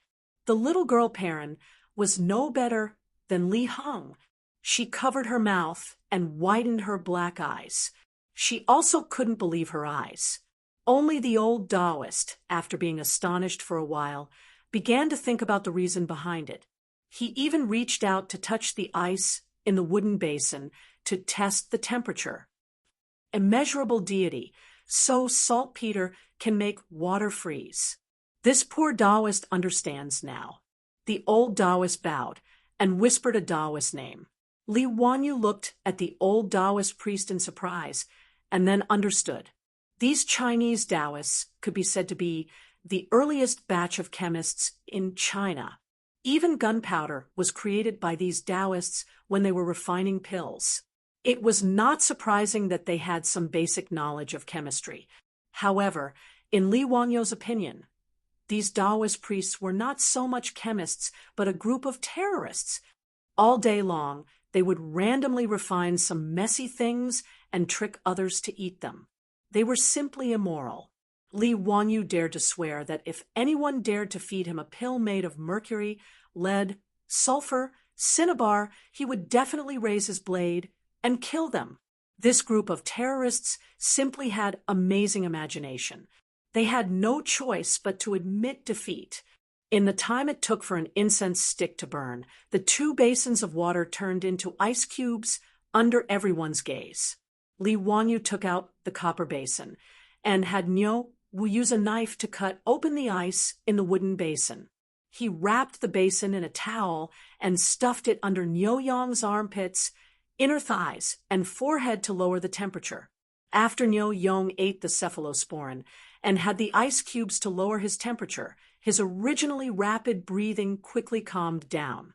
The old Taoist priest pulled his hand over and felt his pulse. He was very surprised. His pulse is stable and strong. Benefactor has actually taken a turn for the better. It seems like his life is no longer in danger. Little child, what medicine did you give Benefactor? It actually has such a miraculous effect. What medicine did he take? Cephachlor capsules. There was only 1 box in the Tang dynasty. Li Wanyu naturally could not answer like this. He could only smile mysteriously. Miraculous medicine, antibiotics. It's a pity that there's only these. There won't be a second box in 1,000 years. He shook the box of cephalosporin capsules at the old Taoist priest and Niu Wu. There were only 27 cephalosporin capsules in a box.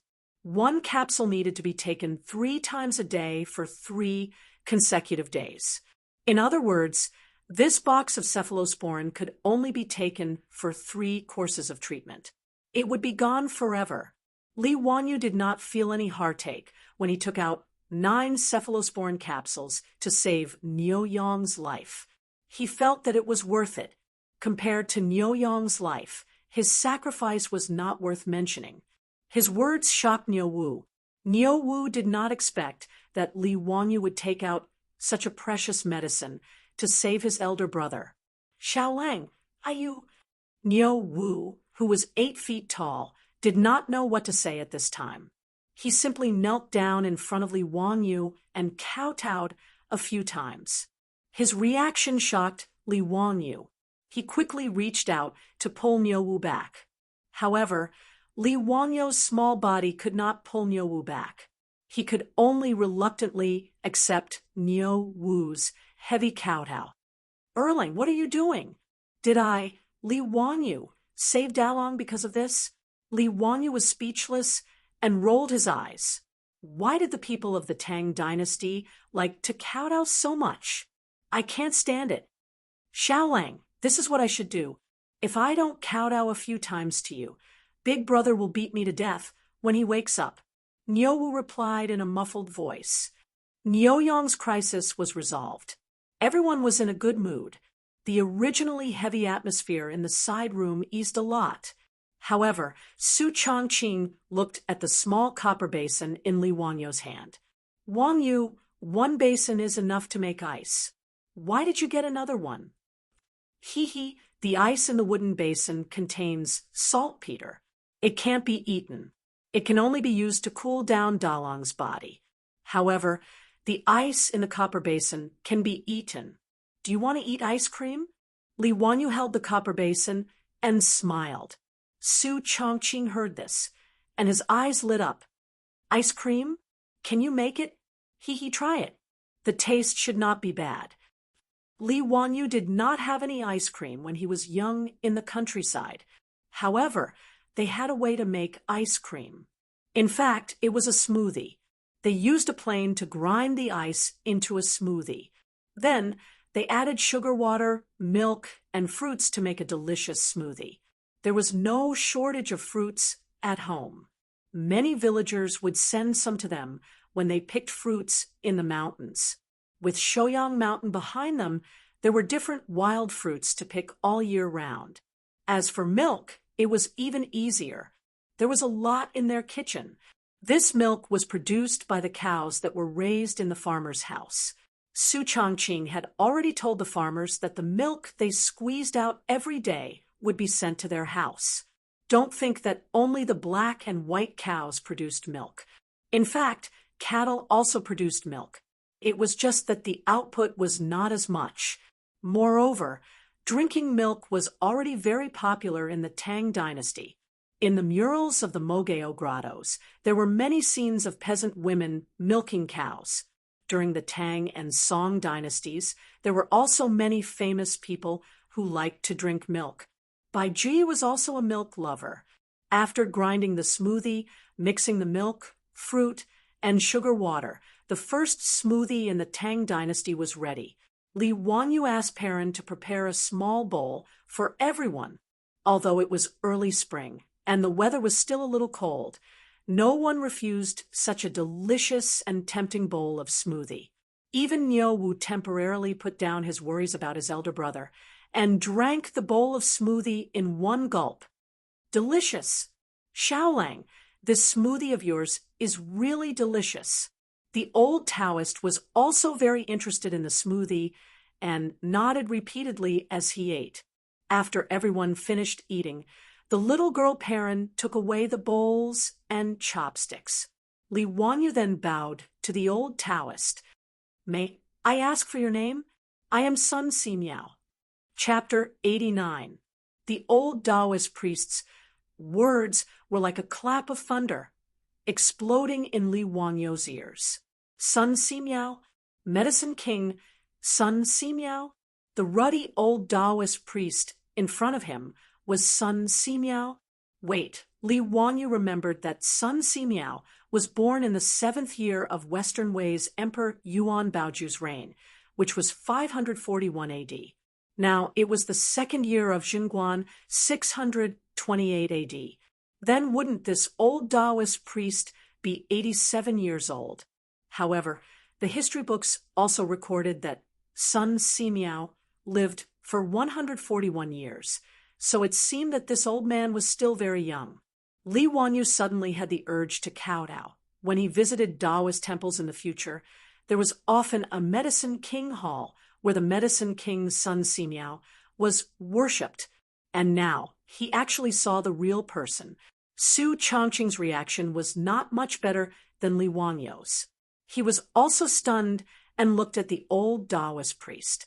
"Son, Taoist priest's son, how old are you this year?" Li Wanyu wanted to confirm whether this old Taoist priest was the legendary medicine king Sun Simiao. The old Taoist priest twirled his beard and laughed. This year is already the year of the Staff Dynasty, and it's almost the year of the Hunchback. As expected, this was the medicine king Sun Simiao himself. The year of the Staff Dynasty, 80 years old. The year of the Hunchback, 90 years old. This was simply a person's fortune. Old immortal Sun, please forgive my rudeness. Li Wanyu immediately bowed. This Taoist priest is not worthy of being called an immortal. This Taoist priest is still searching for the way of immortality. Little kid, don't call me that. The conversation between the two made Niu Wu stare. Xiaolang, why are you calling this Taoist priest old immortal? He's just a quack. My elder brother was almost killed by him. Li Wanyu was speechless. This idiot. Erlang, don't speak nonsense. Old immortal Sun is a divine doctor. You can't be rude. Niu Wu's neck stiffened. What divine doctor? A fame-fishing Taoist priest. If he's so good, why didn't he cure my elder brother? It was Xiaolang who used the divine medicine to save Big Brother's life. His words made Li Wanyu roll his eyes silently. No matter how good Sun Simiao was, he really didn't know anything about bacterial infections, let alone antibiotics to save lives.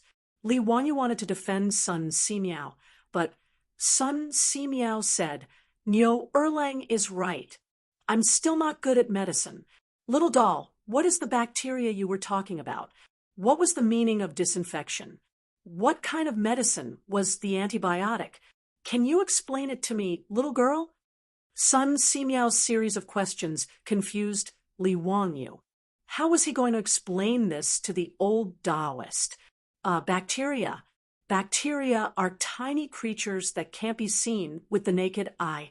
Old immortal is a Taoist. But you should also know that there is a saying in Buddhism. A drop of water in Buddhism, 84,000 lives. That's the bacteria. Li Wanyu's nonsense caused Sun Simiao to fall into deep thought. After a long while, the old Taoist raised his head. How did you know about this bacteria? I saw it with a microscope. Li Wanyu said it out of habit. After saying it, he felt that it was inappropriate. Was he going to explain what a microscope was again? Sure enough, when Sun Simiao heard this, he immediately asked, What is a microscope? Little doll, can I take a look? No, I don't have a microscope. It needs to be made of glass. Oh no, it's made of crystal. It can be used to see microscopic creatures. Li Wanyu felt like he was going crazy. Then this bacteria is the main cause of ulcers? Sun Simiao asked again. Bacteria do cause inflammation in the wound, which is the ulcers that old immortal mentioned. It also makes people sick. Then disinfection is to kill the bacteria. Li Wanyu wiped the sweat off his forehead. That's right, that's it. What are antibiotics? It's a drug that can kill the bacteria in the body. Li Wanyu didn't know anything about this, so he could only bluff. Then, little doll, do you know how to make antibiotics? Sun Simiao continued to ask. Li Wanyu's face had already turned bitter. When the beautiful superior saw that Sun Simiao kept asking him questions, she couldn't help but snicker. Serves you right for being so talkative. Li Wanyu didn't dare to say anything more. He quickly changed the topic and turned to ask Niu Wu, Erlang, how did your big brother get injured? It's just a black bear. It shouldn't be a problem for you two brothers, right? It would have been better if he didn't mention it. Once he mentioned Niu Yong's injury, Niu Wu glared at Sun Simiao. It's all this Taoist's fault. Big brother was scratched by the black bear because he was trying to save him. Niu Wu began to tell Li Wanyu about Niu Yong's injury. It turned out that Li Wanyu asked the two brothers to help him pick tea leaves in the Qinling Mountains. After entering the Qinling Mountains, the two brothers went straight to Taibai Mountain. They found the plant that Li Wanyu described.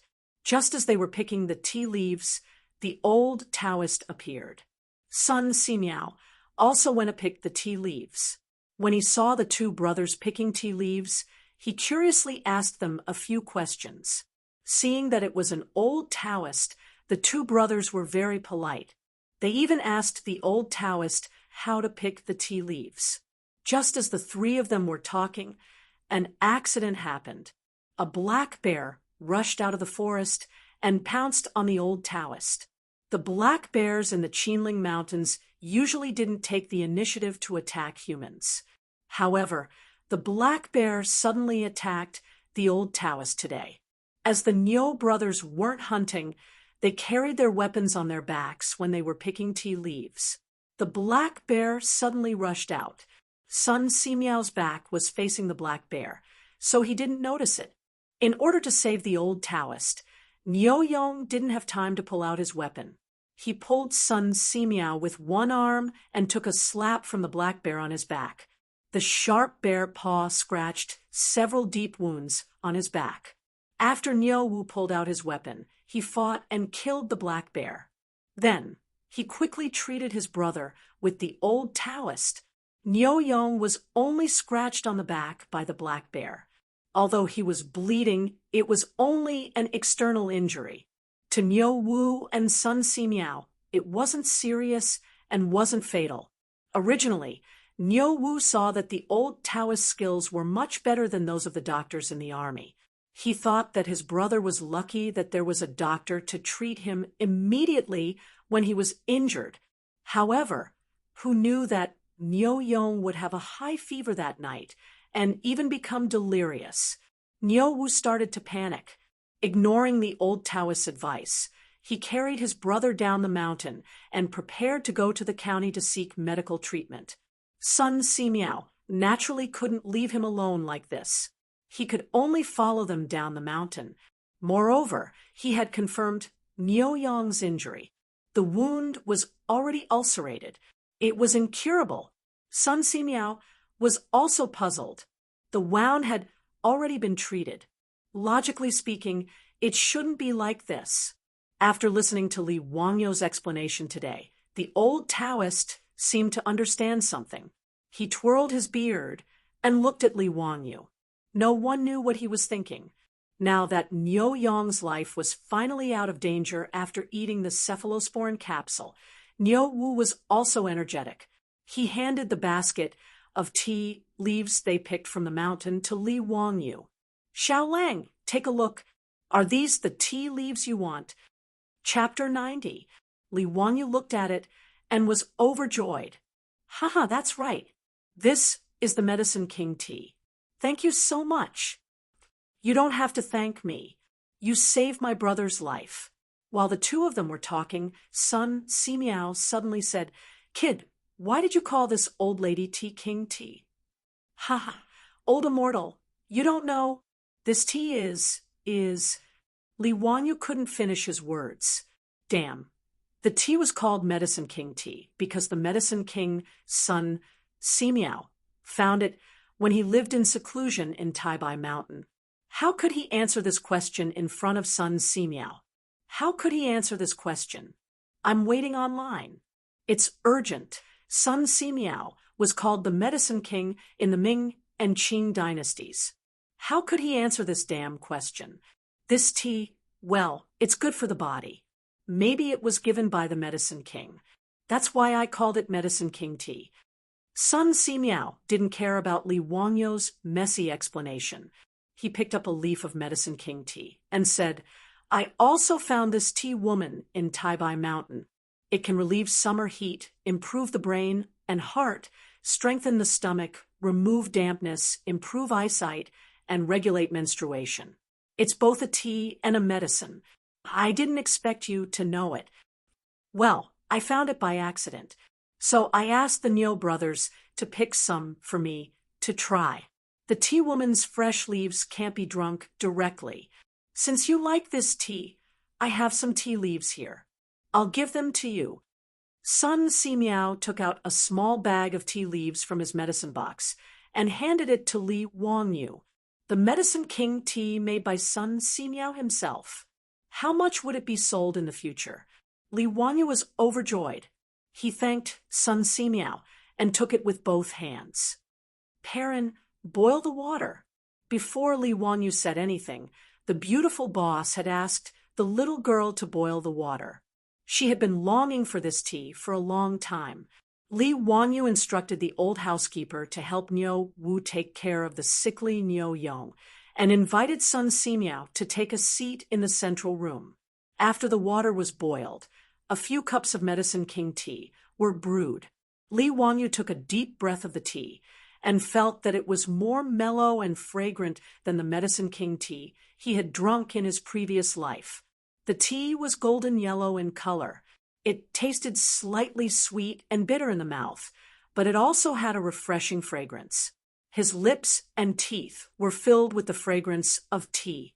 The beautiful female boss also took a sip.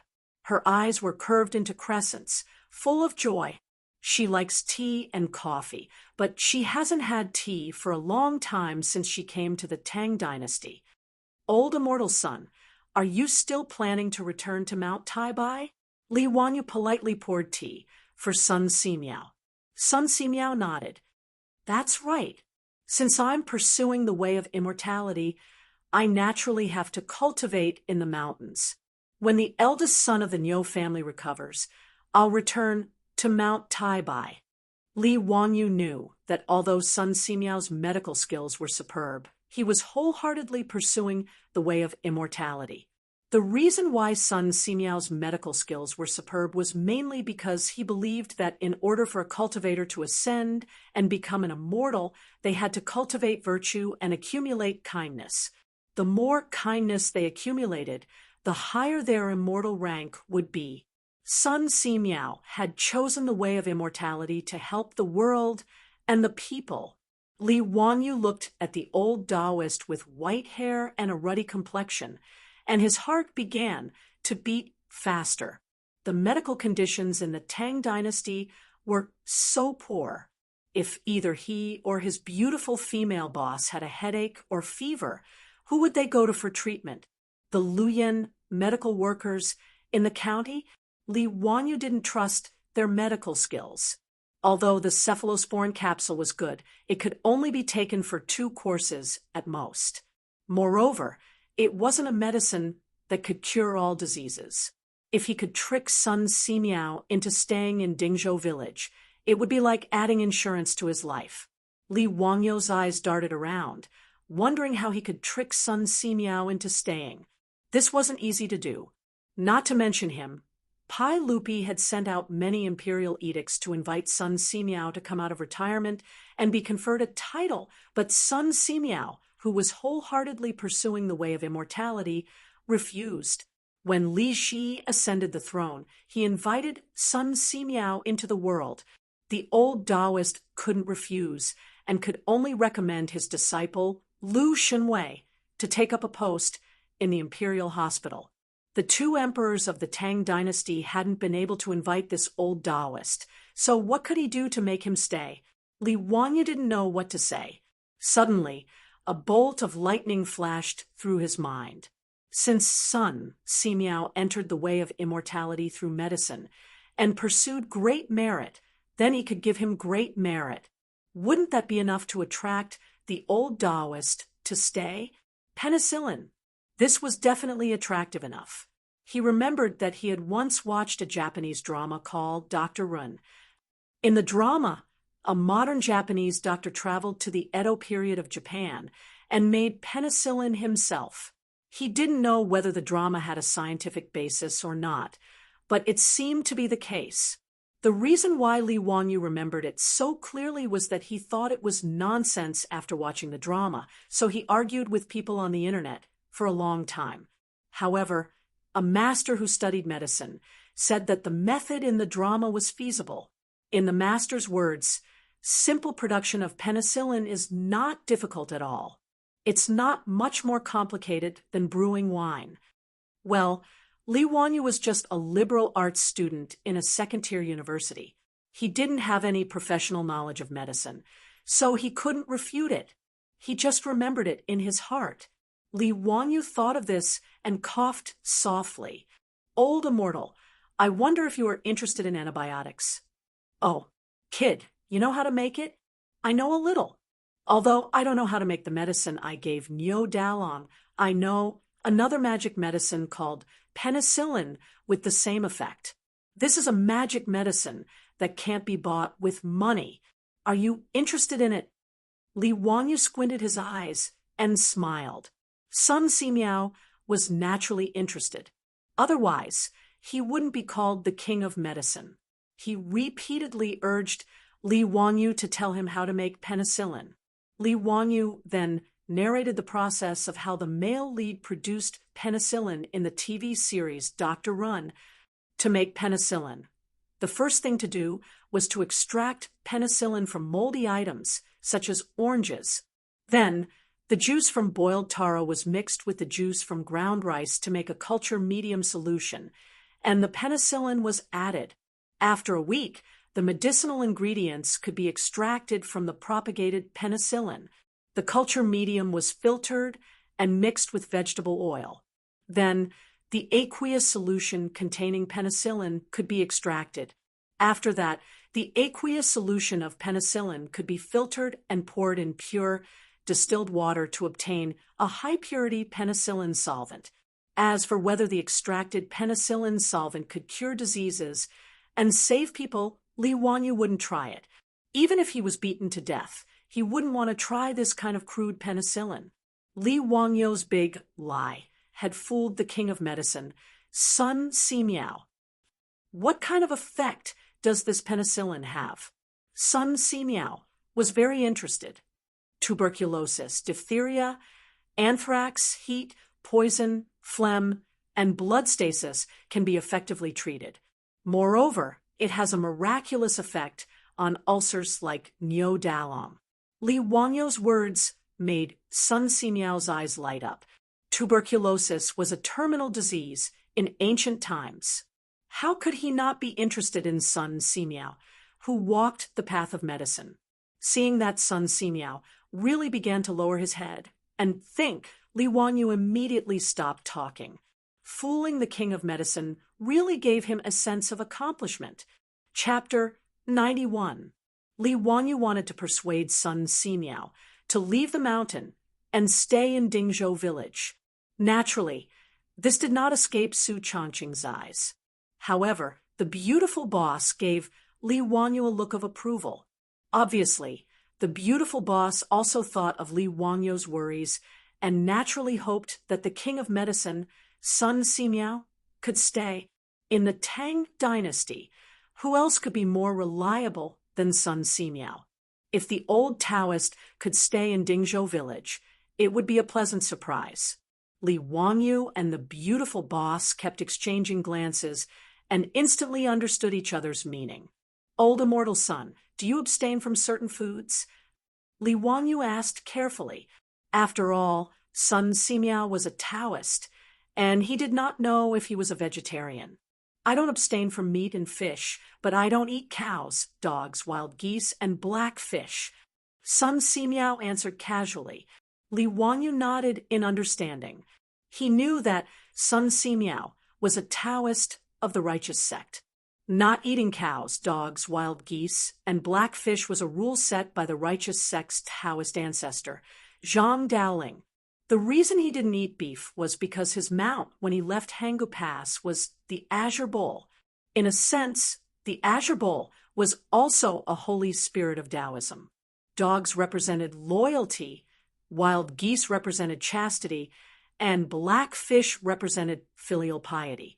Therefore, although the righteous sect's Taoists did not abstain from meat and fish, they did not eat these four things.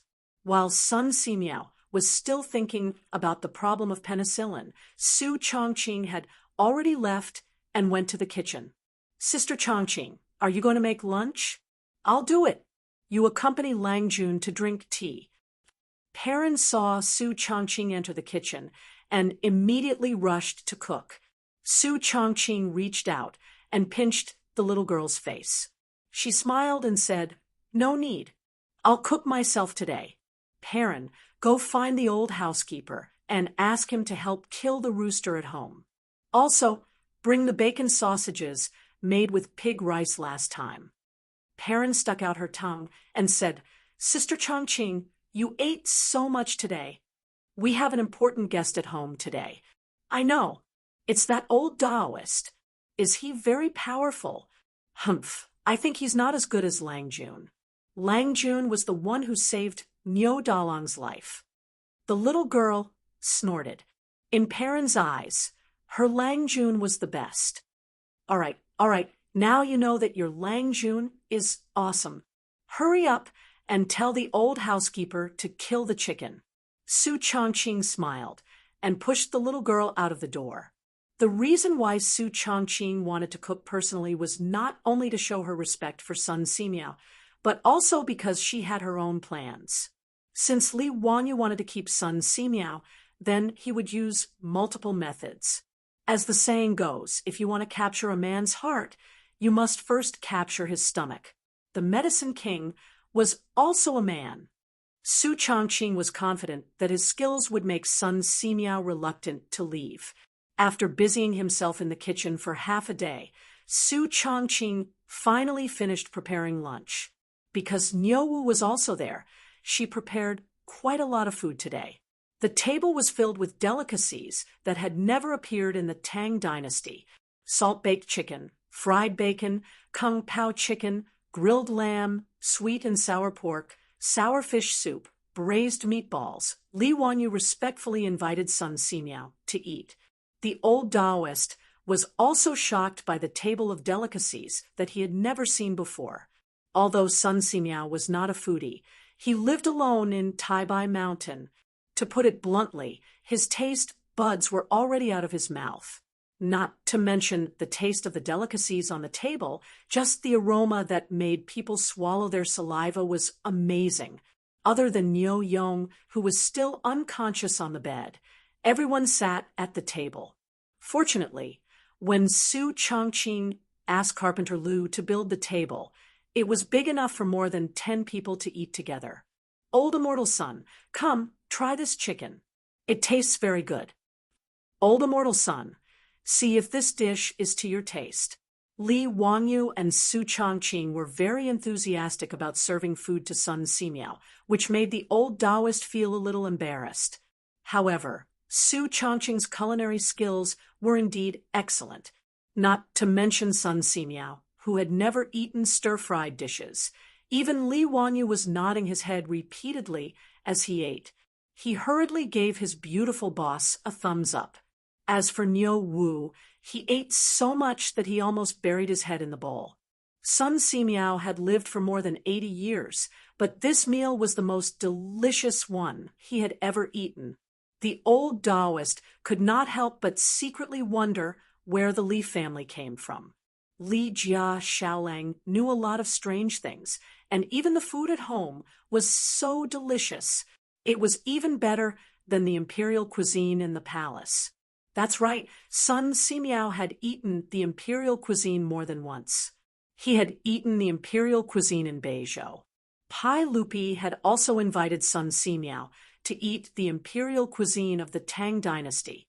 However, it seemed that compared to the food of the Li family, the imperial cuisine was nothing. After a sumptuous lunch, Sun Simiao temporarily stayed with the Li family. Soon, the Li family gave the old Taoist even more surprises.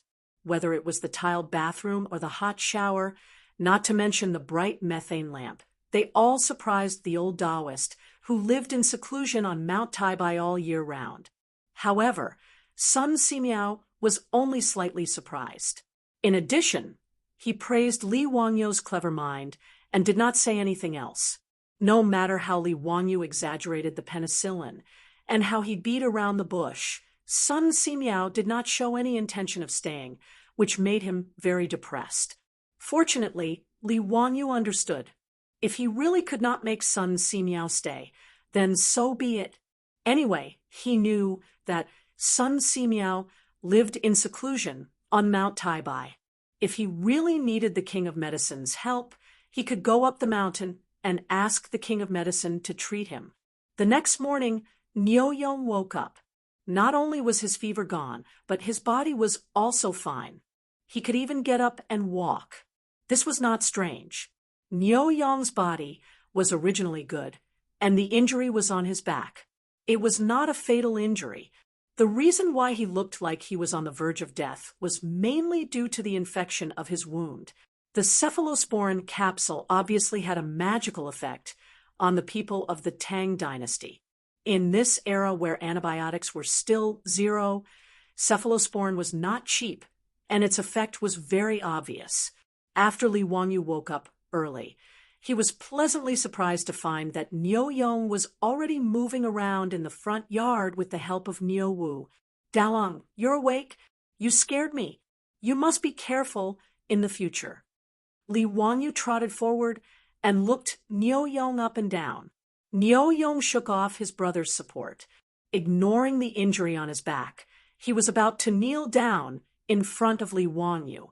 "Erling, quickly support your eldest brother." Li Wangyu hurriedly shouted, "Dalong, what are you doing? You must not." "Erlang, let go. You also kneel down in front of me." Niu Yong stared at Niu Wu. Ignoring Li Wangyu's dissuasion, he directly knelt down. "Xiaolang, I have no way to repay you for saving my life. If you don't mind me being useless, me and my brother want to be your troops. I hope Xiaolang can fulfill our wish." Niu Yong's words made Li Wangyu dumbfounded. "What did you say? Be my troops?" Is Niu Dalong confused from the fever? Chapter 92. What was a troop? They were both servants and private soldiers. Not to mention that Li Wangyu had nothing to do with private soldiers. The key point was that a troop was not a good person. In the Tang dynasty, a troop was a subsidiary of the main family. Although it was not as useless as a servant, it was not much better. The only difference between a troop and a servant was that in the Tang dynasty, it was stipulated in the law of the Tang dynasty that a servant was the property of the main family, but a troop was not. A troop could marry a good girl, a guest girl, or a servant girl. In addition, a troop could not be bought or sold. Their status was equal to that of a servant. In other words, although a troop was not a servant, it was only a little better than a servant. Their social status was lower than that of a good person. As a good person, the Niu brothers were stupid. They wanted to join the Li family and become a troop. Li Wangyu could not help but look at himself up and down. Could this 16-year-old thin body emit some kind of aura? "Dalong, what nonsense are you talking about? Why do you want to be a troop? Although you and I have not known each other for a long time, I respect my two elder brothers. It is my duty to treat your illness. Dalong, get up quickly. Don't mention this again. Erlang, persuade your elder brother. He is probably sick and confused." Of course, Li Wangyu would refuse the Niu brothers' proposal. He was not the kind of villain who would take advantage of others. He also did not think that others would have to give themselves to him just because he saved Niu Yong. In fact, Li Wangyu did not know that the reason why Niu Dalong made such a decision was related to himself. Yesterday, in order to persuade Sun Simiao to stay, he bragged that the cephalosporin capsule and penicillin were the only magic medicine in the world. He bragged that it was priceless and could not be bought with money. As a result, after Niu Yong woke up, Niu Wu told him word for word. Niu Yong was a person who would rather starve himself and take the prey he hunted to help his fellow soldiers. How could he accept such a big favor for nothing? In his opinion, how could his life be exchanged for such magic medicine? Therefore, Niu Yong didn't discuss it with Niu Wu and decided on his own to be part of the Li family and protect the Li family.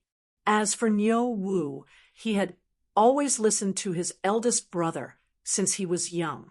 Even though he was in his 30s now, he was still the same. Of the two brothers, their parents passed away early. As the saying goes, an elder brother is like a father. Niu Wu was basically brought up by Niu Yong. Originally, only one of the two brothers could be selected as a prefectural soldier. In order to not leave his brother, Nyo used all kinds of methods to get someone to take him in, and he became a government soldier with his brother. And because Nyo Yong had lost an arm to save him, Nyo Wu felt even more guilty in his heart. Towards his elder brother's words, he was completely obedient and did not disobey in the slightest. His elder brother said that he wanted to be a member of the Li family's troop, but Nyo Wu didn't feel any resentment at all. In his opinion, there was nothing wrong with being part of the Li family's troop. Li Jia Xiaolang was gentle and capable. As the head of the family, he was simply perfect. Moreover, the Li family's food was simply too delicious. Nyo Wu had lived for more than 30 years, but he had never eaten anything more delicious than the Li family's food. If Su Chongqing knew that his meal didn't make Sun Simiao's stomach stay, but made Nyo Wu's stomach stay, he probably wouldn't know whether to laugh or cry. So when his elder brother told him to kneel and join the Li family, Nyo Wu actually grinned widely. Ignoring Li Wangyu's objections, he listened to Nyo Yong's words and kowtowed several times to Li Wangyu. Xiao Lang, no, Lang Jun, I will listen to my eldest brother. From now on, us two brothers will be members of the Li family. Li Wangyu glared at Nyo Wu, his heart filled with anger. I told you to persuade your elder brother. Why are you also running a fever and not thinking clearly? Why are you causing trouble here? Dalong, Erlang, what are you doing? Get up quickly. The three people's movements in the front yard startled all the beautiful boss and the others. After figuring out what had happened, everyone's reactions were different. The old housekeeper and Perrin looked at the Nyo brothers with admiration. Their eyes were full of encouragement, thinking that the Nyo brothers should be like this. Sun Simiao just stroked his beard and smiled, not expressing his opinion. He was more interested in Nyo Yong's fast recovery. At first, the beautiful boss was confused. She didn't understand why the Nyo brothers knelt to Li Wangyu and what the troop meant. After she quietly asked Perrin about the meaning of the troops, she was completely stunned. As a modern person, she, like Li Wangyu, found it hard to understand that someone would be willing to become a vassal in order to repay a debt of gratitude. To put it bluntly, it was equivalent to selling oneself to their family. Li Wangyu also couldn't accept it, but no matter how he persuaded, the Nyo brothers didn't get up. Li Wangyu was also speechless. He simply ignored the two idiots and went back to the backyard. Big brother, Xiao Lang, oh no, Lang Jun, he left. What should we do now? Nyo Wu saw Li Wangyu leave and was also a little anxious. Nyo Yong looked at Li Wangyu's back and said with a determined expression, Erlang, help me up. Let's go. Big brother, your injury hasn't healed yet. Let's talk about it after you recover. There's no hurry. Nyo Wu persuaded. Are you going or not? Nyo Yong stared at him. Nyo Wu immediately cowered and helped his brother up. Nyo Yong didn't care that his back injury hadn't healed. He said goodbye to the old housekeeper Li Heng and left. Nyo Wu helped his brother out of the Li family's gate. Seeing the two leave, Li Heng shook his head in disappointment. He only cared about the prosperity of the Li family. Someone offered to be his troop, but the young master refused. Thinking of this, he couldn't help but sigh. He felt sorry for his Longjuan's stubbornness. After the Nyo brothers left, Sun Simiao also said his goodbyes. Alone, he carried the medicine box and returned to Taibai Mountain. This made Li Wangyu and Su Chongqing feel a wave of melancholy. It was really regrettable that they did not manage to keep the king of medicine. Suppressing his disappointment, Li Wangyu ordered Perrin to deliver medicine to the Nyo brothers. The cephalosporin capsules had to be taken 3 times a day for 3 consecutive days. Nyo Yong still hadn't taken his medicine today. In the end, the little girl came back quickly and said that the Nyo family's door was locked. She asked the neighbors and said that the two brothers didn't come home. Nyo-young was still injured. Where could they have run to? Lee Won-yu was also a little anxious. He didn't ignore their ridiculous request in the morning, so the two brothers ran off to do something stupid, right? He took out the white horse at home and rode it to search all the fields in the village. He didn't see the Nyo brothers. He asked a lot of familiar villagers. Some said that they saw Nyo Erlang help Dalong out of the village, but they didn't know what they were going to do. Lee Won-yu felt that something was wrong, but because he couldn't find the Nyo brothers, he could only give up. In the end, later that day, the Nyo brothers returned to the Lee family again. The old village chief also came with them. Something that made Lee Won-yu and Su Chongqing flabbergasted happened. Chapter 93. The Nyo brothers and the old village chief entered the door together, holding a document issued by the county government in their hands. The old village chief was asked by the Nyo brothers to be a witness. Dalong, Erlang, what are you holding? Lee Won-yu asked, puzzled. A document issued by the county government. I, Nyo-young, and Nyo-woo volunteered to become members of the Lee family. We have already registered with the county government. Today, the old village chief is here to be a witness. Nyo-young's words shocked Lee Won-yu. The two brothers actually went to the county government to complete the formalities because Lee Won-yu did not agree. He suddenly stood up, grabbed the document in Nyo-woo's hand, and looked at it carefully. It was indeed a document issued by the county government. It was written clearly in black and white that Nyo-young and Nyo-woo of Dingzhou Village, in Hu County, were attached to the Lee family as members. Lee Won-yu pointed at the Nyo brothers. He opened his mouth for a long time, but did not know what to say.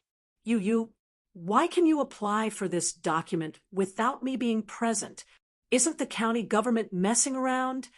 Lee Won-yu did not understand how the Nyo brothers got the document. Hey, Langjun, isn't it because you are familiar with Registrar Liu? My brother and I told him that it was you who asked us to go to the county government to apply for the document. He naturally nodded and agreed. Langjun didn't need to show up, so he helped us with the document. Nyo-woo's words almost made Lee Won-yu vomit blood. Damn, isn't this taking the back door? The Nyo brothers actually used his name to take the back door and turn themselves into members of the Lee family. How can this be justified? Lee Won-yu rubbed his swollen forehead and rolled his eyes. I can write a document for you. I will handle it with Registrar Liu. Before he could finish his words, Nyo-young used his only arm to pull out a dagger from his waist. He knelt down on one knee and said, Langjun, if you really want to do this, then my brother and I will be too ashamed to face anyone. Let's just die in front of you today. Take it as returning my life to you. Nyo-young's words gave Lee Won-yu and Su Chongqing a fright. What was he trying to do? Why did they have to commit suicide if they didn't accept them as part of the troops? Lee Won-yu was so anxious that he stomped his feet. He rushed to Nyo-woo and roared, Erlang, what are you standing there for? Quickly take away your big brother's saber.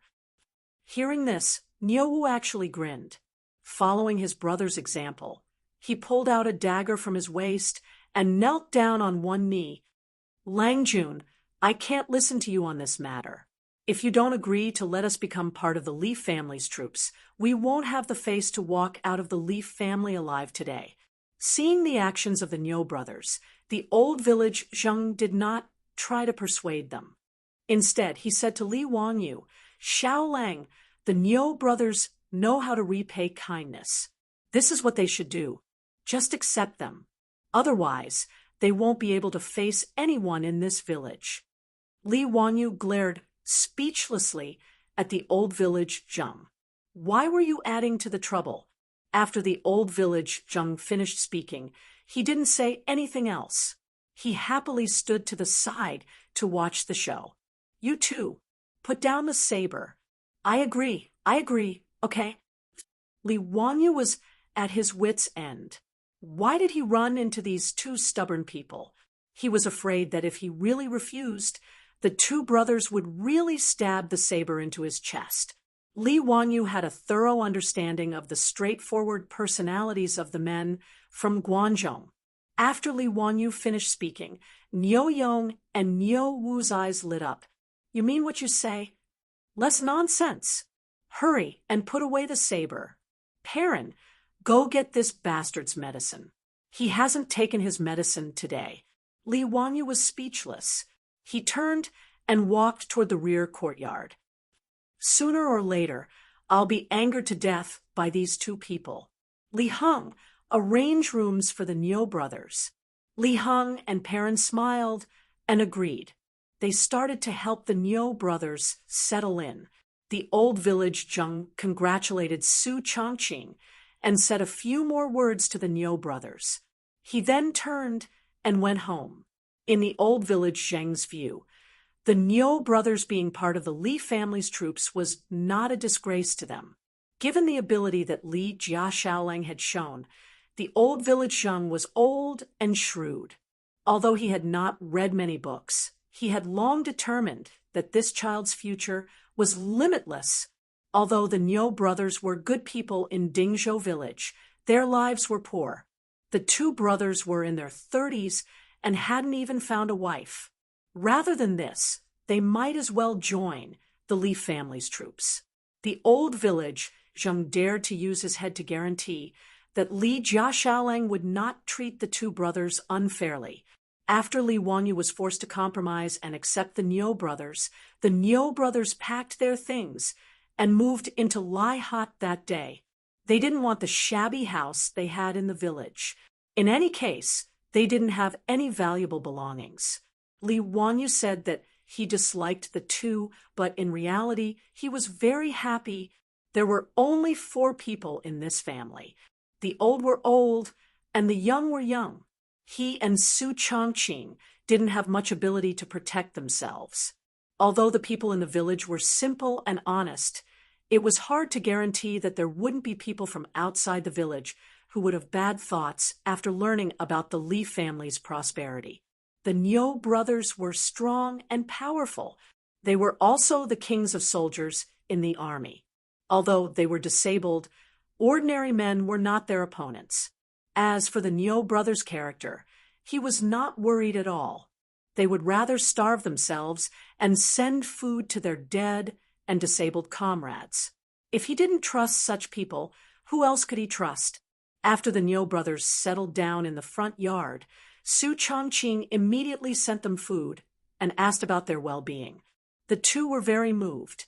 Su Chongqing was able to become a department manager at such a young age, not only because of her high education, but also because she was quite handy in dealing with people. Since the Niu brothers had become the Li family's troops, she naturally had to take out the magnanimity of the hostess and brush up the Niu brothers' loyalty. That's right, the beautiful boss had also played the Romance of the Three Kingdoms series and had a deep understanding of how to brush up loyalty. However, it was clear that her actions were in vain.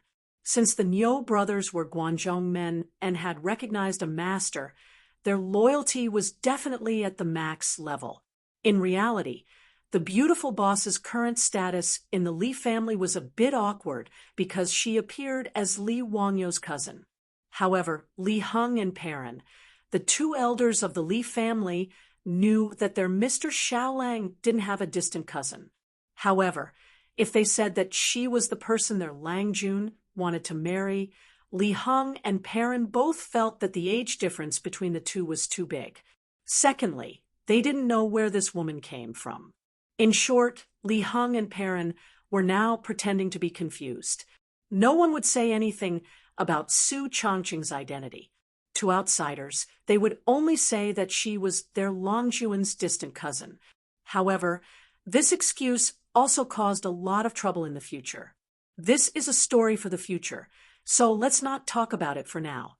Li Wanyu ran into trouble again, and this trouble made him feel quite conflicted. Cho Kuan came back from Chang'an City. Not only did he come back, but He also brought a gift to Li Wanyu to thank him for giving the water wheel blueprint to the Cho family. However, this gift gave Li Wanyu a headache. Chapter 94. The gift that Cho Kun brought for the Li family was something that Li Wanyu would never have expected. For pretty maids, this was the present that Damn Fatty gave to Li Wanyu. If his beautiful superior hadn't fallen into Li Wanyu's bathtub, he would have been very happy to accept this gift. He would have even quietly asked the fatty if he had blonde-haired and blue-eyed prostitutes. As a normal man in his 20s, having these pretty maids to serve him was of course a good thing. Li Wanyu wasn't a moralist, a fake scholar, or a disabled person who had been sent to the palace. Whoever dared to say that they didn't like it was absolutely hypocritical to the extreme. But right now, he didn't dare to reveal a trace of liking. Ever since the fatty Cho Kun brought the 4 specially selected maids into the Li family's door, his beautiful superior didn't reveal a trace of a smile on her face.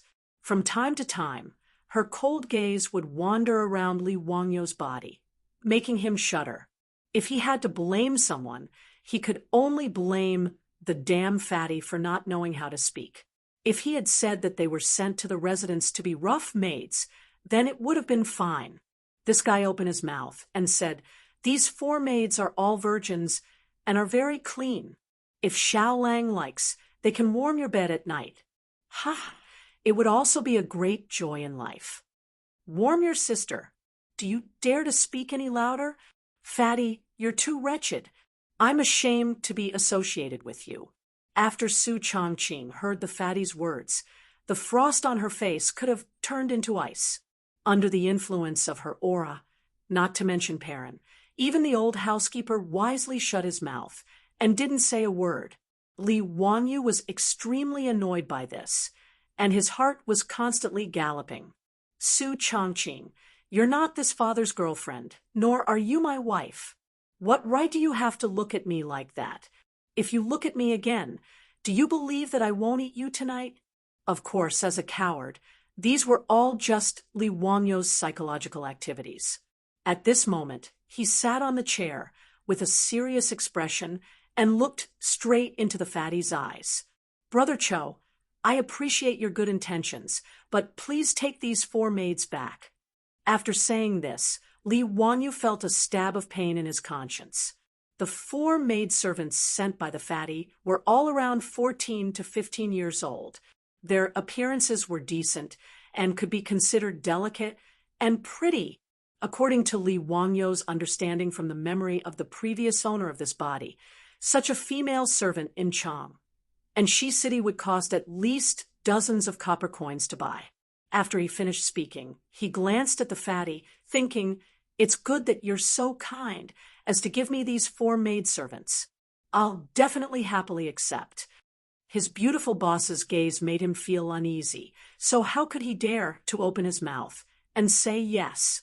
"Xiao Lang, that won't do. These 4 maidservants were specially chosen by my master for you. I know that you, Xiao Lang, are a sentimental person. That water wheel blueprint was taken advantage of by my enemy. If I give you copper coins, wouldn't it be tacky? In addition, I know that you don't have many people in your house, so I sent these 4 maidservants to you. Xiao Lang, please don't refuse."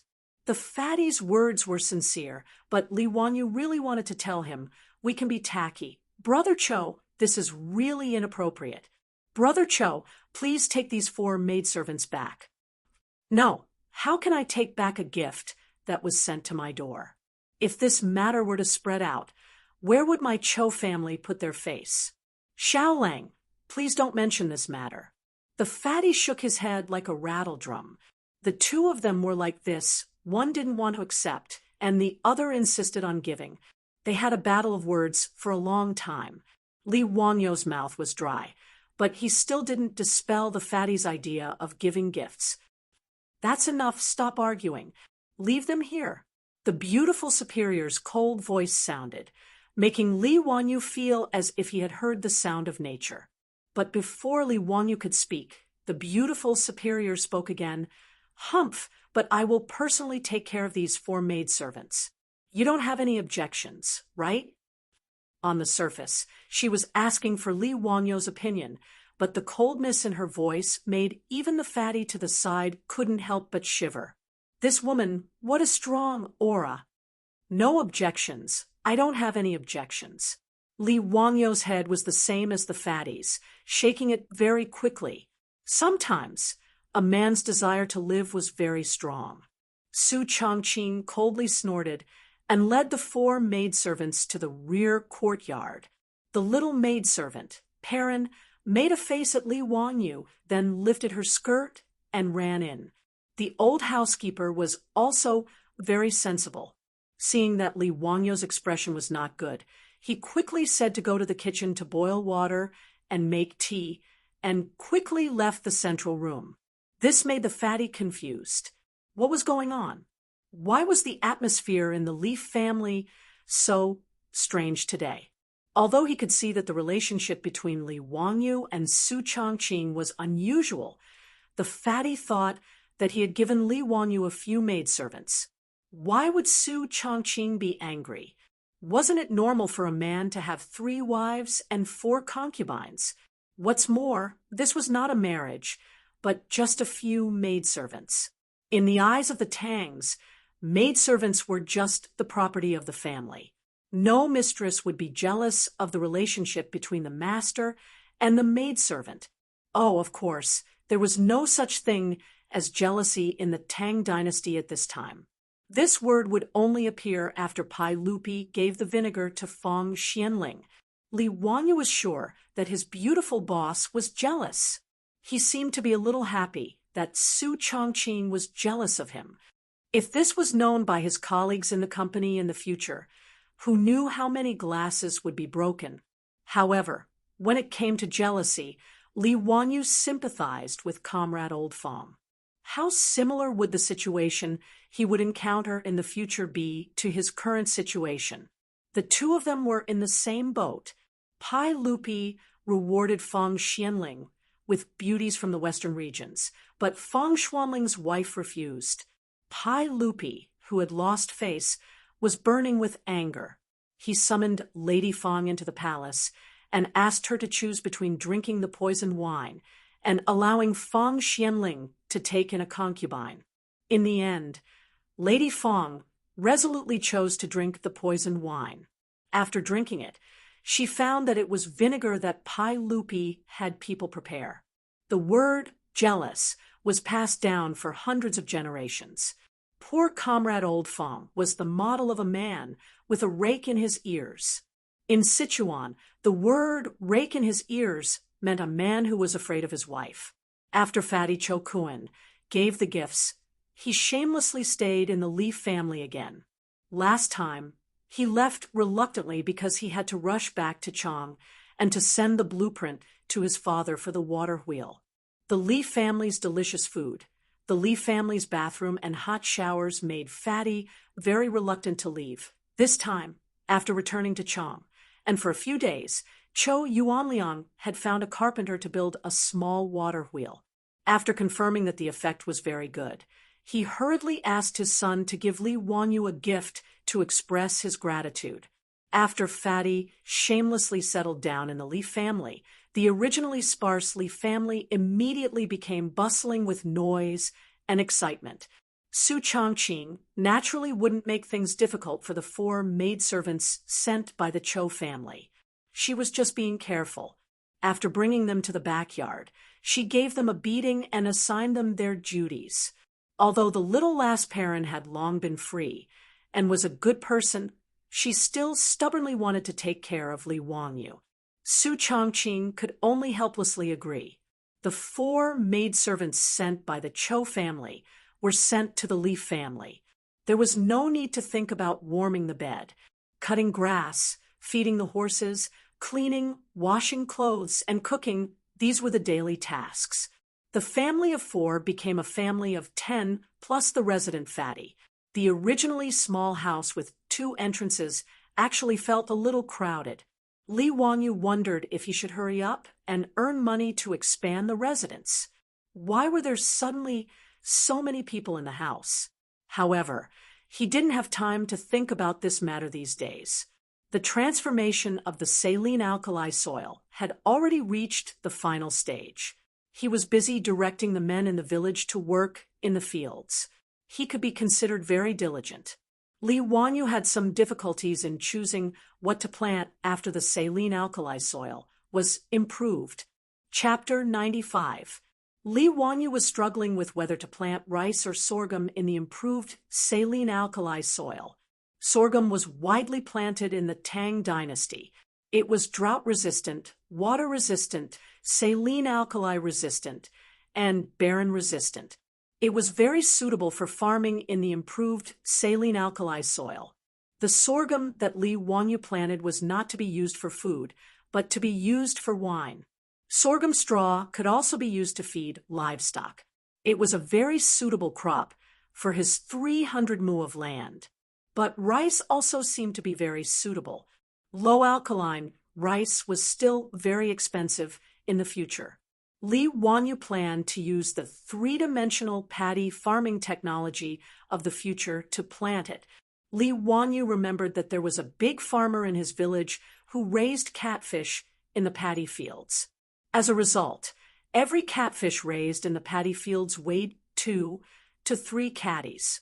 The harvest per mu was more than 700 caddies of catfish and 1,000 caddies of rice per mu. One had to know that 1,000 caddies was equivalent to 10 dawn of grain. In the Tang dynasty, the grain yield per mu was less than 1 dan. The difference was too big. Li Wanyu was very clear about the benefits of three-dimensional paddy farming. The fish ate the pests and weeds in the paddy fields and could also loosen the soil. The fish excrement could make the soil of the paddy fields fertile, creating a good environment for rice to grow. But sorghum could be used to make wine. That was a huge profit. Li Wanyu was reluctant to give it up. What was even more painful was that no matter what he planted, he could not avoid the locusts that were coming. Whether it was sorghum or rice, the spring sowing was in the 3rd lunar month, which happened to be the time when the locusts broke out in Guangzhou. If he planted sorghum and rice seedlings at this time, wouldn't he be giving food to the locusts? In a few days, the locusts would eat up all the crops in his 300 mu of land. But if he did not plant them, he could not prove to Yangquan that the improved saline alkali soil had been completed. This made Li Wanyu even more difficult. His beautiful boss did not grow up in the countryside, nor did she live in the countryside. She had no suggestions in this regard. On this day, Li Wanyu squatted by the riverbank and looked at the fields without any care for his image. This saline alkali soil had already been washed and soaked 3 times and was in the process of transplanting. In other words, good soil from other places was transported and spread over the original saline alkali soil. The 20 oxen of the Li family had already been hitched to the carts and were continuously hauling the soil from afar, dumping it on the ground. After that, they would fertilize the soil to increase the fertility of the soil. Then, the 300 mu of land could officially be cultivated.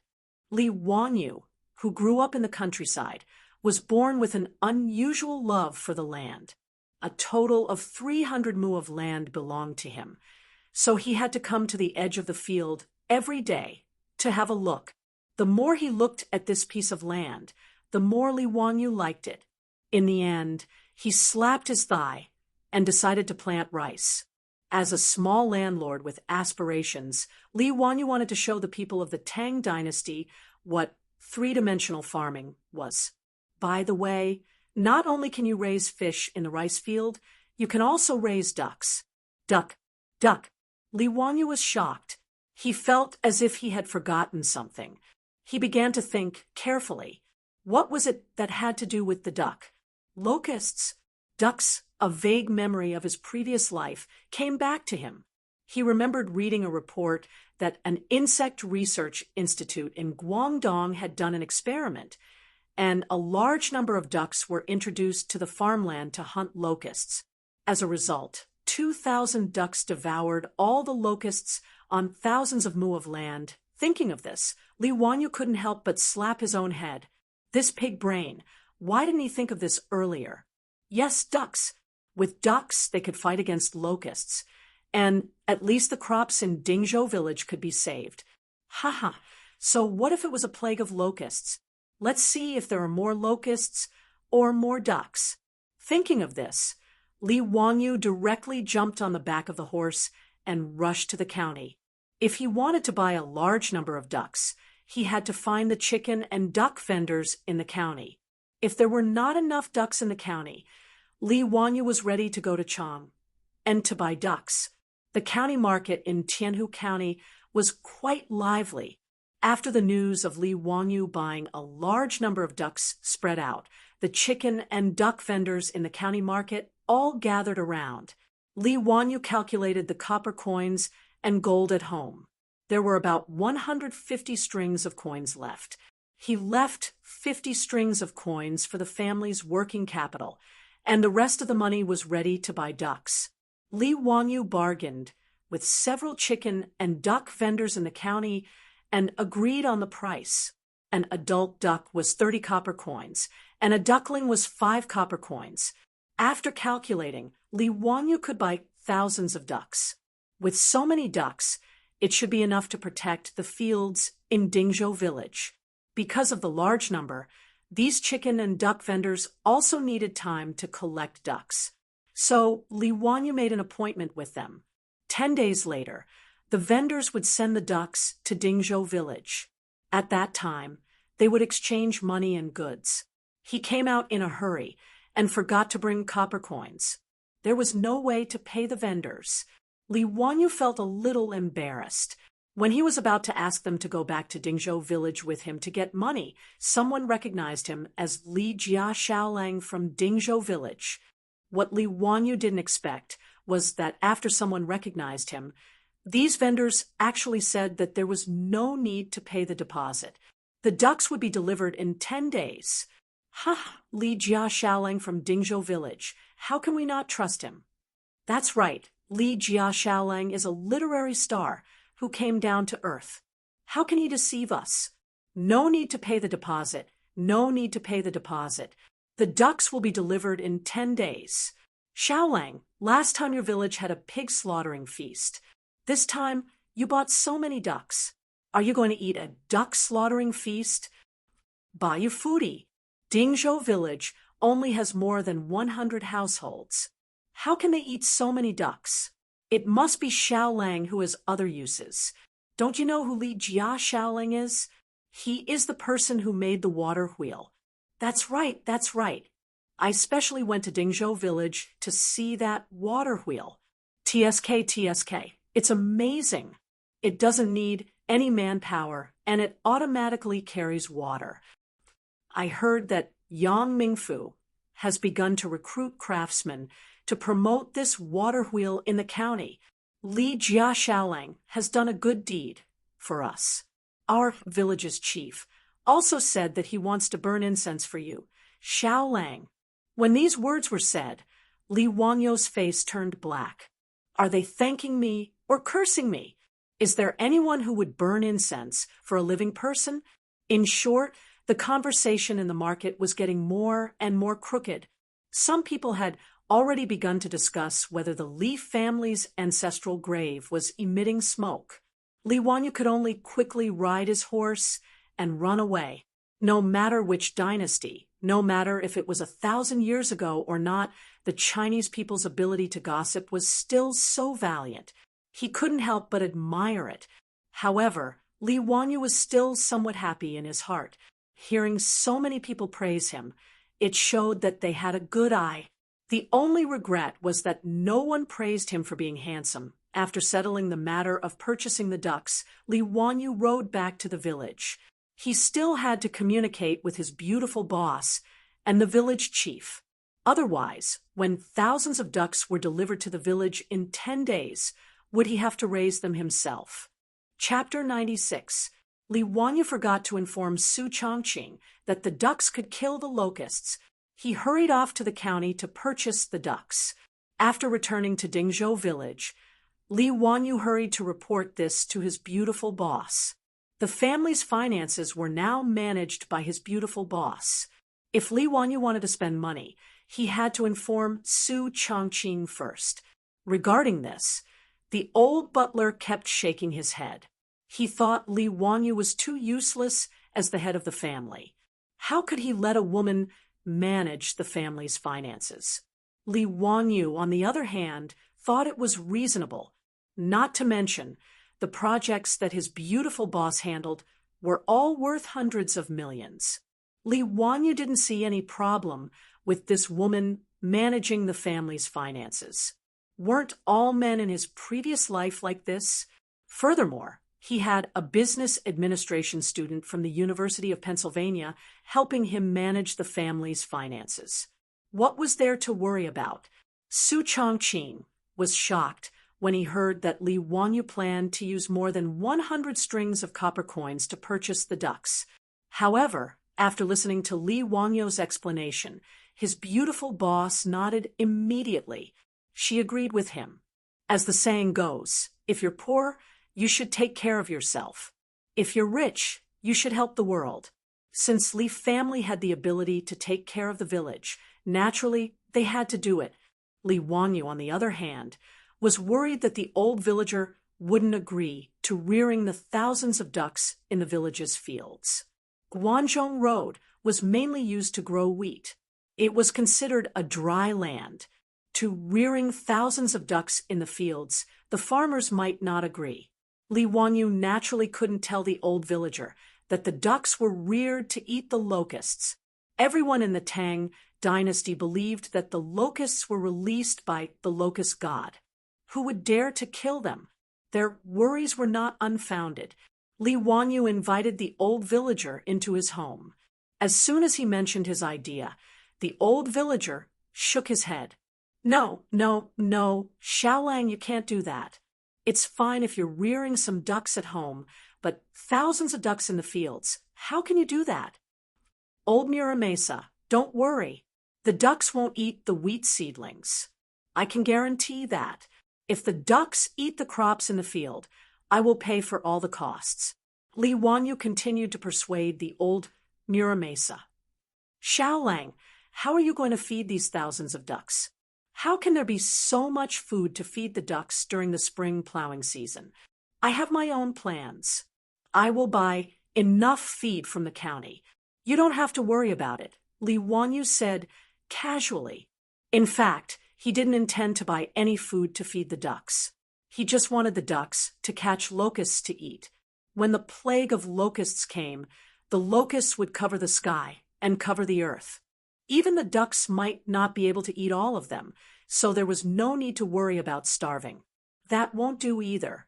There are thousands of ducks. Who are you going to let loose for you? During the spring plowing season, even half-grown boys had to work in the fields. Who would take care of the ducks for you? Without anyone watching over them, were they going to let thousands of ducks run amok in the fields of the village? That would be terrible. No. Xiaolang, what you are doing is ridiculous. Li Wanyu thought about it. The old Muramesa's words made sense. It was impossible for thousands of ducks to be taken care of without anyone watching over them. Besides, there must be a duck shed and someone to take care of the ducks. The spring plowing season was the most important thing. Even the emperor of the Tang dynasty had to pay attention to it. He really couldn't spare anyone to take care of the ducks for him. This wasn't transforming the saline alkali soil. He could just transfer some strong men to do it for a while. He did do it a little hastily, but if it weren't for the locusts, Li Wanyu wouldn't be so nervous. The most annoying thing was that he knew that ducks could kill locusts, but he couldn't persuade the old Muramesa with this reason. This made Li Wanyu very depressed. It wasn't easy to be a Lei Feng in the Tang dynasty. In fact, the problem of the duck shed was easy to solve. He could take an acre of land from the saline alkali soil and build a duck shed. It was enough to accommodate 3,000 to 4,000 ducks. In 10 days, the masons and carpenter Lu in the village should be enough to help him build the duck shed. The The key was the problem of manpower to take care of the ducks. This was the most important thing. If he wanted to use these thousands of ducks to kill locusts, they must be free range. They must be driven to the fields to eat during the day, and driven back to the duck shed in the evening. This required a lot of manpower. During the spring plowing season, where could he find people to take care of the ducks for him? While he was worrying, Li Wanyu suddenly remembered Zhao Xiaonyang, the girl who sold the pigs to him. There were a lot of girls of her age in the village. In the village, it was the men and boys who worked during the spring plowing season. Girls like Zhao Xiaonyang didn't seem to be busy with the spring plowing. The women of the Tang dynasty didn't have the habit of going out to work. Li Wanyu felt that if he could organize the girls in the village to take care of the ducks for him, the problem would be solved.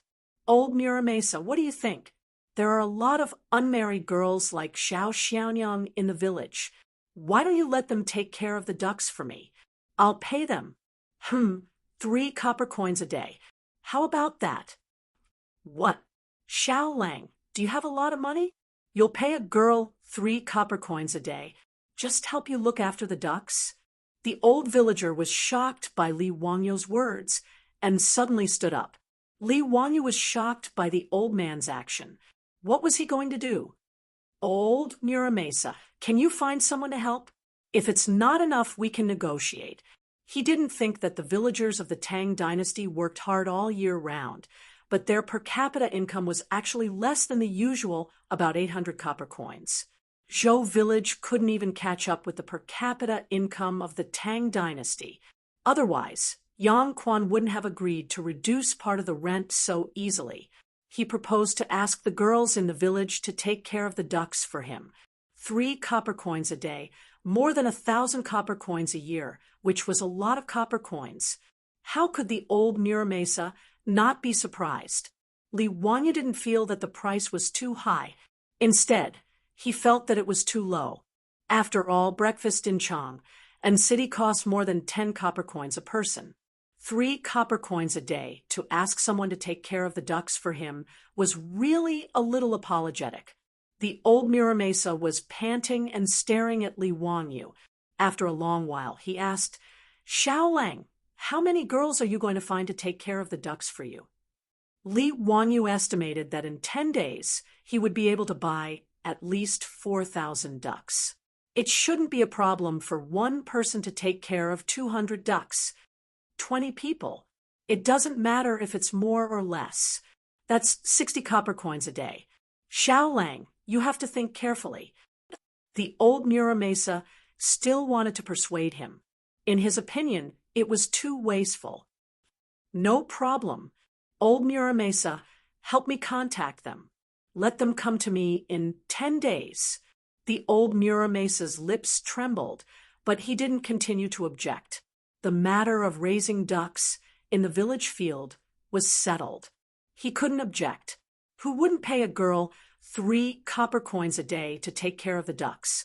Li Jia Xiaolang also said that if the ducks damaged the crops in the field, he would be responsible for the compensation. He was not afraid that the farmers in the village would disagree. Seeing that Li Wanyu insisted, the old Muramesa left and went to help him find suitable candidates to take care of the ducks. After the old Muramesa left, Li Wanyu and Su Chongqing looked at each other and saw the helplessness in each other's eyes.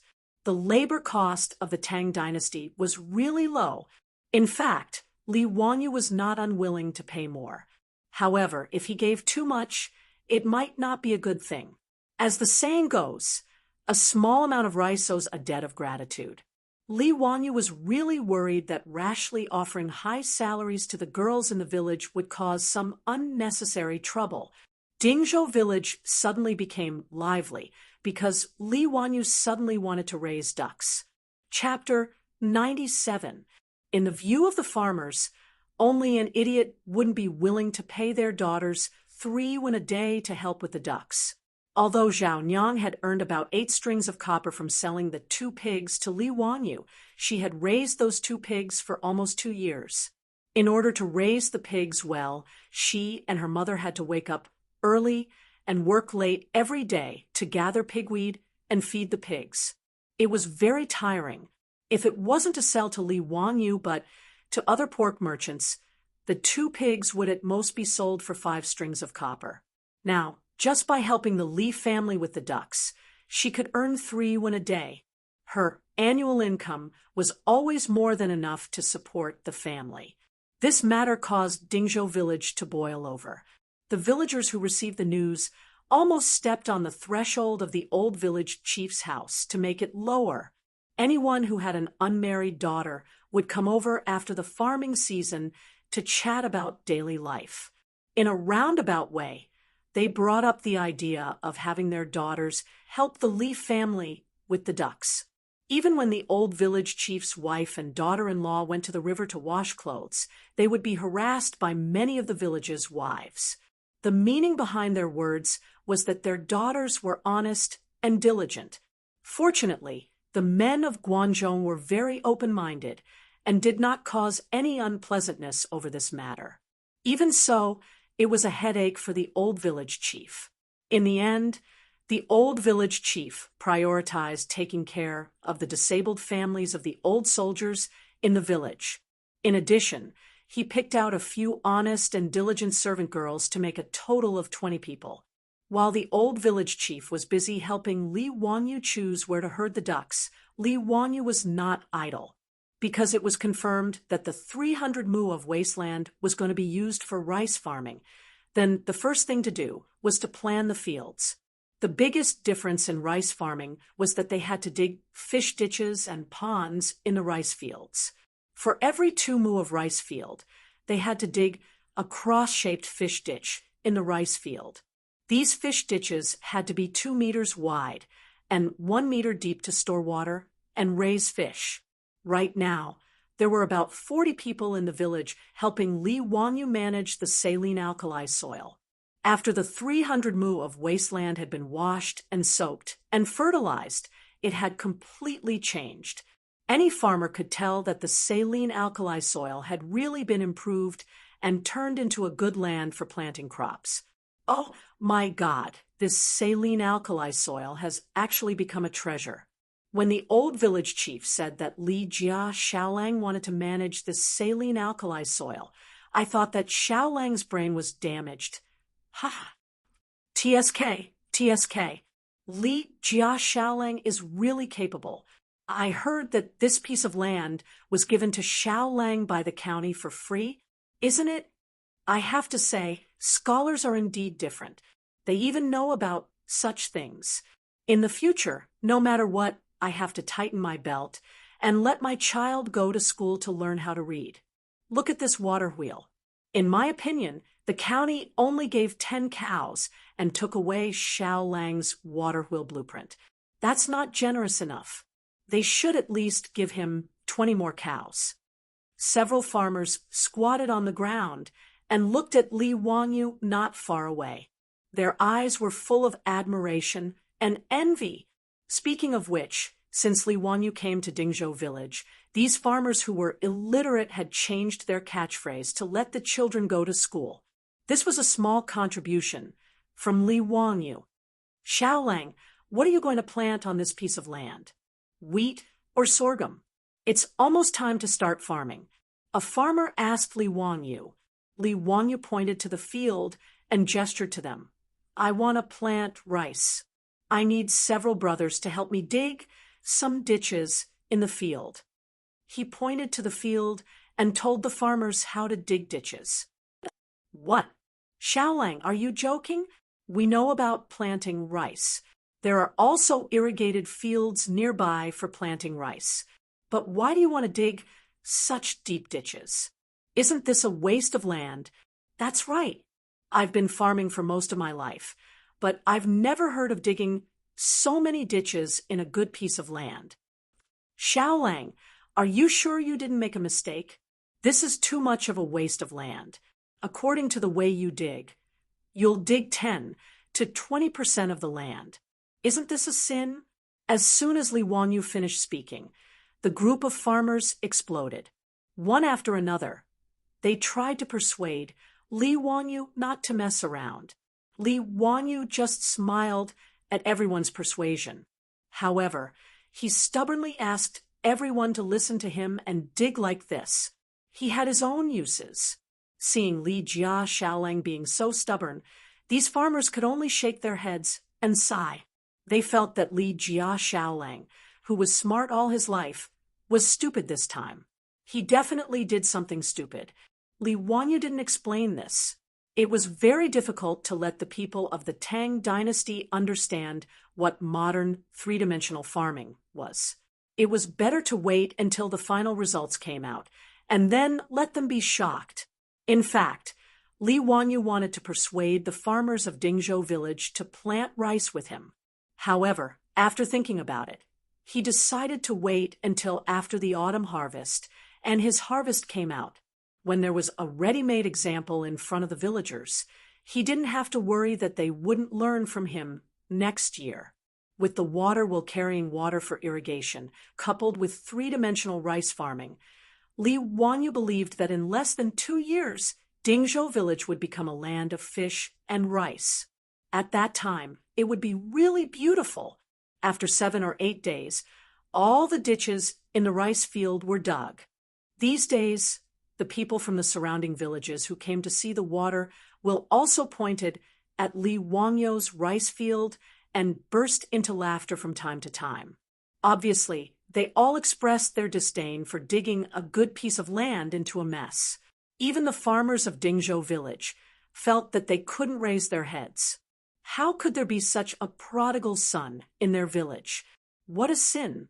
The old villager also argued with Li Wanyu for a long time because of this, hoping that he wouldn't mess around. A good 300 mu of land, after being dug like this, became about 240 mu. Not only did the old villager not understand, but Li Heng and the Niu brothers also didn't understand. Fatty Cho Kuan even thought that Li Wanyu was sick to come up with such an idea. Fatty Cho Kuan's family mostly planted rice in Jiannan Road.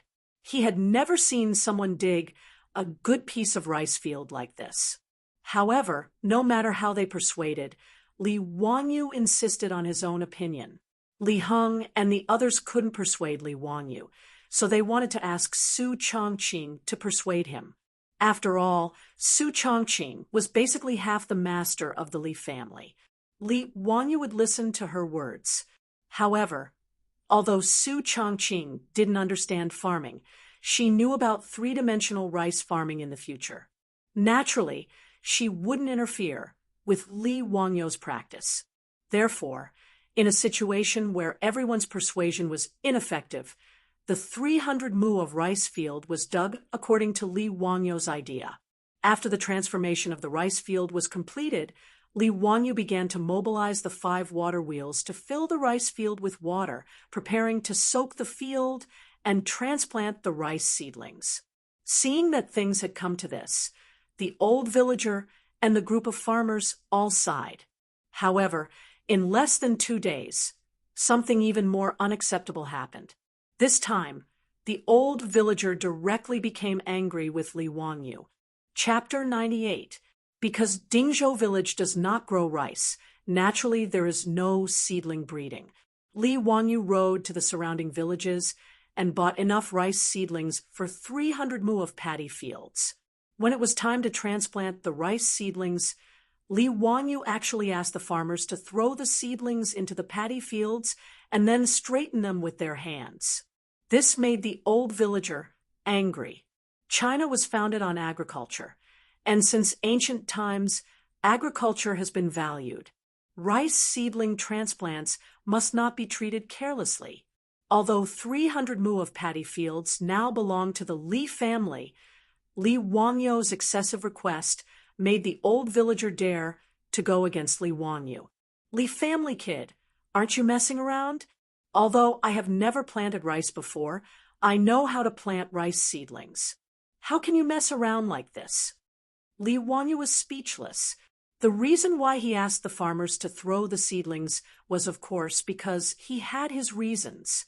Throwing seedlings to plant rice seedlings did not need to manually transplant seedlings one by one. Instead, it needed to go through the process of throwing seedlings to the ground. The seedlings were thrown with soil, and the seedlings were buried shallowly into the soil. Throwing seedlings was an advanced rice planting method in the future. It saved time and effort, and the seedling's survival rate was high. After throwing seedlings, the seedlings would basically take root in 1 or 2 days, and new leaves would begin to grow in 3 days. The most important thing was that the yield per moo of paddy fields using throwing seedlings was about 10% higher than the yield per moo of paddy fields using hand transplants. But in the Tang dynasty, in the eyes of the old villager, Li Wanyu asking the farmers to throw seedlings to plant rice seedlings was simply messing around. Old villager, I am not messing around. This way, the yield of rice will be higher. Li Wanyu still wanted to persuade this stubborn old man. Xiaolang, it's fine if you do other things, but you absolutely can't do farm work like this. This old man has been farming for his entire life. If I may be so bold as to say this, you will be punished by the heavens if you act so recklessly.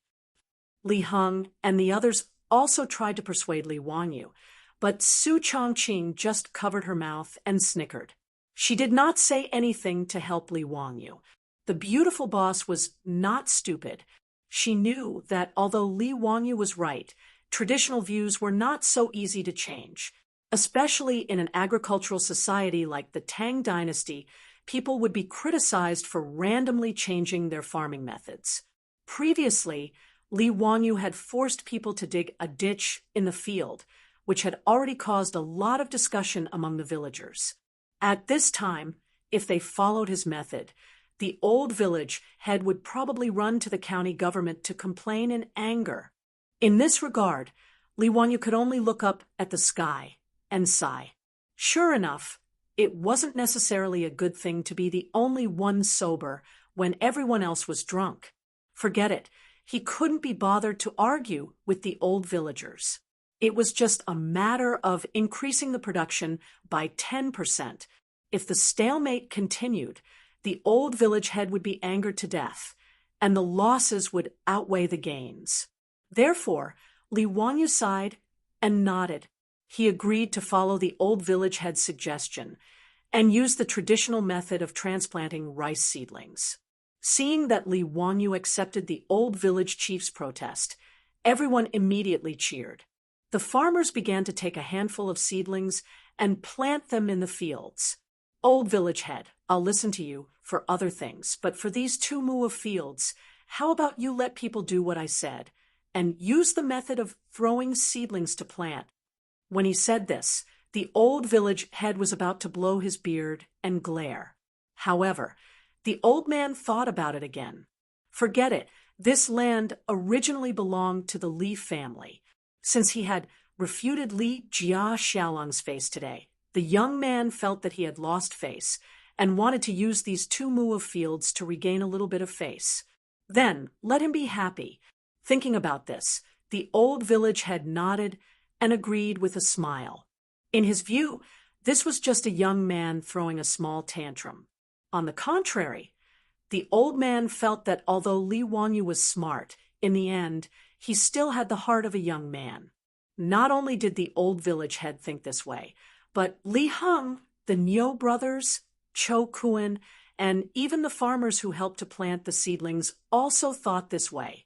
A few of the farmers laughed and threw the seedlings toward the 2 moo of paddy field to make the little Langjun happy. The seedlings of the 2 moo of rice fields were planted using the method of throwing seedlings. The rice fields next to the 2 moo of rice fields were planted with the traditional method of transplanting seedlings. Li Wanyu secretly shook his head. This method of plucking and transplanting seedlings with one's face to the yellow soil and back to the sky was really time-consuming and laborious. Forget it. Let's wait until the autumn harvest. When the rice fields began to be transplanted, Li Wanyu began to think about the matter of raising fish in the rice fields. Since ancient times, people in China had the habit of eating fish. the so-called fresh character was half fish and half sheep, which was called fresh. However, because of the limitations of fishing technology, it was not easy to eat fish in ancient times. In the 24 Filial Piety, there was even a story about lying on ice to find a carp. It could be seen that eating fish was not easy. The illusion of fish and bear paws in the Mencius Annals showed how high the status of fish was in the lives of ancient people in China at that time, on par with bear paws. Moreover, the Tang people loved to eat fish, especially raw fish slices. The sashimi of later generations in Japan was actually learned from the Tang dynasty. Slices refer to the practice of sashimi. Large-scale artificial fish farming started after the Tang and Song dynasties. In the Song dynasty, the 4 major fish farming systems formed a scale and system. At that time, artificial fish farming was called planting fish technique. However, it was very troublesome for Li Wangyu to plant fish because there were no seedlings for sale in the Tang dynasty.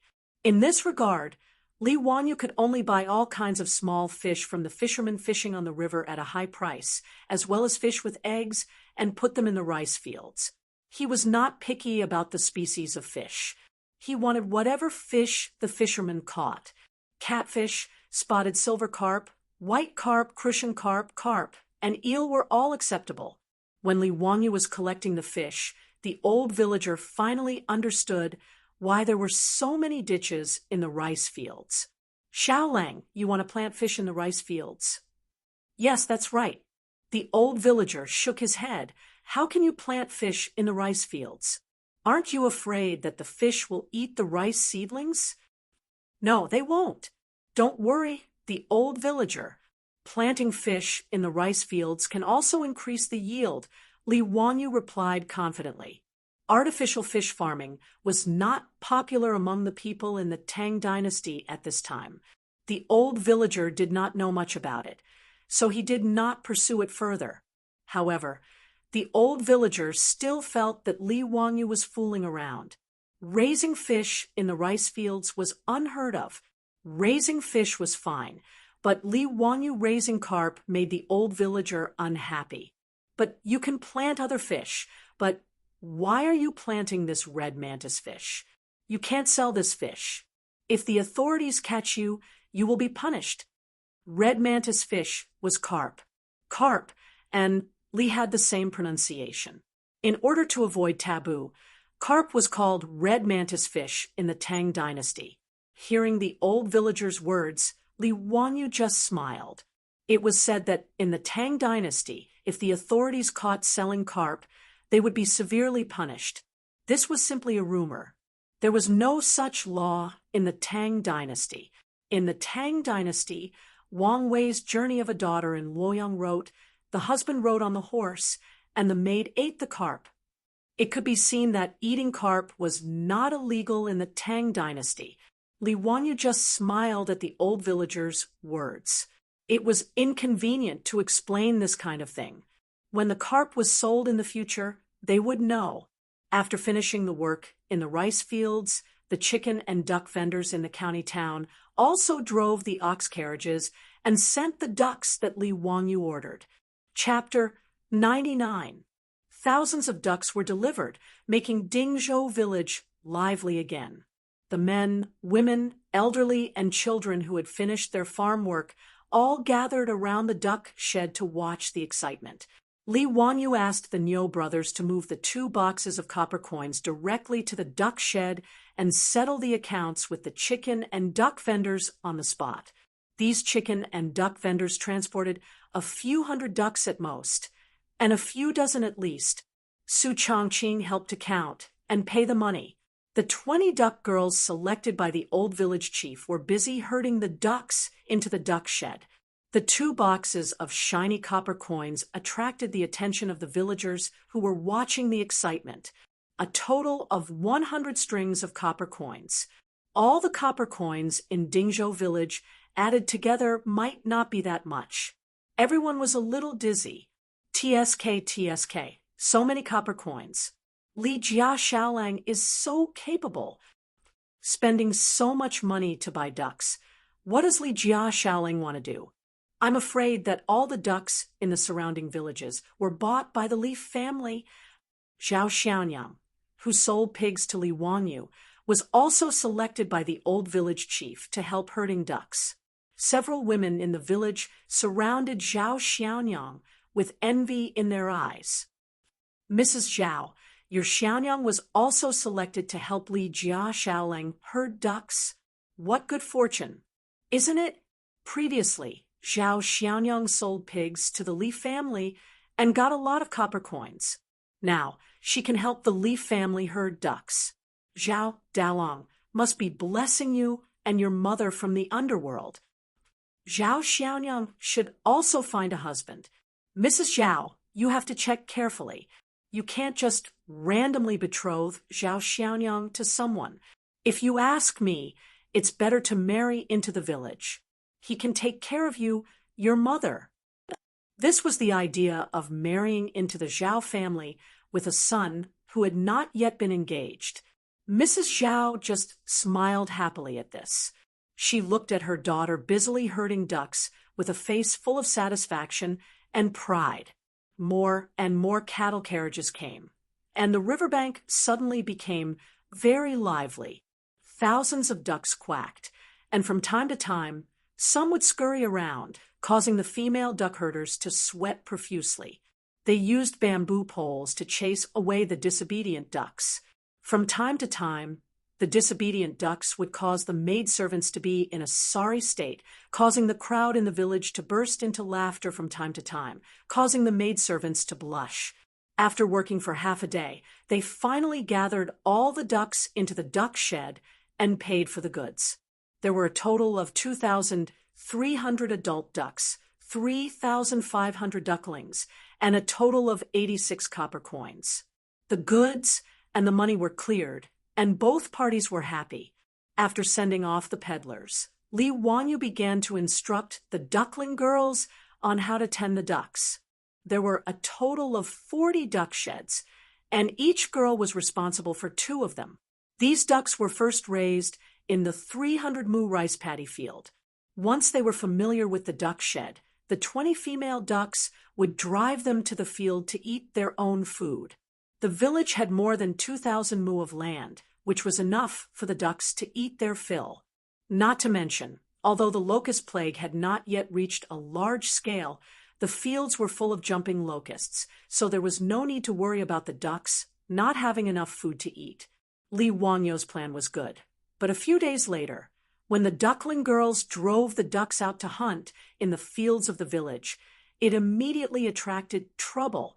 The Li family's duck army was released into the fields of the village. Before noon, Li Wangyo's house was surrounded by a group of villagers led by the old village chief. Outside the Li family's old house, there were hundreds of villagers gathered. Many of them were cursing and swearing, and their emotions were agitated. When the old housekeeper Li Heng saw this situation, he was shocked and hurriedly invited the old village chief and several leading villagers into the central room. At this time, Li Wanyu was playing chess with the fatty Cho Kuan in the study. The fatty was having so much fun that he forgot about home. He had been with the Li family for more than 10 days, but he did not seem to have any plans to return to Chang. In the fatty's opinion, the Li family ate well and lived comfortably, not at all worse than Chang. And the only thing he was not used to was that he could not go to Ping Kong Lane to drink wine with prostitutes. But in front of delicious food, these were all tolerable. As the 2 of them were playing chess, they heard a commotion outside. Li Heng hurriedly ran in. "Lang Jun, we've been surrounded by villagers outside. They say our ducks have caused trouble. I've invited the village chief to the central room in the front yard. Quickly go and take a look." The ducks have caused trouble. Li Wanyu thought for a moment and understood what was going on. It seemed that the old village chief and villagers had already noticed the ducks eating the locusts. They were here to denounce him. In this regard, Li Wanyu was not worried at all. He leisurely followed the old housekeeper to the central room in the front yard. "Old village chief, what's the matter today?" "Xiao Lang, let me ask you, did you buy so many ducks to eat the locusts? Now, many of the locusts in the fields have been eaten by your ducks. How can this be?" The old village chief's face was as dark as water. He interrogated as soon as they met. If these words were heard by a modern person, they would be baffled. Was it not a good thing that the ducks had eaten the locusts in the fields? Wrong. In the eyes of the simple citizens of the Tang dynasty, the appearance of locusts was a punishment sent by the locust god. How could they be hunted down and killed? If that was not the case, why would the bigwigs in the imperial court and the Confucian bigwigs say that the only way to kill the locusts was by virtue? "My ducks ate the locusts in the fields."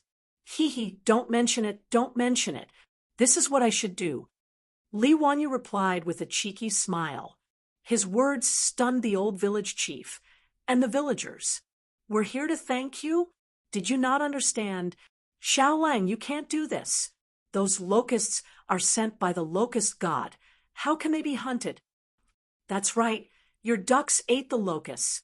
If the heavens send down a greater punishment, who will be responsible? Xiao Lang, hurry up and chase your ducks away. Don't let them feed on the locusts anymore." "I think you're just messing around. I was wondering why the Li family suddenly bought so many ducks. You're using the locusts to feed your ducks. Such audacity. Xiao Lang, aren't you afraid of being punished by the heavens? Xiao Lang, don't mess around. Don't bring trouble to our Dingzhou village." The old village chief and the villagers were all scolding the Li family's ducks and Li Wanyu's misdeeds. If not for the fact that Li Wanyu had gained some reputation in Dingzhou village, they would not have been so polite. His beautiful superior heard the news and immediately rushed to the front yard. When she heard that the old village chief and the villagers not only did not appreciate the Li family's kindness, but also blamed Li Wanyu, she was so angry that her face turned white and her expression froze. What an ungrateful dog biting Lu Dongbin. Did the Li family have nothing better to do? They spent so much money to buy so many ducks. Li Wanyu even went to Chang and to gather so much food. Wasn't it all for the sake of the 100 villagers of Dingzhou village? The locusts that destroyed the crops did not blame them. Instead, they kowtowed and burned incense. Li Wanyu wanted to save them, but was humiliated by them. As expected, a pitiful person must have a detestable side. Chapter 100. Li Wanyu was not in a hurry to explain himself. He waited for the villagers to finish. When they finally quieted down, he said slowly, "What does the ducks eating the locusts have to do with me? I am not the one eating the locusts. The locusts are a gift from the locust god. So why can't the ducks eat the locusts because of the duck god's order?" His words stunned the villagers. What did he mean by that? What the hell was the duck god? It was not my order for the ducks to eat the locusts, right? It was their own doing.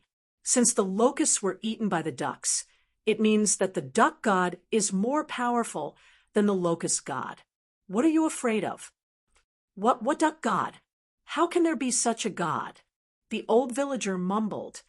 Hee, old villager, how do you know there is no duck god? As the saying goes, there are gods everywhere.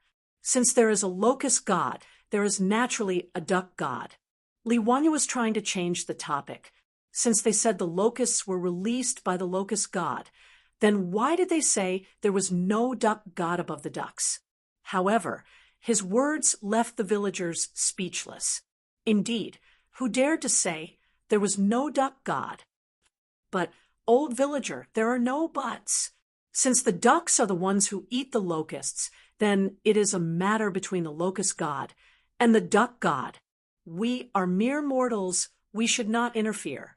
Li Wangyu's words left the agitated villagers speechless.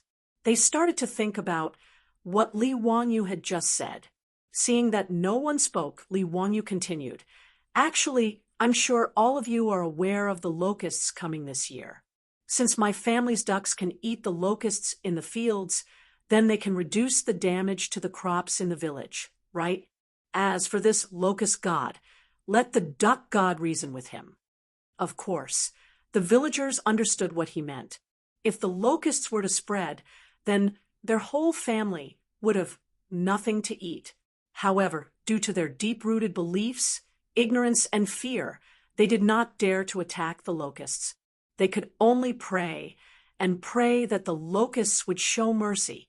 Li Wangyo's words seemed to be quibbling, but in reality, it hit the bottom of everyone's heart. The old villager and the leaders of the village looked at each other and didn't say anything. It seemed that they had tacitly agreed with Li Wangyo's duck god. If any family in the village is unwilling to do so because they are afraid of being blamed by the locust god, feel free to tell me. Tomorrow, I will instruct them not to drive the ducks to his family's fields. Is that okay? Li Wangyo added another stab. Li Wangyo wouldn't insist on being a good person if he didn't want to, and used this opportunity to criticize the Li family. The old village head and the other farmers were not stupid. If they really didn't allow the Li family's ducks to enter their fields to hunt for locusts, then other people's fields would be preserved while their own family would be left without a single harvest, and they could only go out to beg for food. No one would say anything about this, right? After the villagers tacitly agreed with Li Wangyo about the duck god, they said their goodbyes and left. At the same time, there were still several hundred farmers gathered outside the Li family's home. Many of them were agitated, and they were loudly criticizing Li Wangyo. The Nyo brothers stood guard at the door with awkward expressions. On one hand, they agreed that Li Wangyo's decision was ill-considered, but on the other hand, they didn't want to hear the complaints of these farmers. No matter what, they were now part of the Li family. No matter what decision Li Wangyo made, the brothers would support him unconditionally. When the old village head and the other farmers came out, the farmers gathered around them. "Villager, how was it? What did Li Jia Xiaolang say?" "This is big news. The Li family's ducks have consumed the locusts. What if the locust god blames them for this?" "Villager, we can't allow the Li family to do as they please. The Li family has to give us an explanation for this, or we will complain to the county government. They will suffer retribution for offending the locust god." Seeing the clamor, the old village head raised his hand to signal for silence. When the crowd finally quieted down, he coughed lightly and repeated what Li Wangyo had said. That is what Li Jia Xiaolang meant. Since he didn't order the ducks to eat the locusts, then naturally, the duck god will be responsible. If any family is unwilling, please explain to the Li family that tomorrow the Li family's ducks will not go to their fields. When the old village head mentioned the duck god, he couldn't help but cough. It was a little awkward to say duck god out loud, but he couldn't care less about that now. After all, as Li Jia Xiaolang said, since everyone believed in the locust god, then the duck god was not unreasonable. As soon as the old villager finished speaking, all the villagers were stunned. Duck god, locust god. This duck-eating locusts had something to do with the gods. Soon, some of the smarter farmers understood the crux of the matter.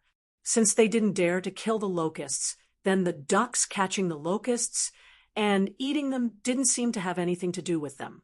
If that was the case, then it should be a good thing that they could protect their crops from the locusts, right? Since this is a matter between the duck god and the locust god, then we shall not interfere. Village head, how about this? The Li family's ducks are free to come and go as they please. Many of the people who understood these principles silently stood out and bowed towards the Li clan's gate. Then they silently turned around and left. Soon, most of the farmers who gathered in front of the Li family's gate had left. However, there was still a stubborn woman who yelled, "Where did this duck god come from?" This is Li Jia Xiaolang's nonsense. No, we can't let the ducks enter our fields. Before she could finish her words, the man beside her slapped her in the face. You wastrel! What are you yelling about? Do you think you can make the whole family beg for food? Shut up and go home to cook. After slapping his wife, the man turned to the village head and chuckled. Hee hee, village head, don't listen to this crazy woman. Our fields will remain the same. The Li family's ducks are free to go. These Guangzhou farmers were not idiots. They were afraid of the locust god's wrath and came to the Li family to cause trouble.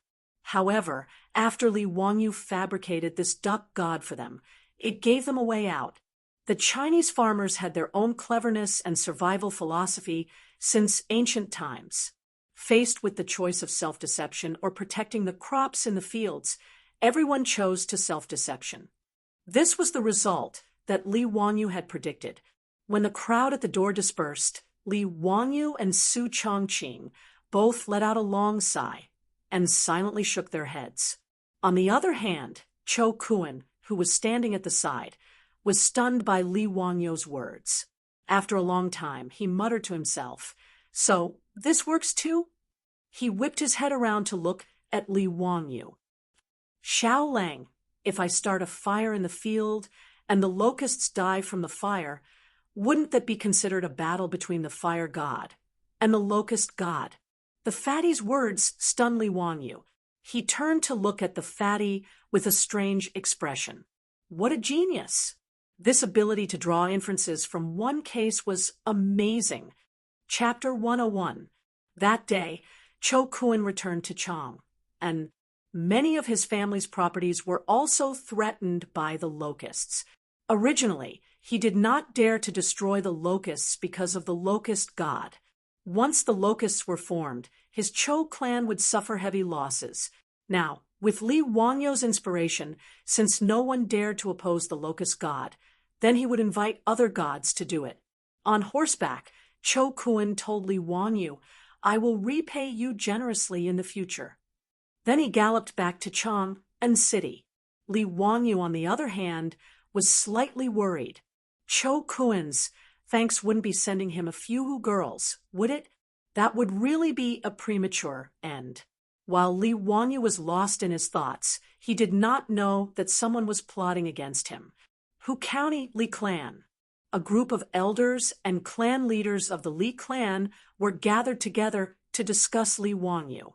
The name Li Wangyu had recently become famous in Hu County, but in the ears of the elders of the Li clan, it had a different meaning. Whether it was Li Wangyu's pig slaughtering feast, his miraculous water wheel, or his method of treating saline alkali soil, every time the Li clan heard Li Wangyu's name, they would feel suffocated, especially when they went to the county government to sue Li Wangyu, and Yang Quan's doggerel judgment slowly spread through Hu County through the mouths of the bailiffs. It made the Li clan even angrier, and the young man they had chased out of the clan had used such a method to make a name for himself. Now, in Hu County, many of the noble families were privately laughing at the Li clan for being blind. They had chased such a Qilin out of the clan. They must have been blinded by lard. Every time Li Wangyu's fame grew, the elders of the Li clan felt as if their faces had been slapped, making them hate Li Wangyu even more. This group of elders from the Li clan of Hu County hated Li Wangyu to the bone. They wanted nothing more than to break Li Wangyu's bones, suck out his marrow, pull out his tendons, and peel off his skin to relieve the hatred in their hearts.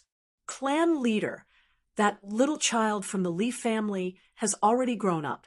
In the future, if he were to become an official and half a nobility, then our Huxian Li clan won't be able to survive.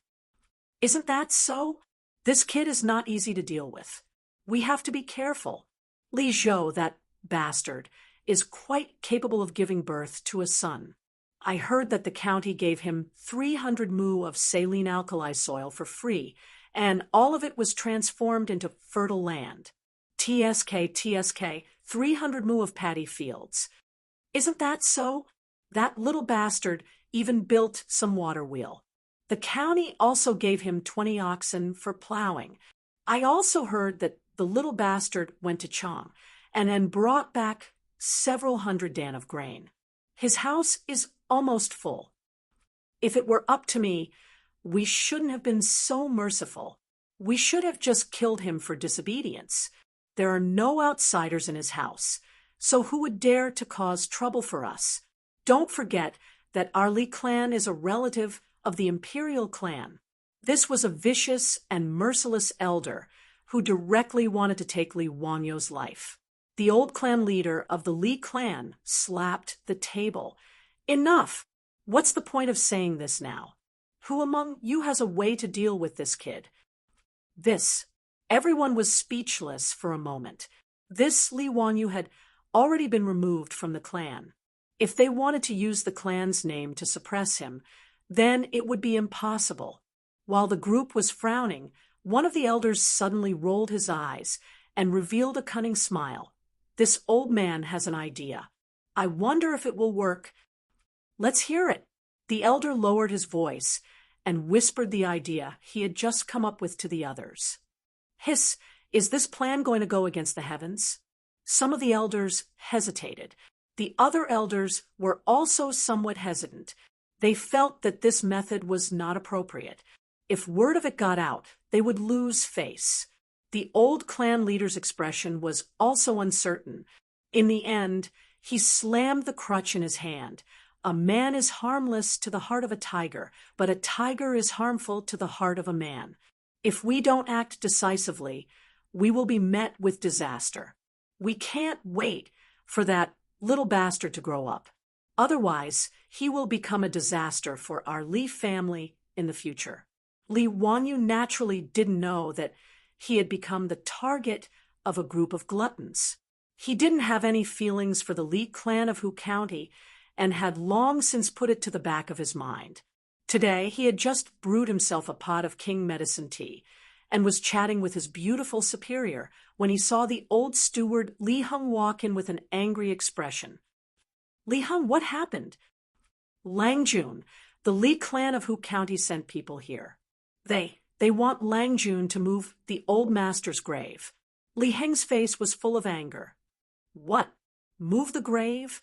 Based on what? Li Wanyu jumped to his feet when he heard this. The ancients attached great importance to the dead. As the saying goes, the dead are the most important and should be buried in peace. Rashly digging up a grave and moving it was a great taboo. If Li Wanyu did this, he would be reprimanded for being unfilial and would be cursed behind his back. The Li clan of Hu County, they wanted to slap Li Wanyu's face. Li Heng's old face swelled red. The Li clan said that Lang Jun and the old master's names have already been removed from the clan. You shouldn't bury the old master in the Li clan's ancestral grave and ruin their feng shui. They dare. Li Wanyu slammed the table and said angrily, tell Niu Yong and Niu Wu to throw out the Li clan's people. If they dare to come again, just throw them out. Li Heng agreed and prepared to tell the Niu brothers to kick them out.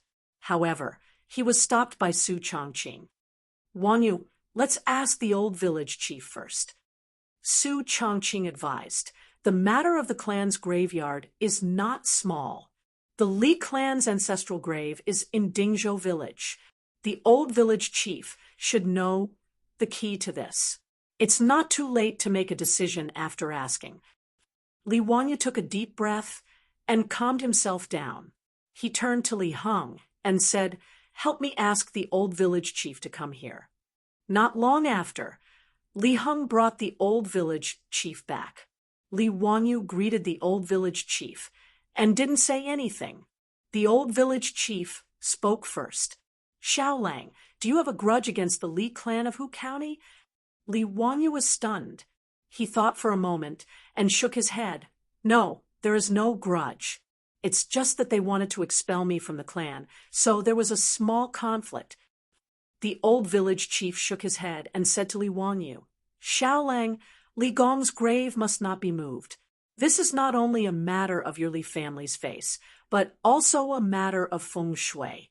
As the saying goes, the poor don't change the door, the rich don't move the grave. Little Lang, you've made the Li family prosper with each passing day. How can you casually move eunuch Li's grave? Feng shui? Li Wanyu was a little stunned. He didn't believe in feng shui. Moreover, what did the Li family have to do with feng shui? Was it because Li Zhou's grave was well buried that Li Wanyu traveled 1,000 years and came to the Tang dynasty? His beautiful boss asked. Old village chief, the Li clan forced us to move the grave. What's their explanation? Well, if you want to be serious, the Li clan does have the right to make you move the grave. After all, Li Gong was buried in the Li clan's ancestral grave. Now Xiao Lang and Li Gong have been expelled from the clan. If they want to force you to move the grave, you can't stop them. The old village chief's words made Li Wangyu's heart cold. Was there no other way for the Li clan to force him to move the grave? The old housekeeper, Li Heng, had a look of despair on his face as he knelt down before Li Wanyu. Lang Jun, why don't you go and beg Madame Li? The old master's grave cannot be moved. Chapter 102. Li Heng's words made Li Wanyu and Su Chongqing look at each other in silence. Forget it. I'll go see the Li clan's people and see what they want. Li Wanyu walked towards the front courtyard. In the main room of the Li clan's front courtyard, a young man with an arrogant expression was waiting impatiently. When he saw Li Wanyu appear, he let out a cold snort. Humph, Li Wanyu, you're quite arrogant. You made me wait for so long.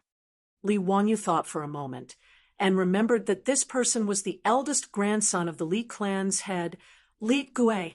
This Li Gui relied on his status as the eldest grandson of the Li clan to be arrogant and despotic. He was considered a tyrant in Hu County. What made Li Wangyu's teeth itch when he saw this guy was that his previous owner was too weak.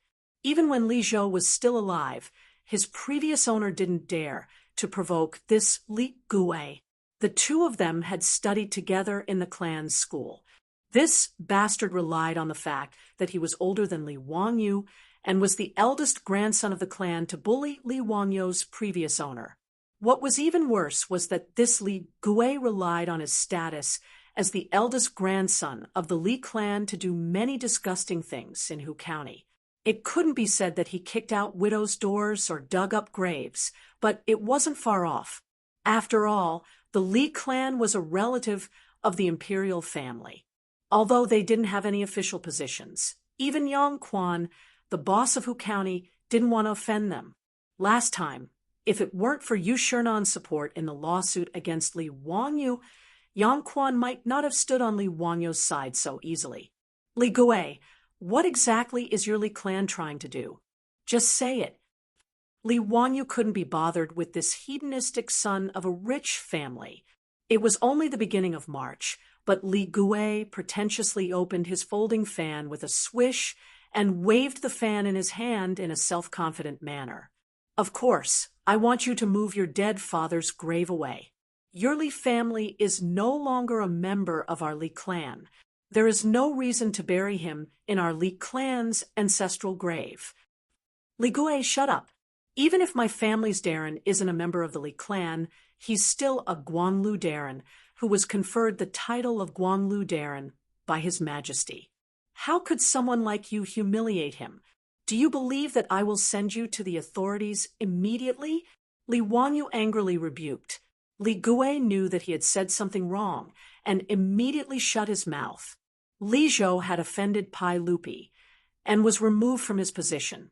However, after Li Zhou's death, Pai Lupi was very kind and conferred him a posthumous title. Originally, Li Zhou was a secondary class, rank 3, supervisor of Huxian.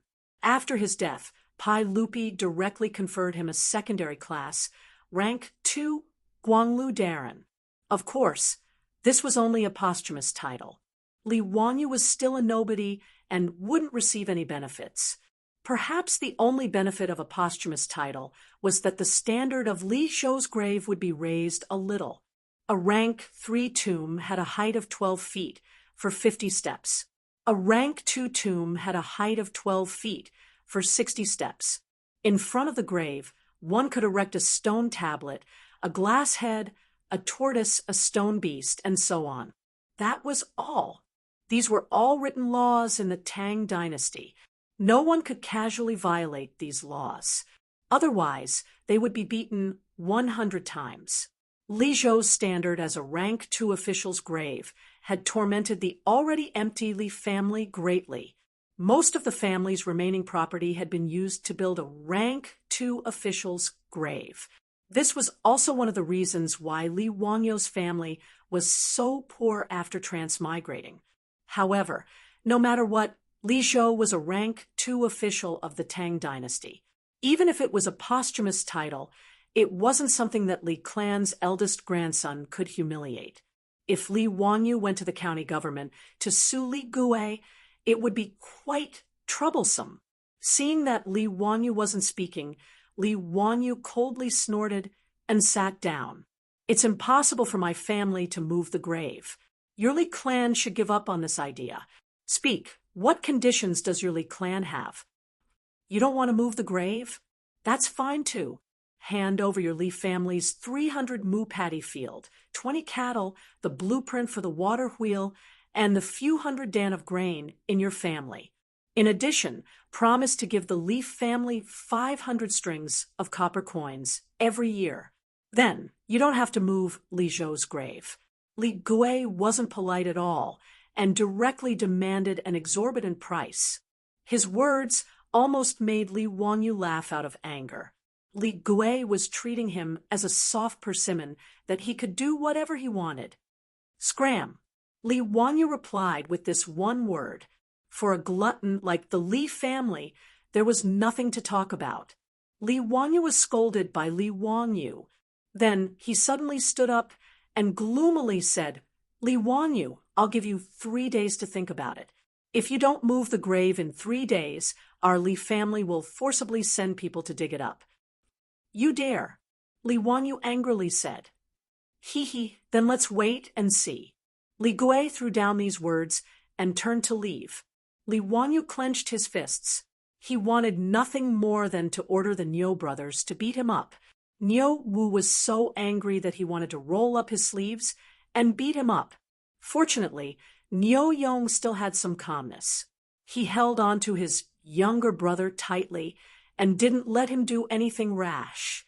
Forcing the Li family to move the grave was the vicious plan that the Li clan's elders came up with. In the eyes of the Li clan's elders, the reason why Li Wangyu could suddenly make a name for himself as a Noda was completely because Li Zhou's grave was well buried. It might even have robbed the Li clan's feng shui.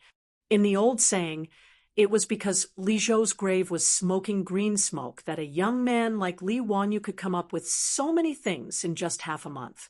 In the eyes of these elders, if Li Zhou's grave hadn't robbed the Li clan's feng shui, then the water wheel and the saline alkali soil should have all belonged to the Li clan.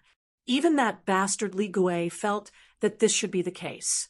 If he moved Li Zhou's grave and moved the remains of his family's elders, then it would be his turn to become famous in Hu County. He didn't even need to think about it. With his ignorant and incompetent brain, he was older than Li Wangyu by several years and was still studying in the clan school. Even if his ancestors' graves were smoking green smoke, he still wouldn't be able to invent a water wheel. The Li clan didn't expect Li Wangyu to agree to this condition. They were determined to force Li Wangyu to move the grave. This way, not only would they vent their anger, but they would also be able to steal a piece of good feng shui land. Why not? As for whether or not forcing someone to move the grave would violate the laws of heaven, the Li clan leader and elders didn't even consider it. This group of people had already been provoked by Li Wangyu to the point that their eyes were red. They couldn't control their jealousy. As long as Li Wangyu didn't agree to their conditions, they would immediately send people to dig up the grave and move the coffin in 3 days. Even if Li Wangyu gritted his teeth and agreed to all of their conditions, the Li clan would put forth new and more demanding conditions. In the end, they would still force Li Wangyu into a corner. After Li Gui left, Su Chongqing and the old village chief, who had been listening to the two's conversation from the back of the central room, walked out. They all had worried expressions. After the Li family's name was removed from the clan, asking the Li family to move the grave away from the Li clan's ancestral grave was indeed a difficult matter to deal with. Even if they went to the county government to file a lawsuit, even if Yang Quan wanted to side with Li Wangyu, he wouldn't be able to say no to this matter. The Li clan had made an extremely sinister move. Chapter 103. Su Chongqing looked worried. Wangyu, what should we do now? Although to her and Li Wangyu, feng shui was nonsense. However, the Li family from Hu County had come out to provoke them. If they obediently moved the graveyard away, then the Li family would really lose all of their face. Moreover, the prestige that Li Wangyu had painstakingly built up in Dingzhou village would go down the drain because of this. More importantly, Li Wangyu would bear the name of being unfilial. Li Wangyu dared to bet that if he didn't agree to the Li clan's conditions, the Li clan would immediately spread rumors to everyone that he was an unfilial son for abandoning his father's corpse for a bit of family property, causing his deceased father to not be able to rest in peace.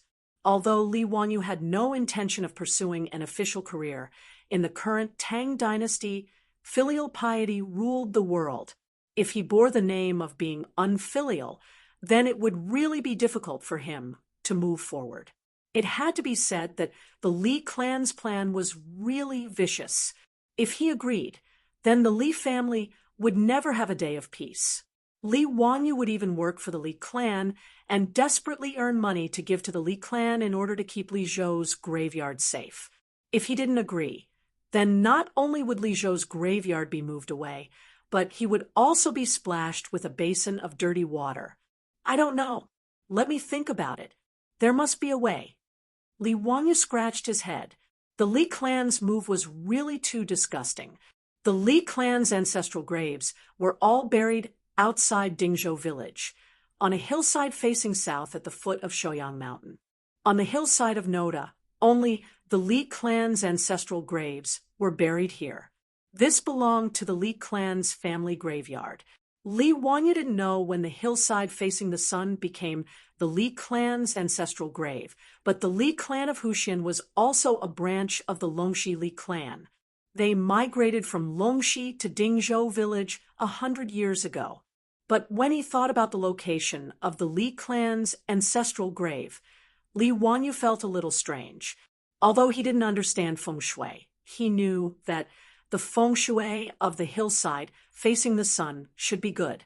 It wasn't far from Dingzhou village, so why didn't other people's ancestral graves there? Old village chief, when did the Li clan's ancestral graves belong to the Li clan? The Li clan was originally a small clan in Dingzhou village. Because of the good feng shui of the hillside facing the sun, many people in the village had ancestral graves there. Later, when the retired emperor seized the country and established the Tang dynasty, the Li clan suddenly became a relative of the imperial family.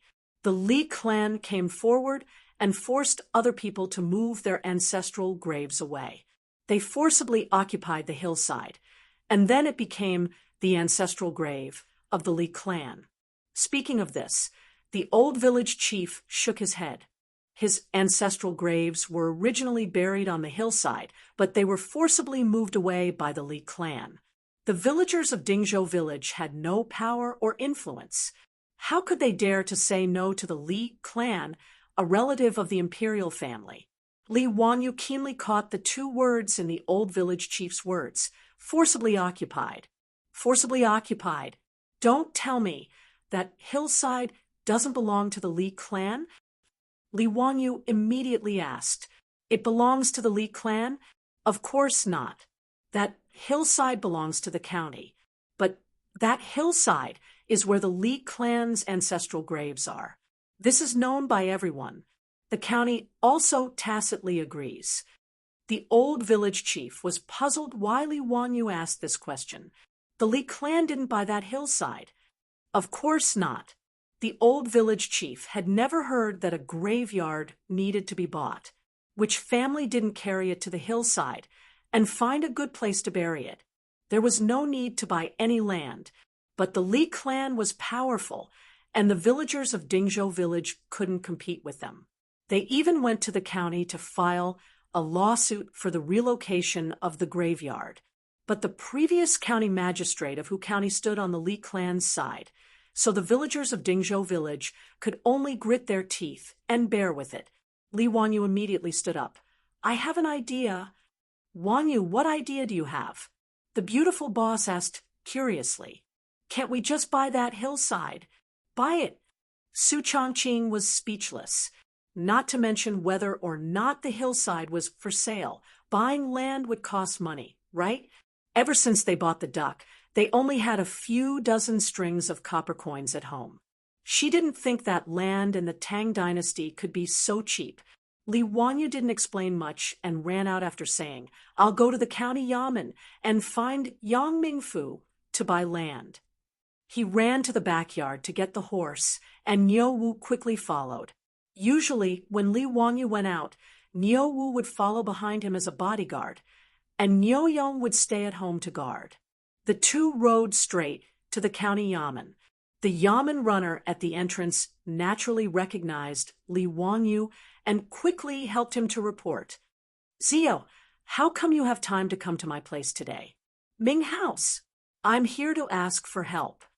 Li Wanyu didn't care about being courteous, and he repeated what Li Gui had said in detail, causing Yang's brows to knit together tightly.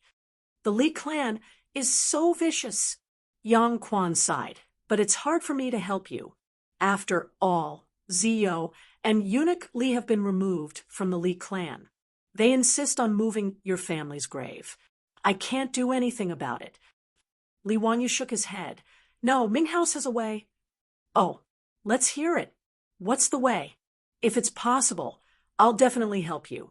Li Wanyu said. The Li clan didn't buy the hillside where the Li clan's ancestral grave is. It still belongs to the county. Yang Quan was confused. That's true. So what?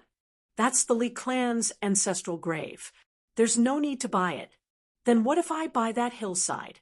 Li Wanyu looked into Yang Quan's eyes and asked word by word. Hiss, Yang Quan sucked in a cold breath. Zio, you mean? Li Wanyu nodded. That's what I mean.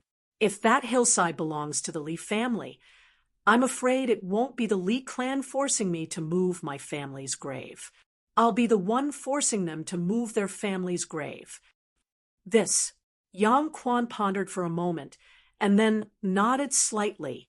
Logically speaking, this was true, although the Li clan occupied the hillside outside Dingzhou village as their ancestral grave. According to the law, that piece of land didn't belong to the Li clan. However, the Li clan was a relative of the imperial family. No one would take them seriously, and no one would offend the Li clan because of this. Zio, have you thought it through? If you do that, you'll have completely fallen out with the Li clan. What's the difference now? I've never thought of going against the Li clan. They're the ones who are forcing me. Ever since they expelled me and my father from the clan, they no longer treat me as a member of the Li clan. Yang Quan understood the situation and could only sigh. This Li clan was truly a disgrace to the imperial family. They weren't worthy of being a part of the family. I can sell the land on the hillside to you. The county has records that you can buy and sell it for a price of 1,000 strings of coins. Yang Quan didn't even need to look up the information to know the value of that land. As a diligent official who was close to the people, he had memorized all the large and small land data in his mind. Li Wanyu knew that the price wasn't expensive. The price of a hillside was usually 1 mu. That hillside was at least 1 mu. 1,000 strings of coins was a very fair price. It was fair, but Li Wanyu didn't have any money right now. He still owed the county government more than 1,600 strings of coins. Li Wanyu smiled at Yang Quan. Ming House, lend me some more money. Chapter 104. What Li Wanyu said made Yang Quan want to slap him. You still owe the county more than 1,600 strings of copper coins, and now you want to borrow more money? Yang Zhui didn't need to think to know that Li Wanyu couldn't take out 1,000 strings of copper coins. He wanted to continue borrowing money from the county. Yang Quan shook his head. Zio, it's not that I don't want to help you, but I can't lend you any more money. Ming House, just borrow 1,000 strings of copper coins for a year. I will return the 1,600 strings of copper coins, and you can calculate the interest. Is that okay? Li Wanyu started to coax. Borrowing money from Yang Quan was the only way he could think of. Originally, he wanted to borrow money from the Chiu family, but because of the locust plague, the Chiu family used all their funds to stockpile food. Li Wanyu estimated that the Chiu family might not be able to take out 1,000 strings of copper coins now. No. Zio, your family's debt has not been repaid. How can I lend you such a large amount of money? Even if I agree, the county magistrate will not agree. No matter how Li Wanyu promised that he would repay the debt within a year, Yang Quan did not agree. He was not deliberately making things difficult for Li Wanyu, but he really could not do it. In the Tang dynasty, loans needed collateral. Back then, because Li Zhou was still in office, he and the secretary Lu Xiao provided a guarantee for Li Zhou to borrow money. The county magistrate would naturally do them a favor. But now, Li Wanyu still owed so much money to the county. If he wanted to continue borrowing money, this was not something Yang Quan could decide. Li Wanyu saw that Yang Quan really did not agree to lend him money to buy the land, and he could not help but feel a little dumbfounded. If he could not buy the land on the hillside, then he really did not know what to do. Could it be that he would bring the Niu brothers to risk their lives against the Li clan? Seeing Li Wanyu's distressed expression, Yang Quan suddenly twirled his beard and smiled. Actually, I can point you in the right direction. Ming House, hurry up and say it. Li Wanyu immediately perked up. It's true that I don't have the money to lend you, but someone can lend you money. Who? Yang Quan said, my division commander. Yu Shernan. Li Wanyu immediately realized that Yu Shernan was indeed rich. Last time, in order to seduce him into continuing his studies, Yu Shernan even offered to help him pay off his debt. However, Li Wanyu really didn't want to borrow money from the old man. He was afraid that he would be forced to walk on the right path. Li Wanyu was really afraid of Yu Shernan. Although he knew that Yu Shernan was doing this for his own good, he really didn't want to be an official. As an unambitious white-collar worker, he just wanted to eat his fill and wait for death to come. He just wanted to be a rich landlord. Yang Quan didn't say anything. He just looked at Li Wanyu with a smile and let him make his own choice. After a long time, Li Wanyu finally resigned himself to his fate and stood up. Well, there was no other way. If he died, then so be it. He could only thicken his skin and go to Chang and to borrow money from Yu Shernan. Ming House, may I ask where Master Yu lives in Chang? And Buzheng Fang. 2 hours later, Li Wanyu and Niu Wu had already appeared outside Chang and city's Buzheng Fang. They politely informed the Yu Mansion's gatekeeper of their names and asked to see Yu Shernan. Yu Shernan was a lower third rank official. Although he was not very prominent, he was still a high official of the Tang dynasty. However, the Yu Mansion's gatekeeper didn't put on the airs of a high official. Although Li Wanyu was dressed in white, the gatekeeper politely asked him to wait for a while and went to inform the Yu Mansion's gatekeeper. Not long after, the Yu Mansion's old servant, Yu Tang, came out with a smile and invited Li Wanyu into the mansion. Yu Shernan didn't treat Li Wanyu as an outsider and received him in his own study.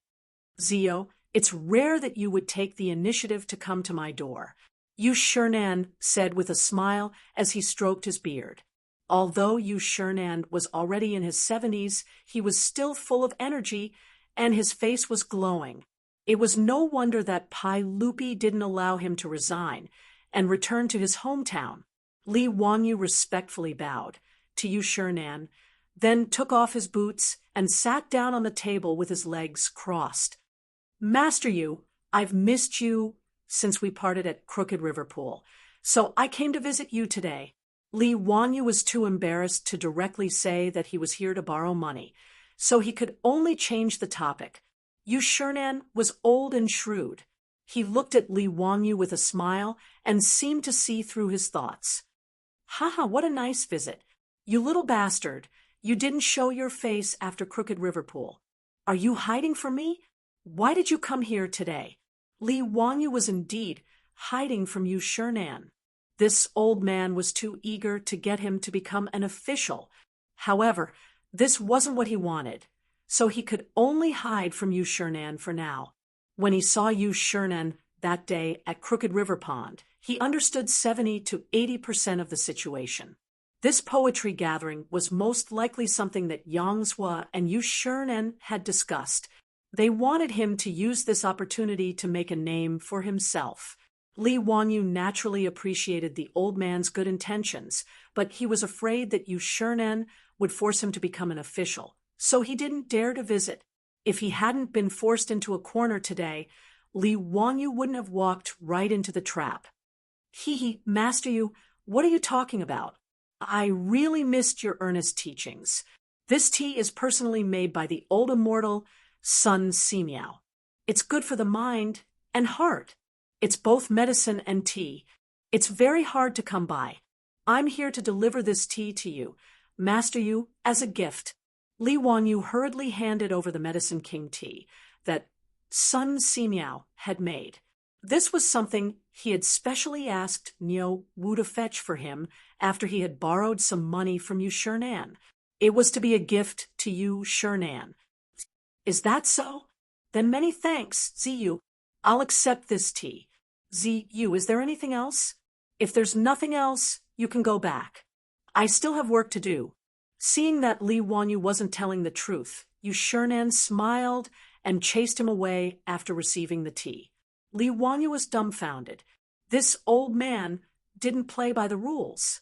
After receiving his Medicine King tea, he wanted to chase him away. Where was the old man who had encouraged him to study? Shouldn't he have encouraged him? Then offered to help him pay off his debt, then persuaded him to study? After that, he would explain his predicament to Yu Shernan. Only then would he be able to borrow money.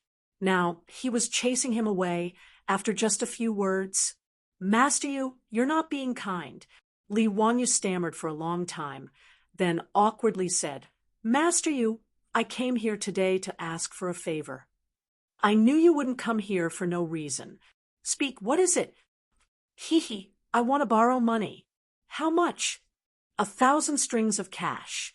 Li Wanyu's words made Yu Shernan freeze. 1,000 strings of cash wasn't a small amount. What's the matter? To buy land. Since he had already spoken, Li Wanyu didn't hide anything from the old man. He honestly told him about the Li clan's visit today. He also explained that the only way he could get his hands on the land was to buy the mountain slope. When Yu Shernan heard this, he was so angry that he slammed his hand on the table.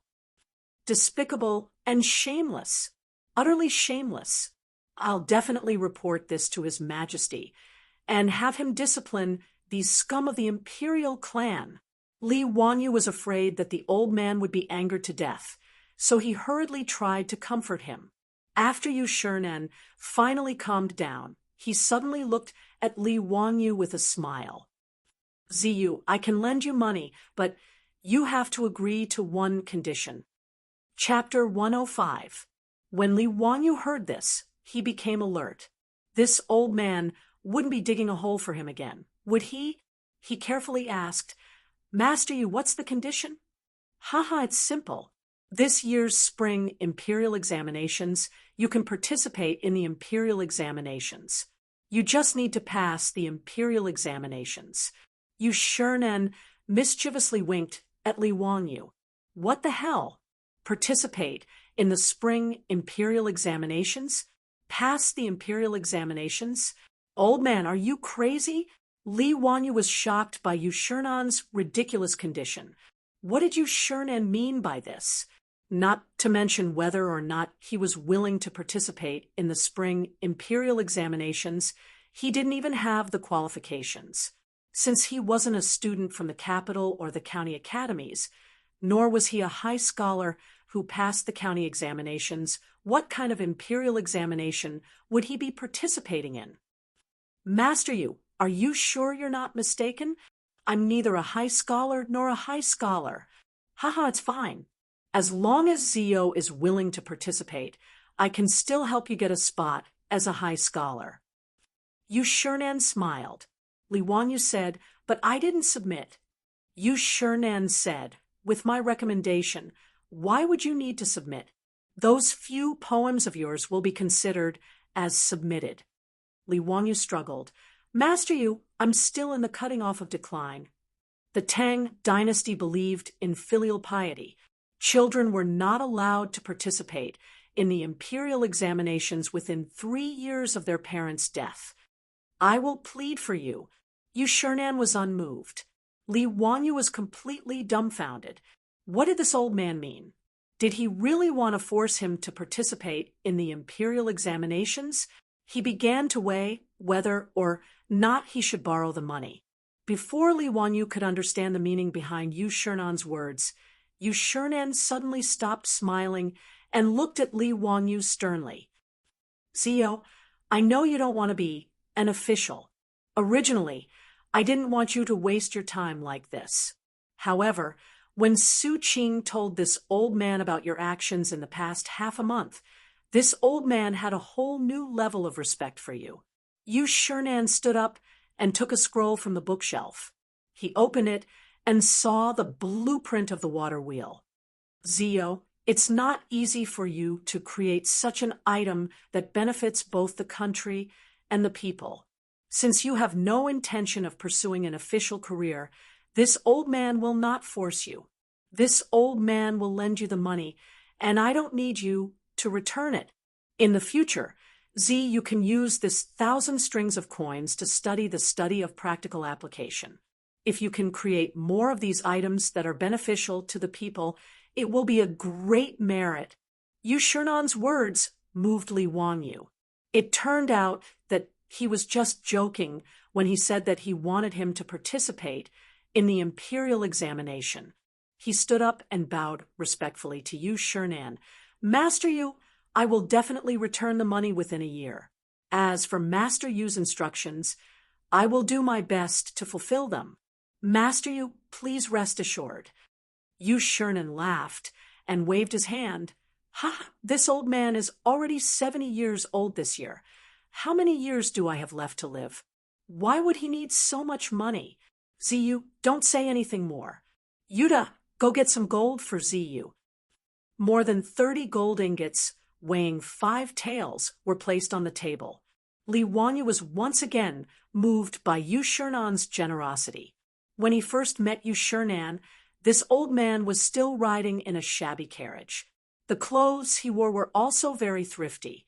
They weren't silk or satin, nor were they inlaid with gold or jade. Now, just because he created a water wheel, he was giving him 1,000 strings of coins without blinking, and Li Wanyu bowed deeply again. I will definitely remember Master Yu's teachings. After bidding farewell to Yu Shurnan, Li Wanyu led Niu Wu back to the Hu County Yamen.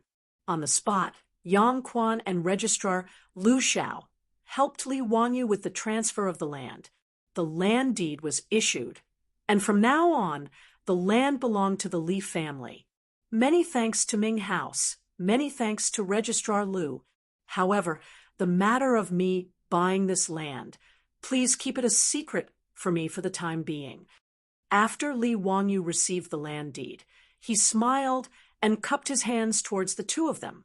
How could Yang Quan and Lu Xiao not understand Li Wanyo's intentions? This kid was holding back his evil intentions to teach the Li clan a lesson. Ziyu, the Li clan is still a relative of the imperial family. Where it's possible to make mistakes, one should be lenient. It's best not to go too far. Yang Quan advised. Li Wanyu rolled his eyes. Of course, I won't provoke the Ming house. However, if the Li clan is arrogant and despotic, then don't blame me for being impulsive.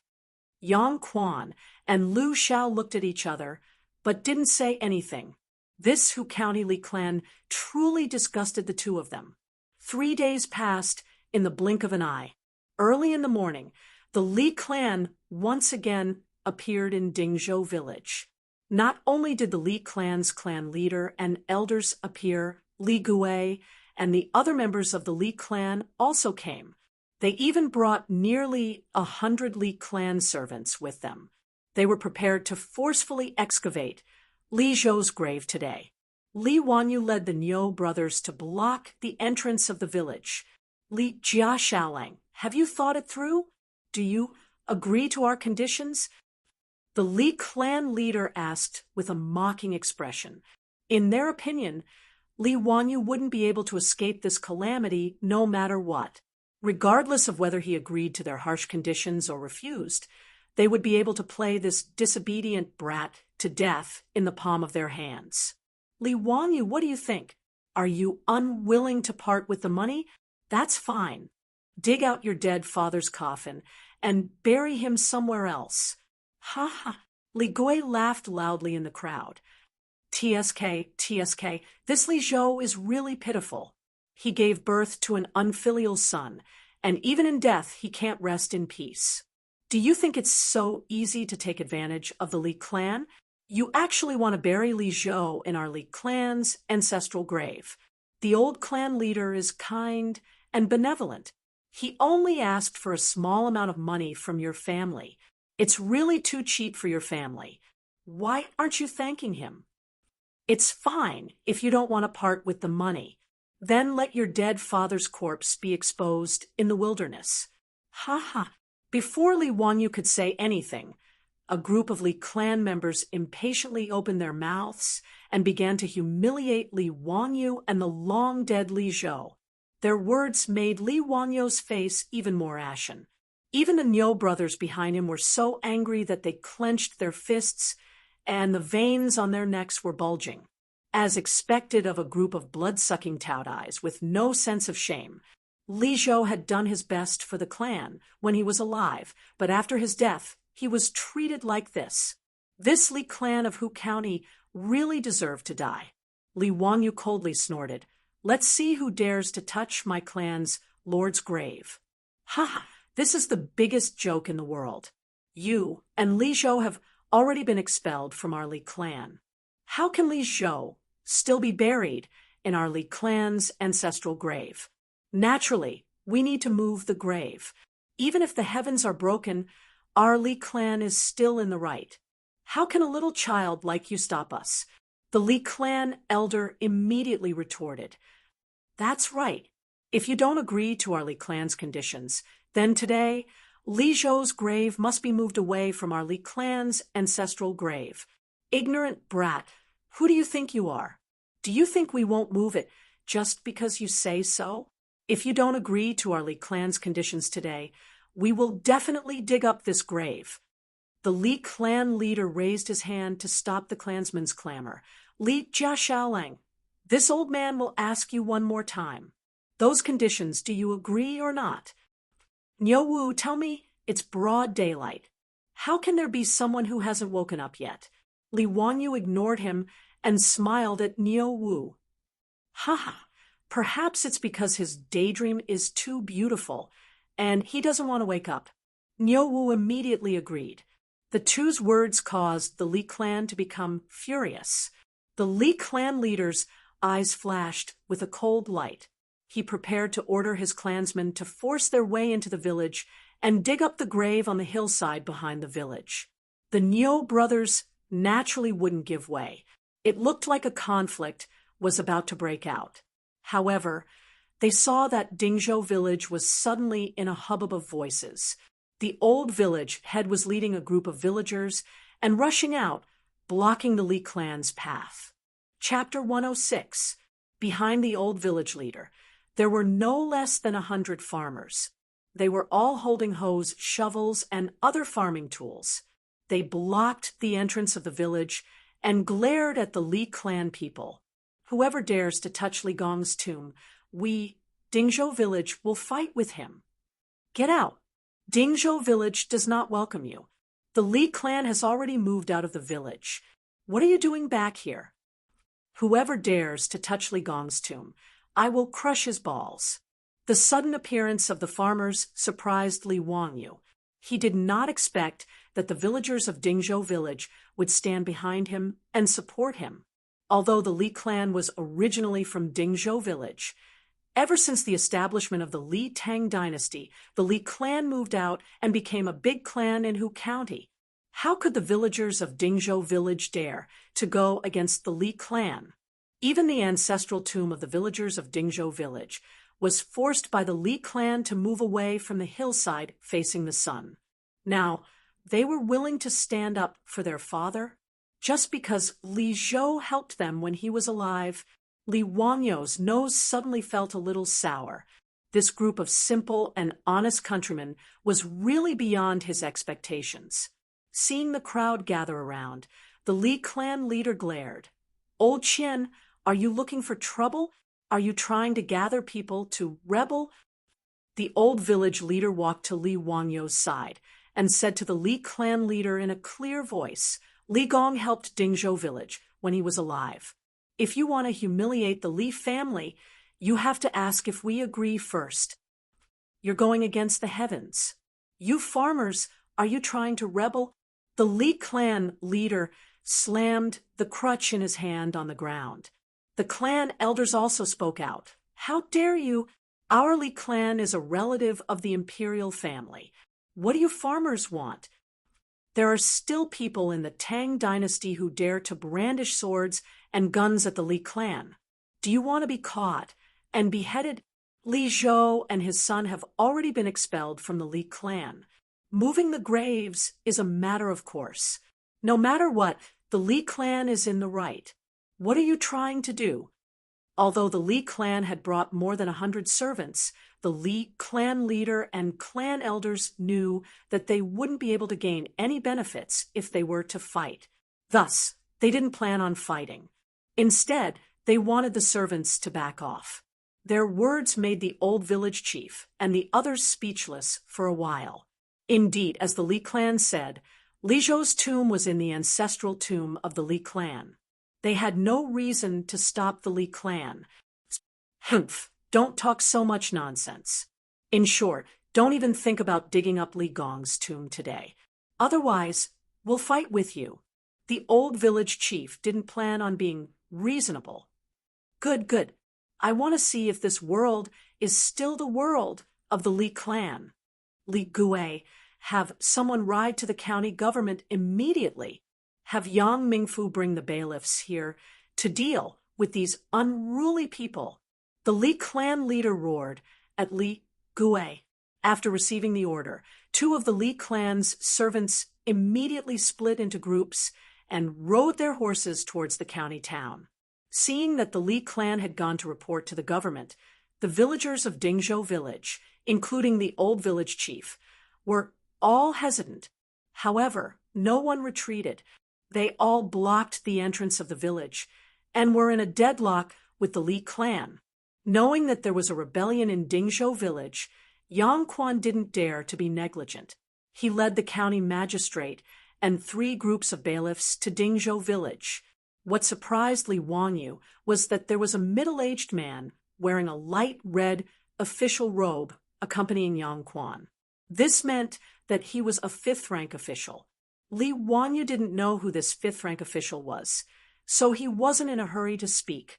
Yang Quan actually knew what was going on today. However, since Li Wangyu didn't use his trump card, he pretended that he didn't know anything. In any case, he was sick of the Li clan in Hu County. However, He couldn't do anything because of the Li clan's status as a clan relative. The only thing that made him feel uneasy today was the fifth-rank official beside him, Chang, and County Magistrate Chui. The capital of the Tang dynasty, Chang, and was divided into two counties, East and West Chang, and Wanyan. The county magistrates of these two counties were all fifth-rank officials. This was like the mayor of the imperial capital of China. Although he was still a mayor, his rank was equal to that of a provincial governor. The county that Yang Quan worked in, Hu County, was under the jurisdiction of Chang and County. In other words, County Magistrate Chui was the boss of Yang Quan, a seventh-rank county magistrate. Today, County Magistrate Chui happened to be patrolling Hu County. When he was talking to Yang Quan, he heard that the Li clan had reported that there were troublemakers, so he hurried over. This is the Chui Ming house in Chang and County. Li Jia Xiaolang, Li Gong, quickly come and greet him. Yang Quan first introduced County Magistrate Chui to Li Wangyu and the Li clan elder. He then introduced Li Wangyu and the others to County Magistrate Chui. Chui Ming House, this is the leader of the Li clan. That Xiaolang is Li Jia Xiaolang, the son of Li Zhou's Li Gong. After hearing Yang Quan's explanation, County Magistrate Chui's eyes lit up. He cupped his hands towards the Li clan leader and said, "Are you the old leader of the Li clan in Hu County?" "That's me. Greetings to the Chui Ming house." Seeing the friendly attitude of this rank 5 official, the Li clan leader also smiled and greeted him. "Li Gong, there's no need to be so polite. The Li clan in Hu County is a relative of the Tang dynasty. There's no need to be so polite. Ha ha." County Magistrate Chui clearly knew the background of this Li clan in Hu County, so he directly expressed his attitude. As for Li Wangyu, County Magistrate Chui didn't even bat an eyelid. He naturally knew about Li Zhou, but Li Zhou had already passed away. As the saying goes, the tea cools down when the person is gone. He had no interest in making friends with this young man, Li Wangyu. County Magistrate Chui's attitude made Li Wangyu and Yang Quan's faces darken. It seems that this County Magistrate Chui is going to ruin things. This County Magistrate Chui is a collateral member of the Chui clan in Qinghe, one of the 5 clans and 7 watches of the Tang dynasty. His name is Chui Zhua. This person's reputation as an official was average, but because he was a collateral member of the Chui clan, he was able to ride on the Chui clan's glory and become the county magistrate of Chang'an County. Yang Quan and Chui Zhua's relationship was average. Although Chui Zhua was his superior, Yang Quan wasn't afraid of him. After all, his teacher was Yu Shinan. The reason why Yang Quan was now the county magistrate of Hu County was actually a kind of political gilding. After a year, when his term was up, Yang Quan would have a meteoric rise and enter the imperial court. Yang Quan silently glanced at Chui Zhua, who was talking cheerfully with the Li clan leader. He thought to himself that if Chui Zhua wanted to take sides today, he would have to fight with this person. After all, Li Wangyu was a friend that his teacher, Yu Shinan, valued. How could he allow this county magistrate, Chui, to bully him? "Li Gong, what's the matter today? Why has it gotten to this point?" Yang Quan first asked the Li clan leader about the cause of the matter. "Today, I've troubled Yang Mingfu to come here because the unruly people of Dingzhou village are causing trouble." The Li clan leader directly complained. Before Yang Quan could speak, Chui Zhua spoke first.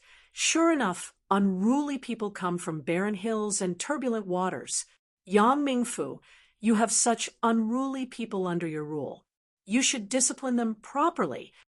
His words made Yang Quan and Li Wangyu curse in their hearts.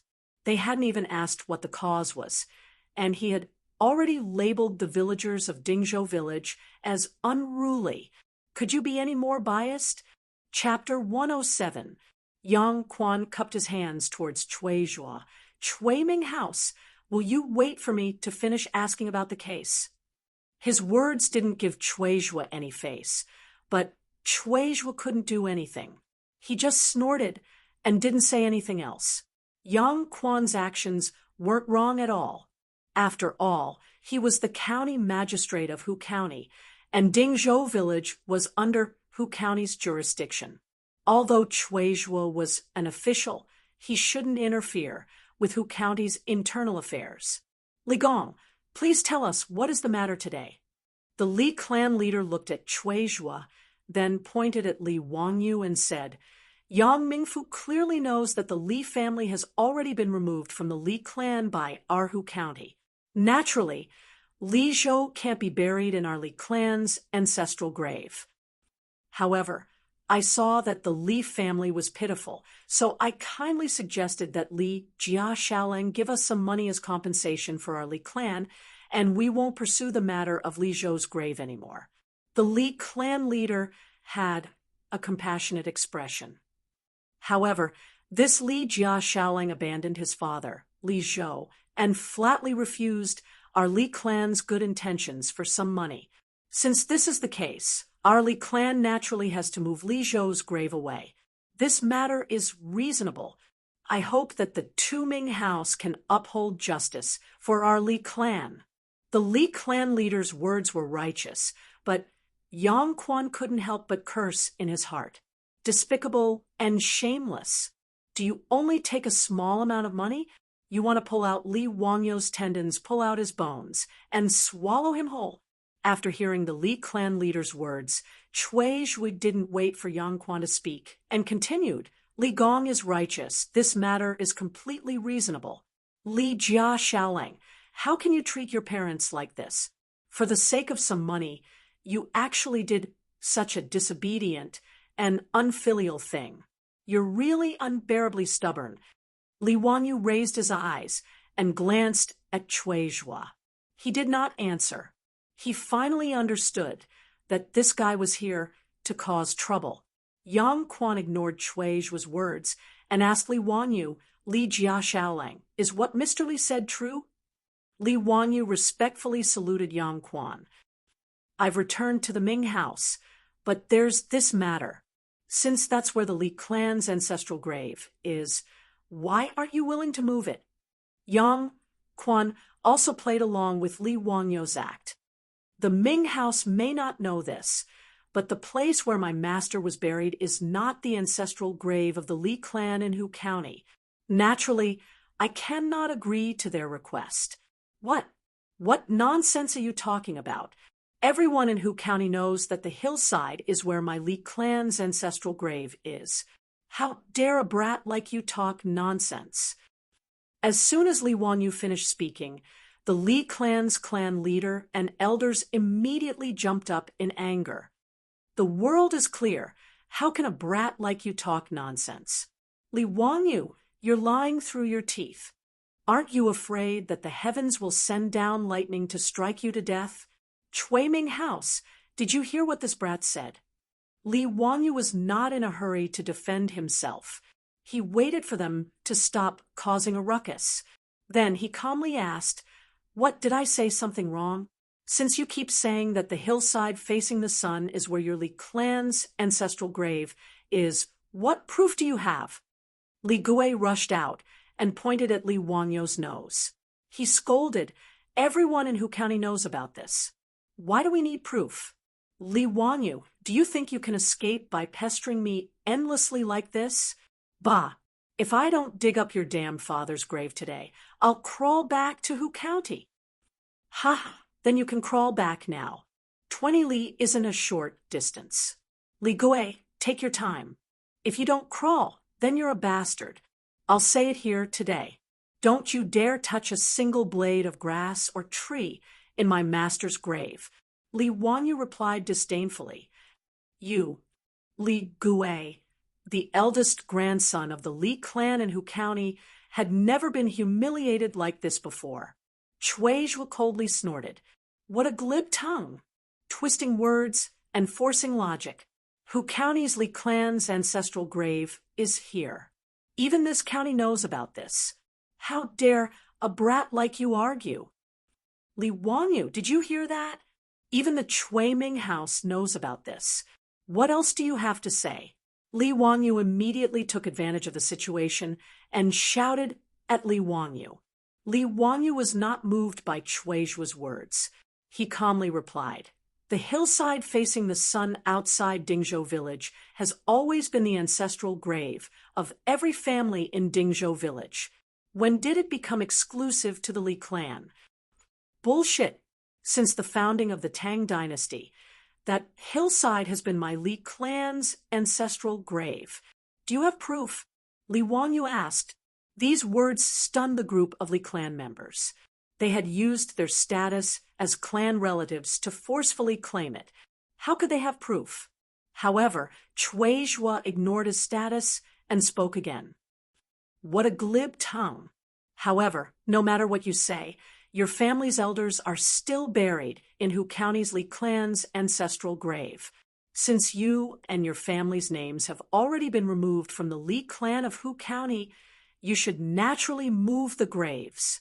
His words, which directly sided with Madame Li, caused an uproar among the villagers of Dingzhou village.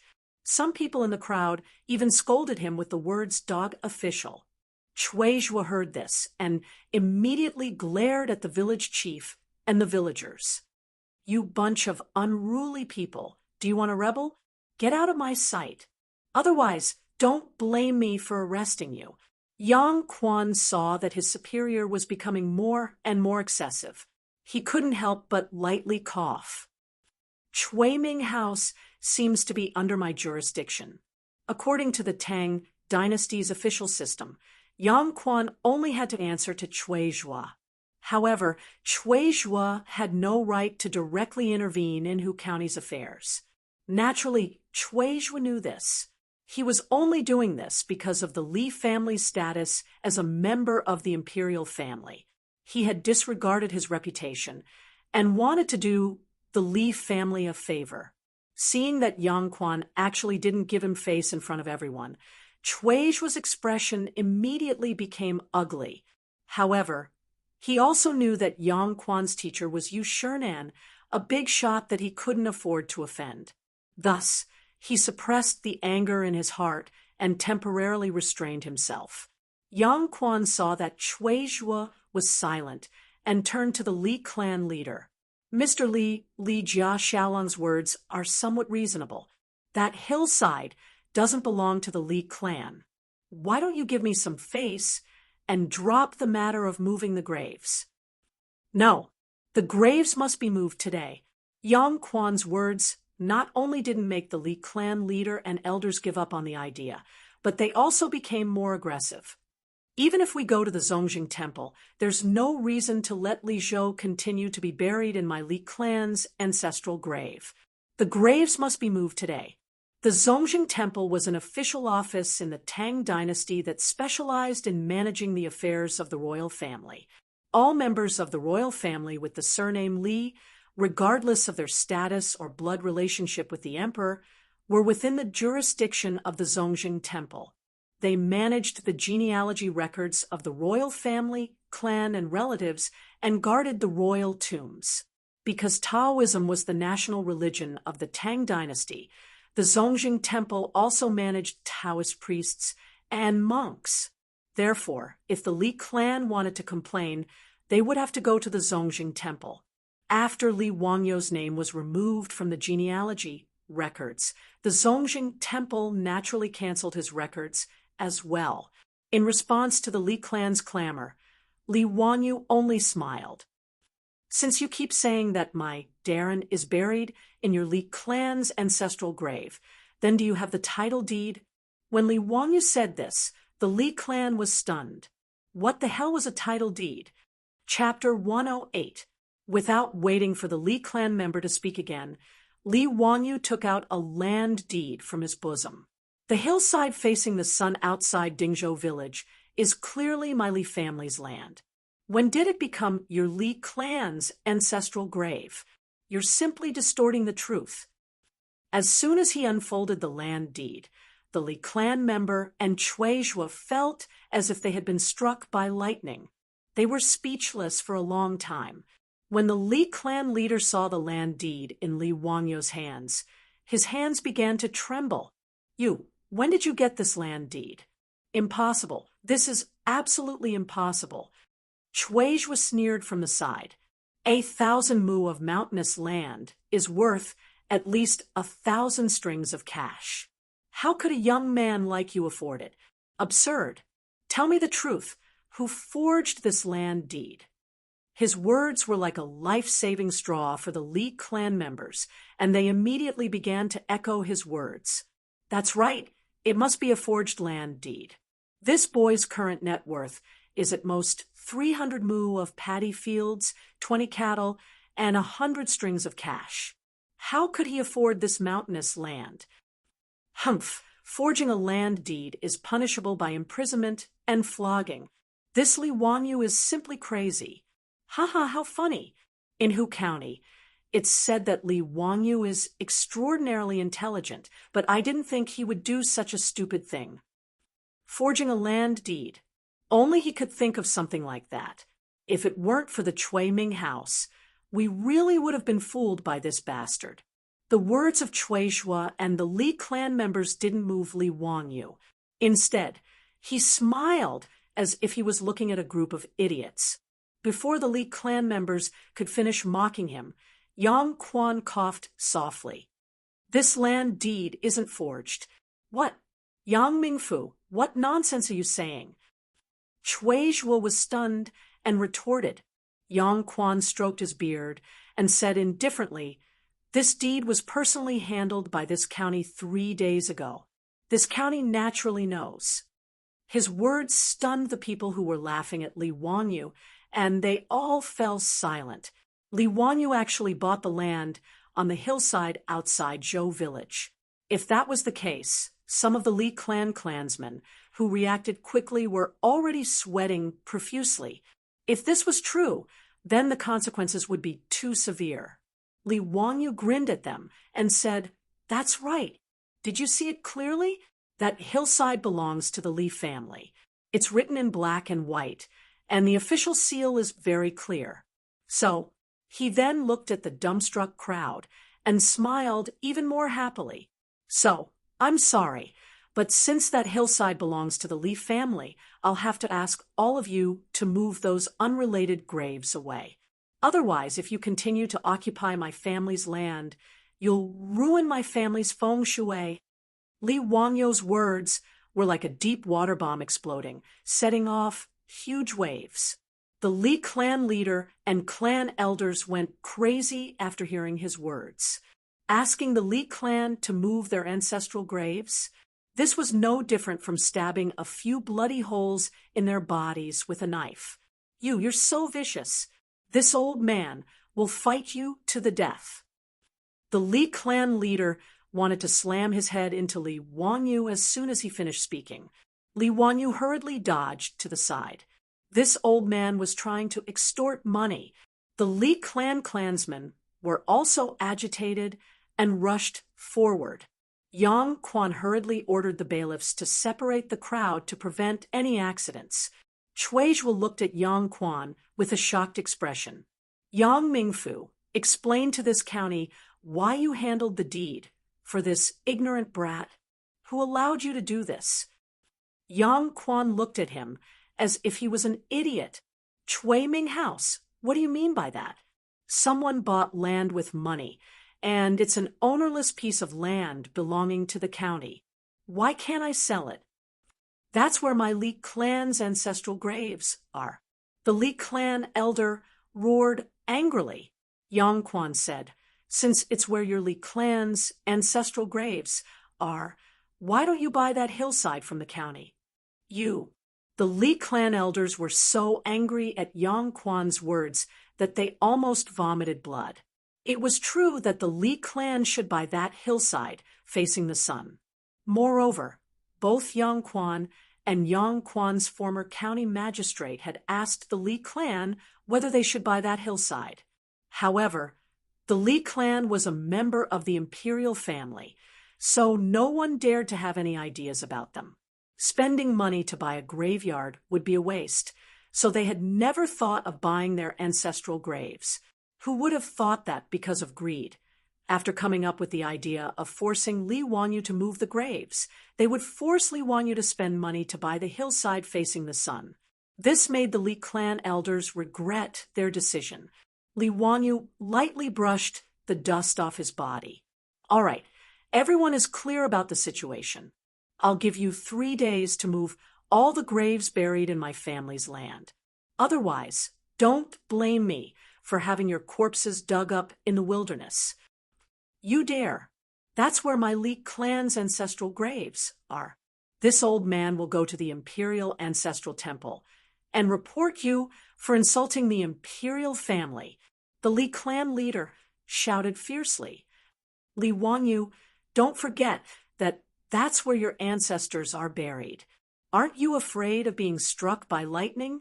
This was an emotional card. You dare to insult my Li clan? This world is still my Li Tang's world. Chui Ming House, this Li clan is acting recklessly. You have to make a decision for my Li clan. Someone pressured Chui Zhua, hoping to borrow the power of the government to stop Li Wanyu. As for Yang Quan, the county magistrate of Hu County, no one went to beg him.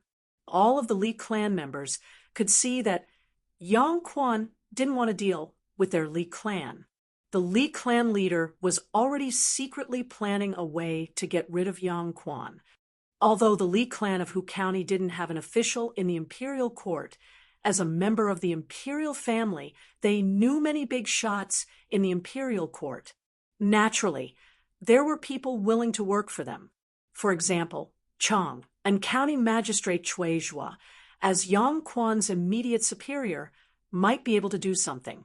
In Hu County, there was actually a county magistrate who opposed their Li clan. This was simply going against the heavens. Last time, when Yang Quan fought a lawsuit against Li Wanyu, the Li clan leader and the clan elders didn't like Yang Quan. However, because they were deceived by the monk and didn't want to expose their family's dirty linen, they didn't do anything. Today, seeing Yang Quan oppose them like this, the Li clan felt that their face as members of the imperial family had been slapped by Li Wanyu and Yang Quan. They couldn't take it anymore.